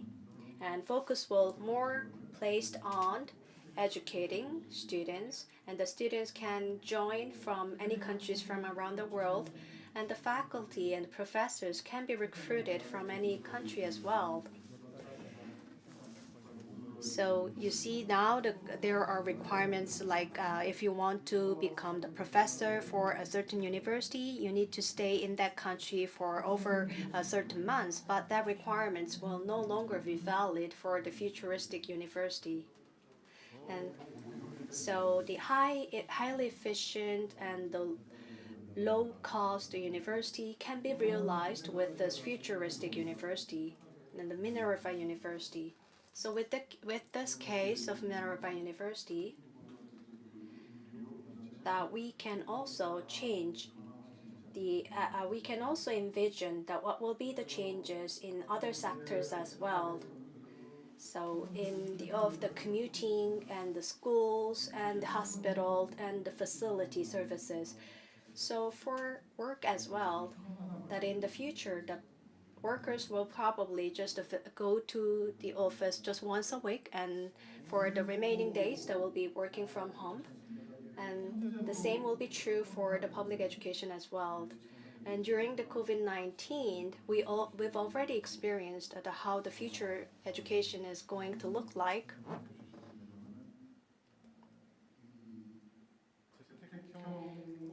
Now at home, customized education could be provided, but the unilateral lectures and the classes were just provided during the COVID-19. But ultimately, that the digital can make the customized education possible based on the level of students, the right contents and the right level, the customized contents can be provided for all the students. So it's really difficult for one teacher to provide customized education for 30 different students, but in the future digitalized society, that this will become possible.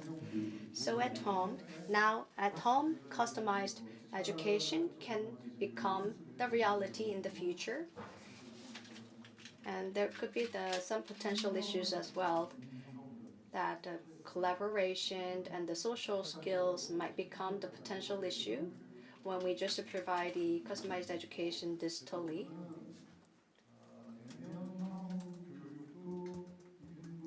And so that's why the in-person education is required for some. So it will not be 100% digital.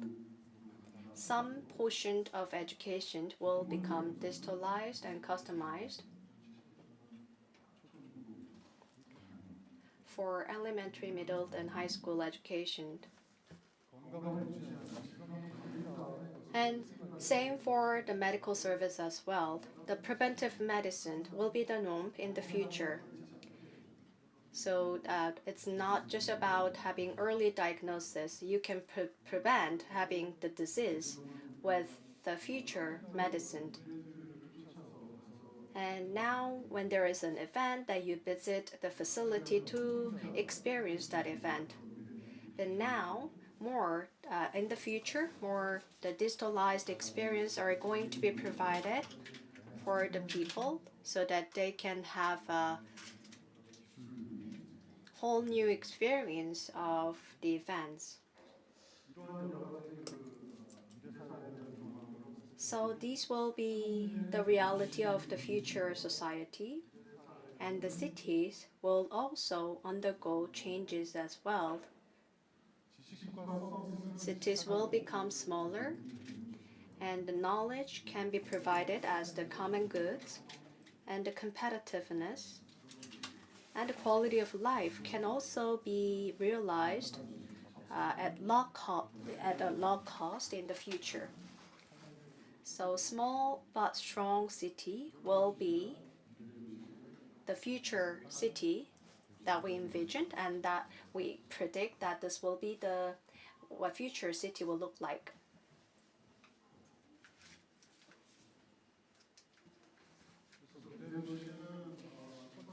So futuristic city will be the one that overcomes unsustainability. So these common challenges facing cities, you're quite well aware of these problems. And the future cities will have a specialized industry to have competitiveness based on the urban creative platform. So this urban creative platform will become really important for the future city. Let me take an example of this city. In Netherlands, there is the small city called Wageningen, and there is the Wageningen University, which is specialized in agriculture, agricultural knowledge. For example, the agricultural processing and the agricultural technologies are being studied there, and new startups and the venture companies are established by the graduates of this university. And the food valley is being established in this city thanks to this university. The population is only about 37,000, but in terms of GDP, it accounts for 10% of the total GDP of the Netherlands. So this is the map of the Wageningen city. So it's very important for small city to have the competitiveness to become stronger despite the small size, so that the city can become small yet strong city. To do that, the central government support is also important as well. That when the public sector support is provided to create the right environment, then the city can become stronger, even if it's small. Now people are going to work every day and going to see a doctor when they're not feeling well, and going to school every day to get education there. But in the future, in the city, all the urban infrastructure is going to be digitalized. So water supply and transportation and communication. So these infrastructure and the basic utilities are provided free of charge or at a very low cost. So when people are working from home or getting education from home or getting the medical services from home, you need this digital infrastructure, whether you're in a large city or the small city or in the rural area. If you have the communication infrastructure ready, that you can get these services even if you are in a remote island alone. So you need this digital infrastructure to make the small city competitive for the future. And the small cities themselves will not guarantee the high quality of life for the residents and the citizens. Yes, the infrastructure could be ready, but the physical infrastructure will not be ready. For example, sometimes that you need to get surgery, so to do that you need to be hospitalized at a large hospital. So you need the large hospitals that can accommodate 100,000 or 200,000 patients to get the quality service from the medical center. So to do that, we can interlink the small cities to have the strategic the hospitals or the public institutions available for the citizens of the other cities.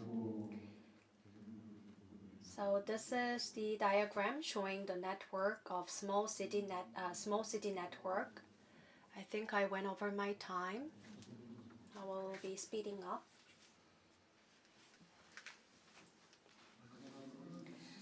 So lastly, in the future city, we will be able to see the community based on the citizen consensus. So ultimate goal for developing the urban plan is to enable the happiness of citizens. It's not just case for Korea, it's the same for the US as well. The political parties are divided ideologically, and these different ideology-based sectors and the based segments hate each other and hate the other party. So through politics, if we can achieve unity in the society, that has not been possible. So that's why there are ongoing conflicts in the society. So that's why we came up with this very challenging, envisioned, the community based on citizens' consensus. But this idea can be realized because it's a small size city. So the like-minded people can get together to live in this small city. So we also have the case of the kibbutz and moshav of Israel.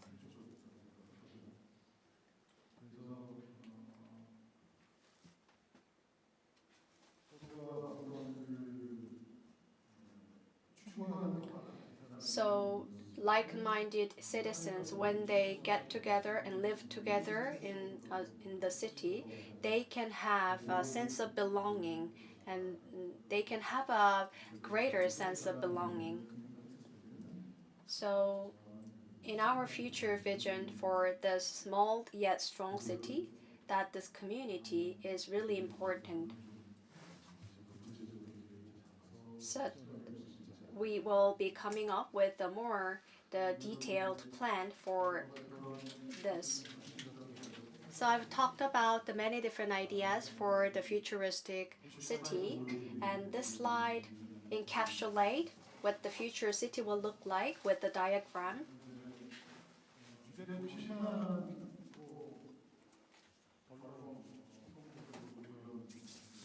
So the future cities can be realized only when there is the future governance.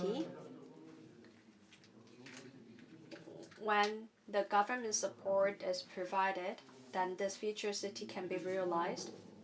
And we also need futuristic housing for the future city as well. When people work from home or getting the medical service from home, this futuristic housing is essential to make this possible. So future housing is an also essential element as well. So future governance, future housing, and the city, these are like the teeth of the field that needs to go hand in hand to realize the future city that we envisioned. That cities alone cannot realize all this, that all these elements needs to be achieved together to realize what we envisioned.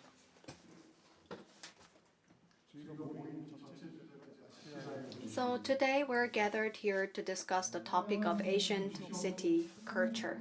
In the Western world, the urbanization has been complete, so they're not really interested in the urban space. But they're interested in the urban space because that they now have this big market in Asia. And in the Western world, that urban regeneration is the topic that gets more attention. So Asia, in the Middle East, and Africa, now 45%, almost half, is not urbanized. So in the future, how we're going to build the future city, that is the really important challenge that we face. And by overcoming the unsustainability, we can live a better planet for the future generation. So how we envision the future city will determine that as well. And Korea is quite competitive now on the global stage as well. And I believe if Korea can make this into an industry, the Korea can make a contribution to increasing the quality of life of people, and that will also benefit Korea as a whole. So at the bottom, that I clearly stated that we should lead this process to pioneer the future city. So on the Korean Peninsula, I hope that we can realize the future city that I've described in my presentation. Thank you very much. Thank you very much for the presentation. So the grand vision of futuristic city was shared in your presentation. The next presentation is going to be delivered by Professor Baek Jin of Seoul National University. The title of this presentation is Potentials and Limits of Smartopia, Proposals for the Future of the City. Hello everyone, I am Baek Jin. I'm going to take off the masks throughout the presentation, if you're okay with me.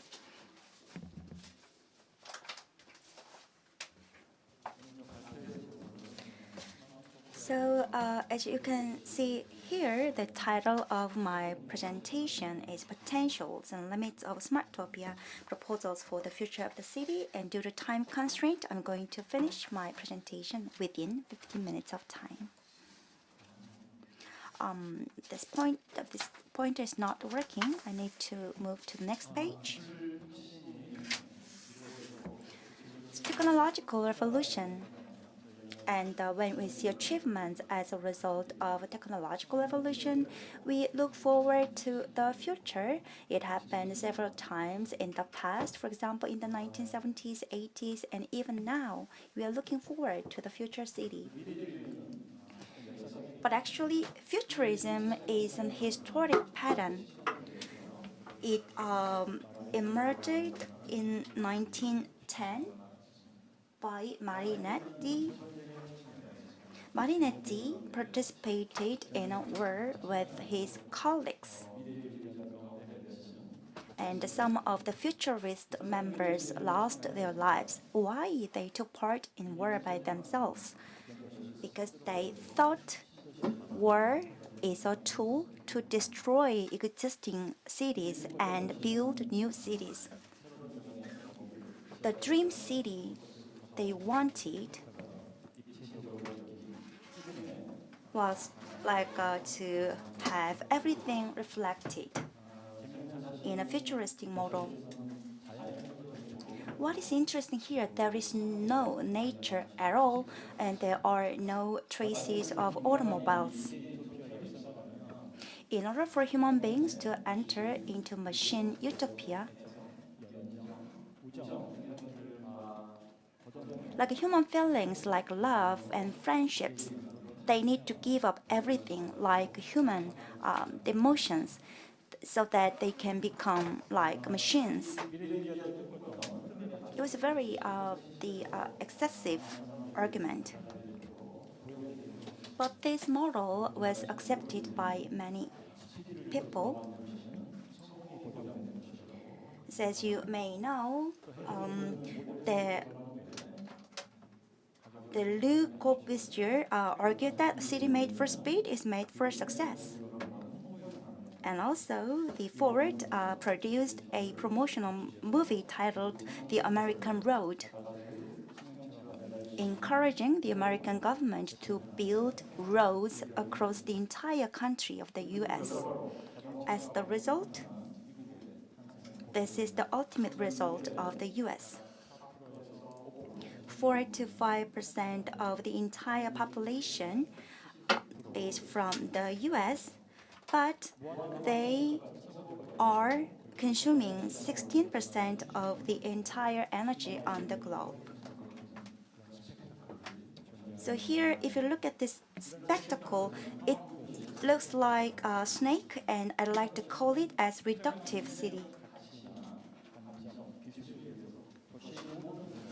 Reductive city is taking like technologies alone to think about city. So here, there is no resilience at all for reductive city. So let's say a new mobility is introduced, still there is no way to make changes, no resilience at the model of reductive city.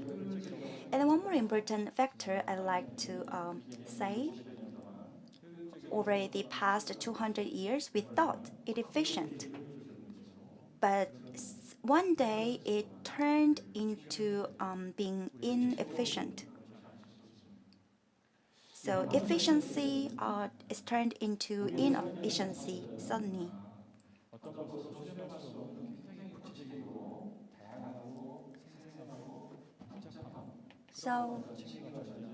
So reductive city has layers being concrete and full. On the other hand, there are layers representing being abstract and reduced. And of course, there are the intermediate layers. But the problem with the reductive city is that all the layers are put on one side. Here, please take a look at infinition. You can find a picture of streets at the bottom, like people's the gestures and facial expressions.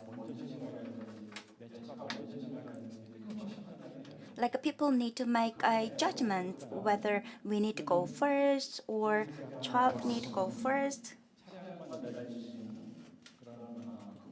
But in the other photos, there are only cars only. It looks like the laboratory without any living organisms. So the error with the reductive city is that there is no distinction between these two layers. So many people are looking forward to the autonomous driving cars, but LiDAR is not the only technology. So one camera is not enough, so they need to have like a multiple number of cameras, not just LiDAR. And so if you look at the right top picture, so what kind of speed need to be taken at what angle? So autonomous driving is being completed with training. The LiDAR car, if there is like bad weather, the autonomous driving is not possible. But the car with a driver can look into the situations so that the autonomous driving can also happen. Technologies are the outcomes of science, but the operation of technology is politics. So politics are beautiful on one side, but ugly on the other side. Just like Ford said in the past, LiDAR poles need to be installed with public investment. Then cars need to interpret data, receiving data from the light poles with LiDAR functionalities.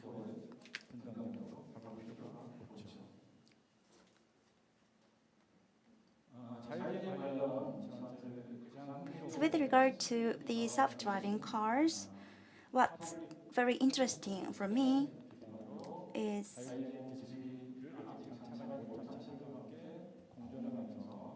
so self-driving cars exist together with other cars, and they can move to city center. So this the autonomous vehicle corridor has been very interesting for me.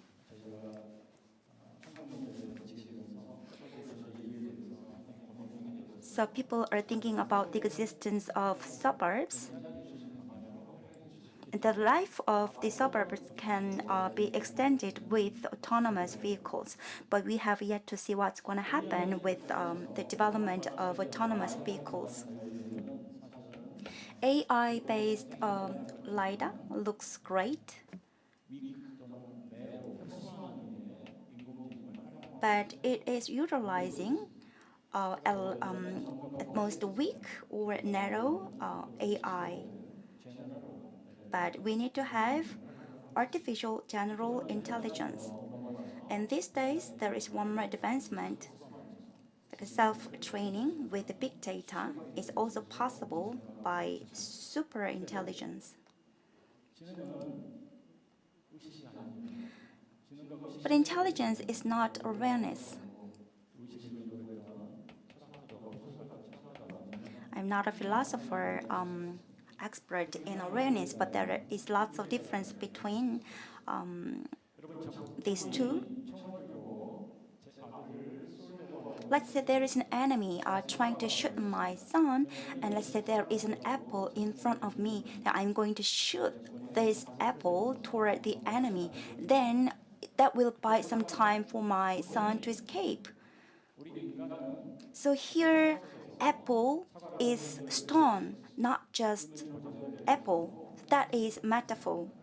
So we can reinvent meanings continuously. Then what about AI? AI, is it possible for AI to interpret apple as stone? It requires GPU, lots of GPU capacity, supercomputing, 6G, and lots of electricity that might be required. But still, I'm not really sure whether AI can interpret apple as stone. But people's actions may change dynamically. Metaphor is a very important issue. Nietzsche lived in a similar time of Marinetti.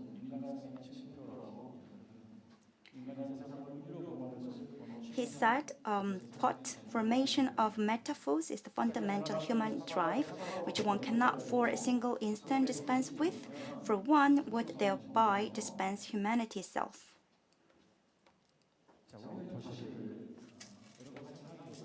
So we can imagine different types of cities: smart city, compact city, low carbon, green city. There are many different qualifiers, but people usually do not think of a city of metaphor. People attach only one meaning to a city. I talked about definition and infinition. People try to define rather than infine city.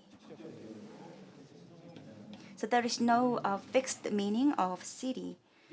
When I talk about city of metaphor, if Nietzsche is right, we need to build a smart city, and also we have to build a city that can accommodate the metaphor. If we look at the city development, the history, it started with police with 30,000 to 50,000 population, metropolis 1.5 to 3 million, and mega metropolis has a population of 10 million. Like prevention of infectious diseases and the crimes. All of these are the major criteria since the emergence of metropolis. We started living in metropolis or mega metropolis since our birth. So there is an illusion we do not select the city we live in, but that is misunderstanding. So just imagine when police was first established, why at the time in ancient times they wanted to build police, for what benefits? So we are living in 2022, so it is very absurd to think about police, but not really.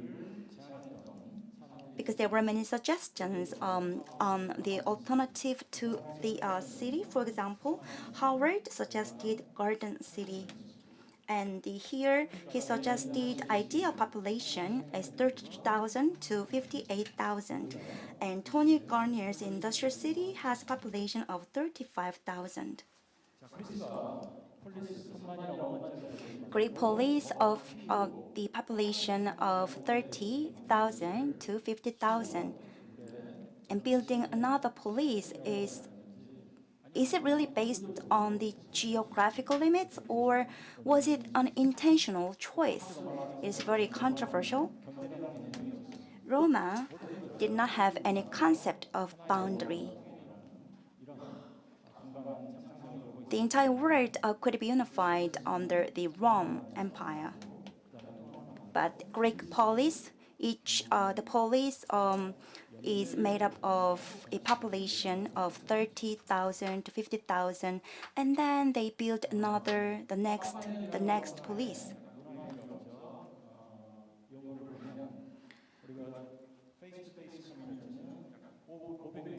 Robin Dunbar's research. So here we have to pay careful attention to the ideal city. Here again, the ideal population is 50,000. In the face-to-face community, everyone knows each other. But there are problems that cannot be addressed in the face-to-face community. And in a city, there are conflicts being emerged, and we need to find solidarity to address issues that cannot be resolved in the face-to-face community. So those problems emerge in cities. So we do not want the conflicts, but that is like one of the necessary the steps we need to experience in city. So I thought police may have been an option or a choice. Plato also clearly indicated of an ideal population of 30,000 to 50,000. This is that evidence by Plato.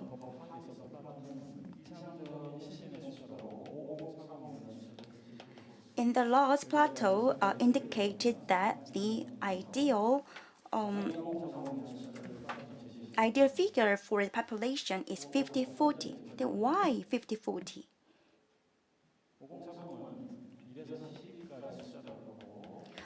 It's like if you use 1 to 12, then except for 11, every number can be divided. And then you can add like 1 or 2 or -1 or -2.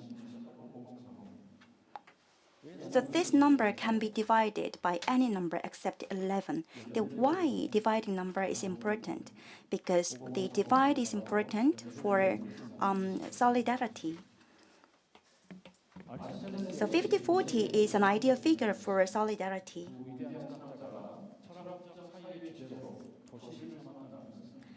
So the philosophers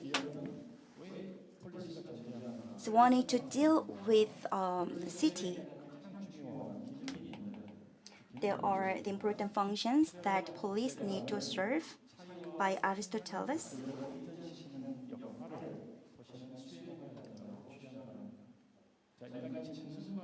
So there are differences between human beings and animals.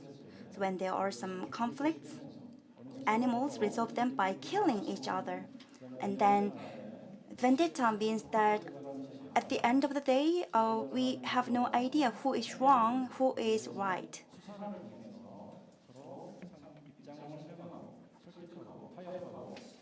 So it's like the swift from the violent means and trains of private vengeance to the argument, persuasion, compromise, or synthesis through rhetoric on a public stage. And that can be done by institutions.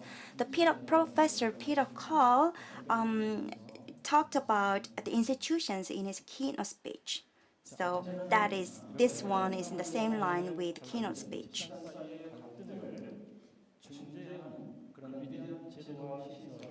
So institutions can serve as methods for addressing conflicts.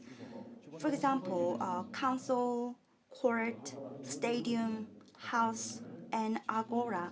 All of these places serve as venue for addressing conflicts. So they are great inventions of Homo sapiens. Some people say big data is great invention. Yeah, they may be right, but another great thing of Homo sapiens is institutions and the shift from causal mechanical justice to reciprocal justice. So we have to innovate the city. Due to our time constraint, I cannot explain everything. So when we have a new mobility, we have to get access to it, and artificial intelligence, big data, they can give us new sight. And infectious diseases and pandemic, we have to prevent them. Cholera is a waterborne disease, but it was misinterpreted as the airborne disease. And population decline, or decline in population, is also another reason for urban innovation.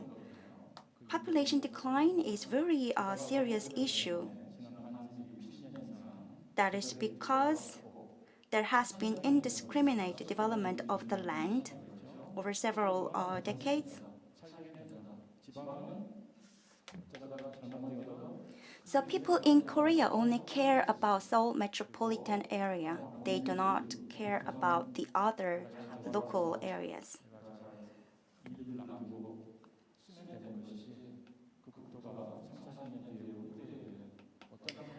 And also there is an issue like tragedy of commons. We do not really care about the commons for the future generations, I mean. So we have to innovate cities for several regions, and there are two main directions.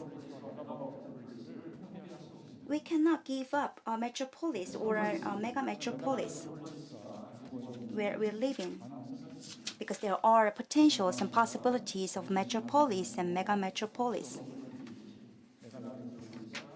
So there are potentials and limits as a small city and also as small the metropolis and mega metropolis.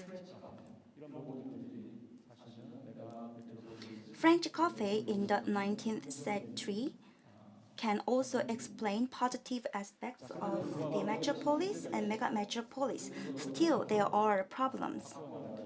So we have to think about ways to improve this. The pointer is not working.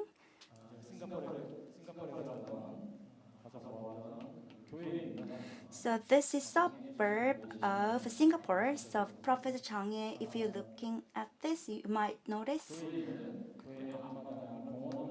So like it's a park surrounded by apartment buildings, and there is something like the cemetery. So that is very well designed facility. Our city is a monotopia. So everything is put in one side, not mixed with others. So we are living in monotopia. So big cemetery go to Gyeonggi province, not in Seoul.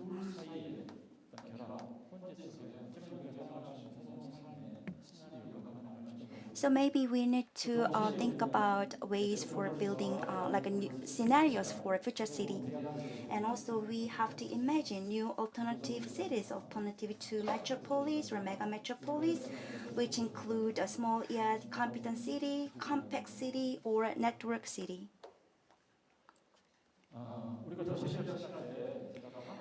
When we do city innovation, I talked about reductive city, and there are some things we have to pay attention to and be cautious about. So when we innovate a city, there are some expert areas. People are trying to innovate the city within that expertise.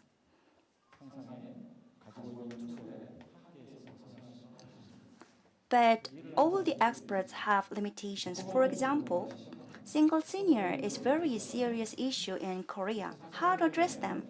In the fourth industrial revolution, we can use the fruitful results of the fourth industrial revolution, such as chatbots, like building humanoid, and then we put them next to seniors, single seniors, so they can talk to seniors and notifying them it is time to take medicine. And in the case of emergency, they can call 911. And this is the Japan multi-generational village. The people with the developmental diseases gather together, establishing a community for them. And the interesting thing happened here in this village.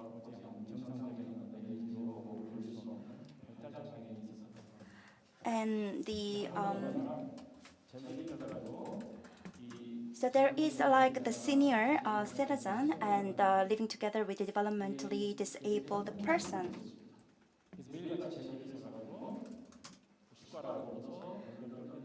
Like her hand was shaking, but she tried to eat this person with a disability who cannot move his neck. And when she was feeding this person with a disability, she found great happiness. So the changes happened. So why the senior people cannot meet people with developmental disorders?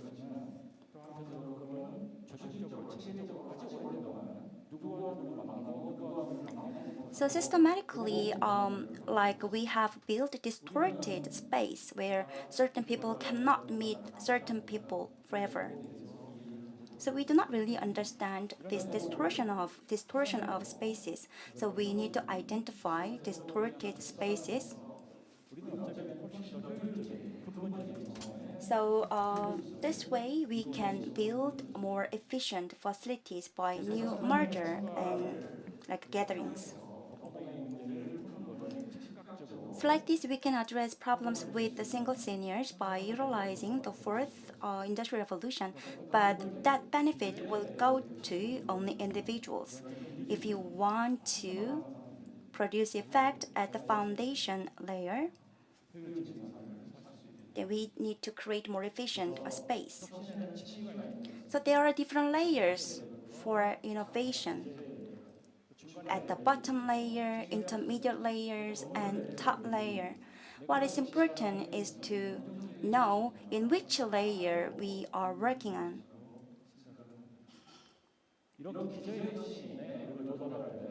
So when we reach the innovation at the bottom level, we can build a city of wisdom. So we should not forget about the city of wisdom, because I believe that will be the direction we need to move forward. Thank you very much for listening. Thank you so much, Professor Park Jin. So Professor Park and Professor Kim, can you please come forward to the podium?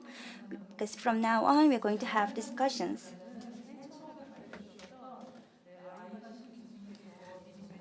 Sorry, unfortunately, Professor Aiba Shin left the session for personal reasons.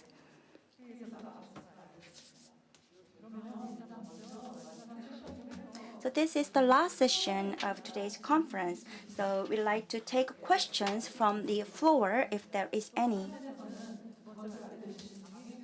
And also Professor Zhang Ye is joining us online, so you may ask questions to Professor Zhang Ye as well.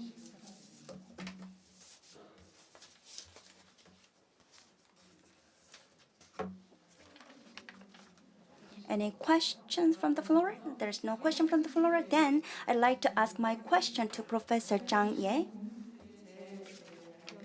Thank you very much for your interesting presentation on the reinvention of sharing city, and thank you very much for your time today. Pleasure. Singapore is like a city-state, and because of pandemic, there are some unique situations from pandemic because Singapore is city-state. So after the pandemic hit, were there any discussions on urban design because of pandemic? You talked about, like, for example, some changes in the spectrum or changes in the awareness about sharing city in the wake of pandemic? Yeah, thank you. Thank you for the question. Well, just to clarify first, if I get the translation right, the question is really about any discussions about urban design in Singapore because or in the process of the pandemic, right? Yes. Thank you. Yeah, I think well, it's a really, really great pleasure to be in this session, and I think I have one observation across all 4 presentations. Is that from Professor Xing all the way to Professor Jin Bak, I think 4 of us have a consensus to talk about the potentials of smaller areas or smaller polis, if I borrow the words from the last presentation. It's really about these smaller areas, neighborhoods, communities, as across all the 4 presentations. And back to your question, this is precisely what Singapore's government and across the industries to the universities we all talked about during the pandemic. And although, as you mentioned, Singapore is city-states, but if you look into the composition of these city-states, it actually consisted of close to 30 new towns. I think Professor Jin Bak mentioned a little bit about this in the final part of his presentation. And within these new towns, there are also further divided into a number of neighborhoods. And the size of the neighborhood is exactly what Professor Jin Bak mentioned, about roughly 50,000 people. And this is really the area that during the lockdowns of the pandemic in Singapore, where people focused on and interact with each other and have many local activities. So if you recall some of the examples I cited in my presentation, such as, say, allotment gardens and the new inventions about small libraries, and also different ways of sharing facilities and in a transformational manner, it all takes place in such a scale. So in terms of the urban design, and from about, I think 1.5 years ago, and from the urban planning authorities all the way to the hypothetical urban design studies back in the universities, we basically talk about in which ways we can improve the space qualities in the neighborhood scale, in which ways we can improve the efficiency of the space in this scale, and in which ways we could introduce more services and in a shared manner so that the people can live a better life within such an area. So the urban design focus at this moment is really going to this neighborhood level, and in the hope that in the future we can create a multiple mutually supportive, but in a large extent self-sufficient neighborhoods in this city-states. So that's roughly the situation here in terms of urban design and related to the pandemic. I hope I answered the question. Yeah, thank you so much. Thank you very much for your answer. You answered my question.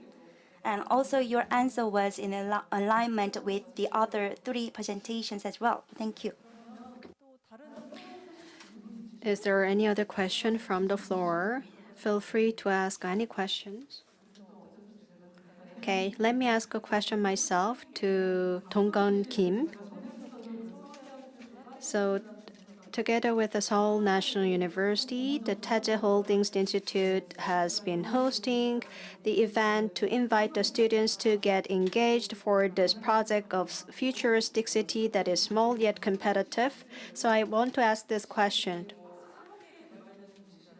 So for the newly built cities, are you thinking of this futuristic city model to be applied for any real cities? Are you planning to apply this to the actual cities?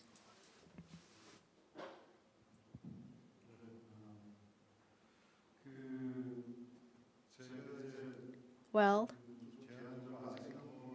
as of now, I am engaged in so many works, so I was not able to be really active for this model. But let me tell you what our foundation is doing. Well, it's a great concept, so we should do it first in Korea. So that's what people talk about. And this concept of small yet competitive city and strong city needs digital infrastructure to provide public services, and which will require the central government support. And in order to realize, there are many requirements that needs to be met. So in the Korean society, whether this is realistic, and that's questionable. Well, let me take an example. The remote medical services and Tata. We had an incident regarding the Tata. So this future business has been suspended and stopped because of the interest of those who are vested. So the new digital infrastructures and the digital business are going to take up some portion of the profits of the existing business. So those with the existing business will have to give up some part of their profits. So that's why it's a bit questionable whether we can realize the small yet competitive city. There's going to be a lot of challenges, and we will be able to see this city realized in other countries. And in some cities that have great aspirations might be able to realize this, and we might be able to benchmark that city's case to have the city. But we're going to track now. So we want to establish the small yet competitive city in Korea, if that is possible. So compare with the existing cities. We want to develop the new cities, so it's not about refurbishing the establishing cities.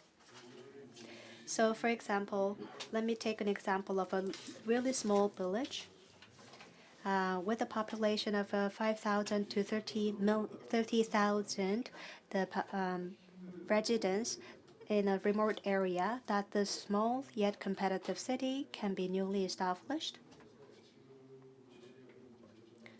by addressing the challenges that are faced with the current cities. Since the barriers are quite low, we might be able to help the youngsters to live in the small yet competitive cities. Is there any question to the Professor Park Jin? Yes, we have the person who raised the hand.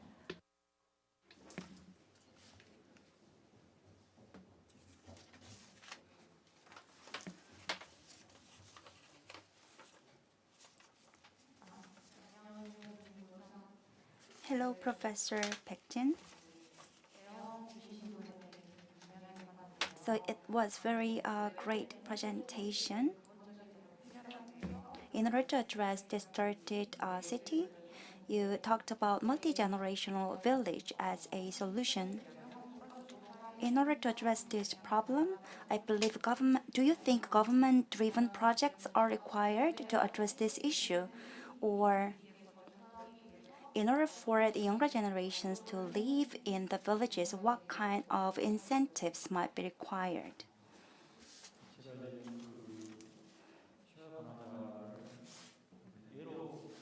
I cited an example of Shiroganaja of Japan, Japanese village. The reason why I included this is that you can move around freely.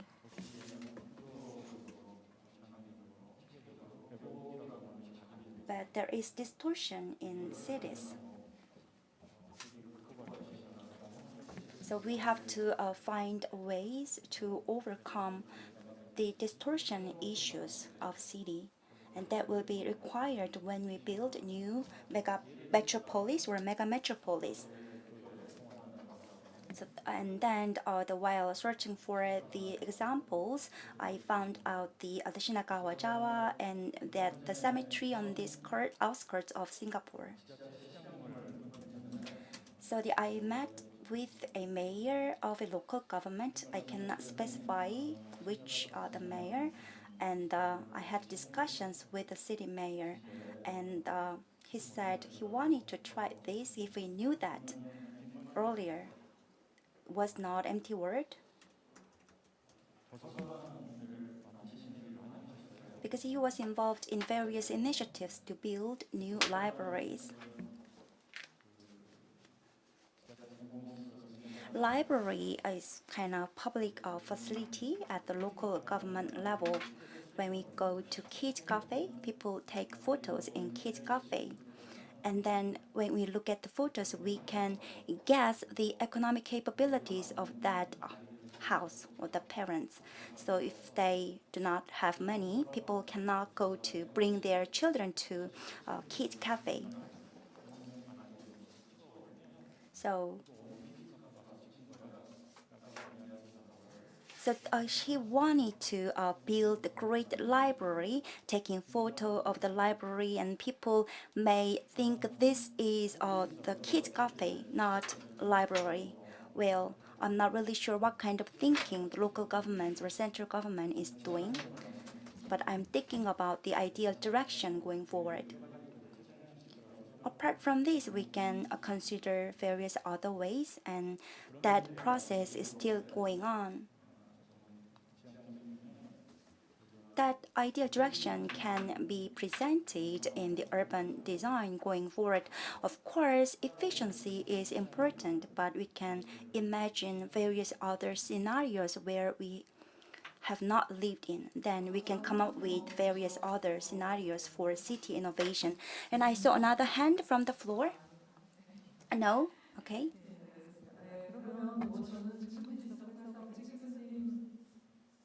I also like to ask question to Baek-jin. Thank you very much for answer, Professor Baek-jin. So as a moderator, my biggest role is to finish our session on time. So I'd like to say thank you to presenters and also audience. Thank you very much to stay with us, and also Professor Chang Ye joining us from Singapore. Thank you so much. Thank you. It's a really lovely session. I enjoyed it very much.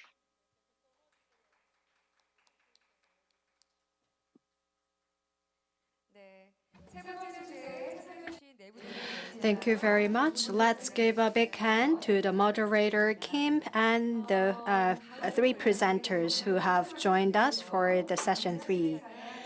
So now it's about to wrap up today's International Academic Symposium. All the presenters who have joined from home and abroad, thank you very much. So now we're going to have the closing ceremony for the International Academic Symposium. The closing remarks are going to be made by Professor Jin Pak.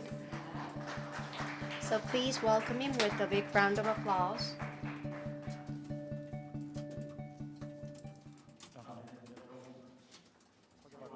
As introduced, I am Jin Pak, professor of Seoul National University.